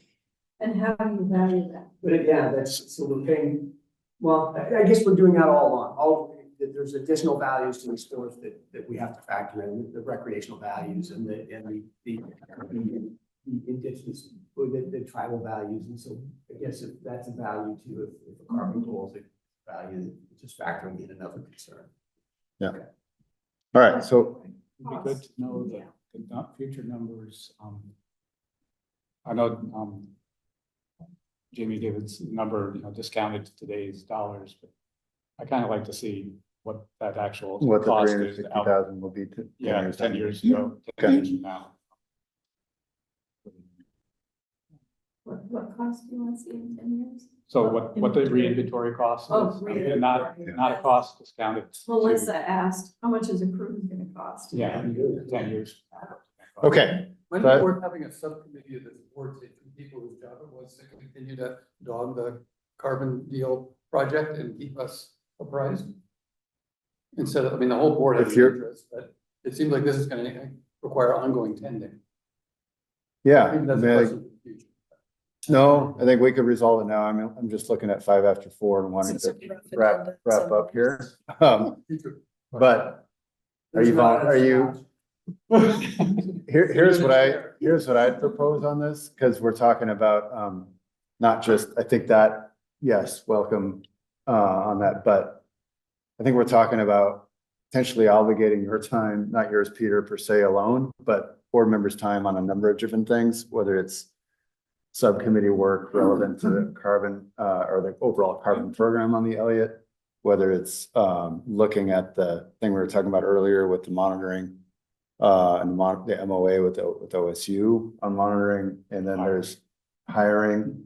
So I feel like we should bring you, here's where we're hearing interest around making sure the board is closely engaged and informed. We're gonna need people to step up on that and not just have you make a one-off decision on a carbon program, but Take a holistic look at it. yeah, take a look at where you want to plug in, and we can figure out how to make sure that happens. So, the four birds, Bob, 4 birds are crazy. I forgot. Why are the birds so crazy? I forgot the Bob was here, that's got. There are things that buildings do to their windows, they're like these long string things. Okay, we're clearly at 5 after 4. I think the birds are telling us to leave. Bob's not able to control the birds. Something's wrong. So we gotta go. So here's what we didn't do today that's really important. Two things. Rector, please. So we need to know, and we're gonna need to know before October 15th, how you all as a board want to convey where you are on the FMP to the land board. And I think we're out of time to dig into that today. And I think you probably all want to see where we go with the feedback that we got today and what our proposed responses are. So I think my thought is our commitment is we tell you that, we let you know, and then we're going to need to know from you all, whether it's as individuals or if you want to, I think we can do a lot of this through, potentially email, but do you want to nominate somebody to deliver a message on behalf of the board, or do you want to show up individually on the 15th? We just have to resolve that, and we didn't get to it today. The other part of it is the board, a couple things related to board structure and protocols. One is operating protocols, and it's essentially an important conversation about, for lack of a better way to say it, how you all behave, both with each other and externally. And then structure, chair, vice chair. So I think we're gonna have to build that into the next board meeting, but coming prepared with some potential nominations around chair and vice chair would be good. And then we sent the operating protocol document out. I think we'll need to move that discussion into the next meeting. Well, Brett, there are 3 members we're going to be appointing, Yep, so. it'd be good to have them there. Yes, what I'm saying is to choose a chair and a vice chair now would consideration those. Yeah, right. So we're not doing it today. You're right. And we're gonna wait, but the board does need some structure. I'm gonna bow out of the conversation right now, if that's okay. Please, you're a few hours later. Sorry, sorry, Jamie. You were not here on any obligation, but thank you very, very much. Not at all. Very good to talk to everybody. Look forward to working with you in the future. Thanks, Jamie. So, yeah, and Vicky, for the next meeting, I think that's what we have to pull and schedule.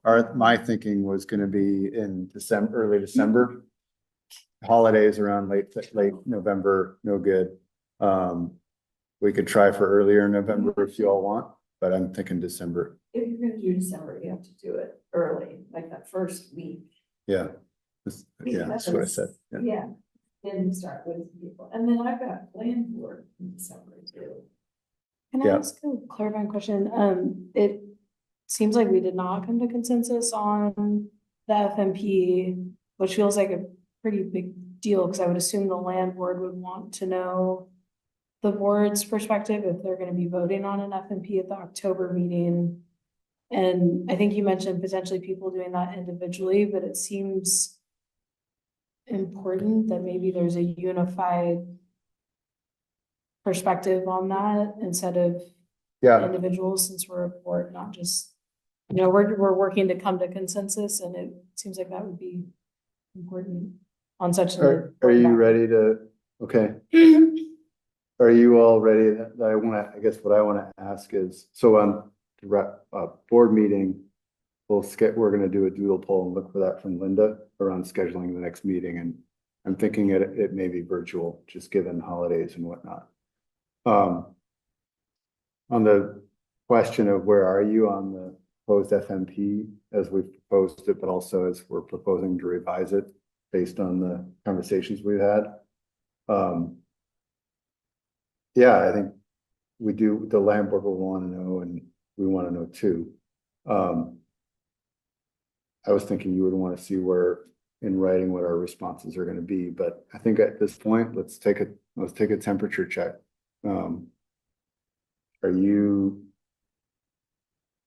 Is there anybody who's a thumbs down on DSL moving forward with the proposed FMP revised based on the conversations we've had today? And if you're a thumbs down, can you say what you would need to get to consensus as defined by you can live with it? I'm wondering what changes there might be to the management plan based on the public comments. I mean, are you looking at any major changes, or what? I'd like to know what that would be for saying, yeah, I support it or not. And even just the conversations we had today, I feel like as a group, we brought up some really big things. And is it possible that we can virtually have an hour to talk about it before the land board? Like, I feel like obviously we can't do that right now, but it seems like there was too much still up in the air today to like confidently say yes or no or find cohesion. Brett, what is the, they're all in the comments, they're all being categorized by ICF now. That part's And done. now ask Russ and Hans to make adjustments to the FMP based on those things. And to respond to the comments. And respond to the comments. I don't have the timeline. We have a timeline for that. Yeah. What's the timeline? Do you know? Yeah, well, so part of what we didn't want to do was get ahead of you all and have this conversation about some key issues and what you think our response should be. So we've done that. We would think it's September we have to have everything to the land board packaged up, ready to go by September the 26th. And so I'm pretty sure that's the date, Vicky. Yeah, and so I think that's where we can do this and schedule an hour virtual meeting it's gonna have to be in the next 2 weeks. That's just my thought. I don't know how everyone else is feeling. Maybe everyone else feels. Everybody up for signing up for that? Okay. Unless everybody's thumbs up right now, I think it's. And that's why I wanted, I thought the response would be something like what Mike and Haley did, but I was testing it in the negative. My response right now is Thumbs down. kind of. Everyone I've seen Bob's from the way like I would. Okay. Can we, and so the next step, we'll put that out and get a meeting scheduled. Let's finish going around the room though, because I think where are you right now? Thumbs up, sideways, or down? And if you're sideways or down, like Mike did and Haley did, please flag like what you're looking for us to address. If it's just, you want to see how we're responding to public comments, like Mike did, say that. If it's something specific, I think just let us know, because that'll help us understand what where the rubs are. Here's one thing that hasn't come up that for me is part of my sideways, and this is stated in the negative, so we have to find a way to put it in the positive, would be, I don't want moving ahead to be seen as a sign of any lack of interest in or commitment to reaching greater clarity on 3 things: the future role of the tribes, how a research plan and partners will be developed, and addressing the legal dimension issues that Bob brought up. Okay, helpful. Bob, how about you? Thumbs up, down, sideways, and what are your issues, assuming you're not totally thumbs up? Peter summed up very well. And yeah, just see the response to comments. You know, like to see the final version before I really support it. But I thought today was a good conversation.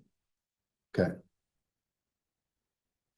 Keith? I don't have any particular concerns, but there have been good points brought up, and it's worthy of another discussion before. Okay. How about you, Melissa? I just have a couple of pages of comments I wanted to read to you guys. I thought you were still reading the document. Yeah, I don't have any huge opposition to it, but I do want to see the final document or before I say yes, this is great. And I also don't believe the boards make their best decisions at times like right now, already passed. The time when everybody thought we were one. Yeah, thank you. Yeah. Agreed. Let's start that dead. But I would like to see you guys have been part of as many boards and bodies as I have. Today was a very functional meeting. Really, really terrific, chewy discussion. And you know as much as what I do, how rare that often is. Boards do that. So this was a great pleasure. Thank you all. Thank you all for bringing it. I want to credit Brett, if you put a huge amount of work into this. I think we're all great. I know we're all great. Thanks. Yeah, you never know how these things are going to go exactly, but we did some deep dives on some things, Carbon Project included, and thank you all for just bringing good energy and good intention and good questions, and also the ability to figure out where each other are and come to some agreements. So more to come. Please all come to this. If you go and sit and eat. Yeah, It's a good place, and Brett knows well the place I first did, and Ryan, we've had meals there a bunch of times at Harbor Lights. I think you've been there. But they wouldn't, which is where I wanted to go, but they don't take reservations anymore. It's a Thursday night in September, and they have this beautiful outdoor deck that's covered. That's really a great place. And I said, okay, just don't give us reservations. Just don't sit anybody out there. Kind of reserved. And so I was just worried that we might not all be able to sit together. So I said, so we went to another place, and I'll meet you guys there. Fine. All right, we're going to stop the recording now, and thank you everybody who's still there in the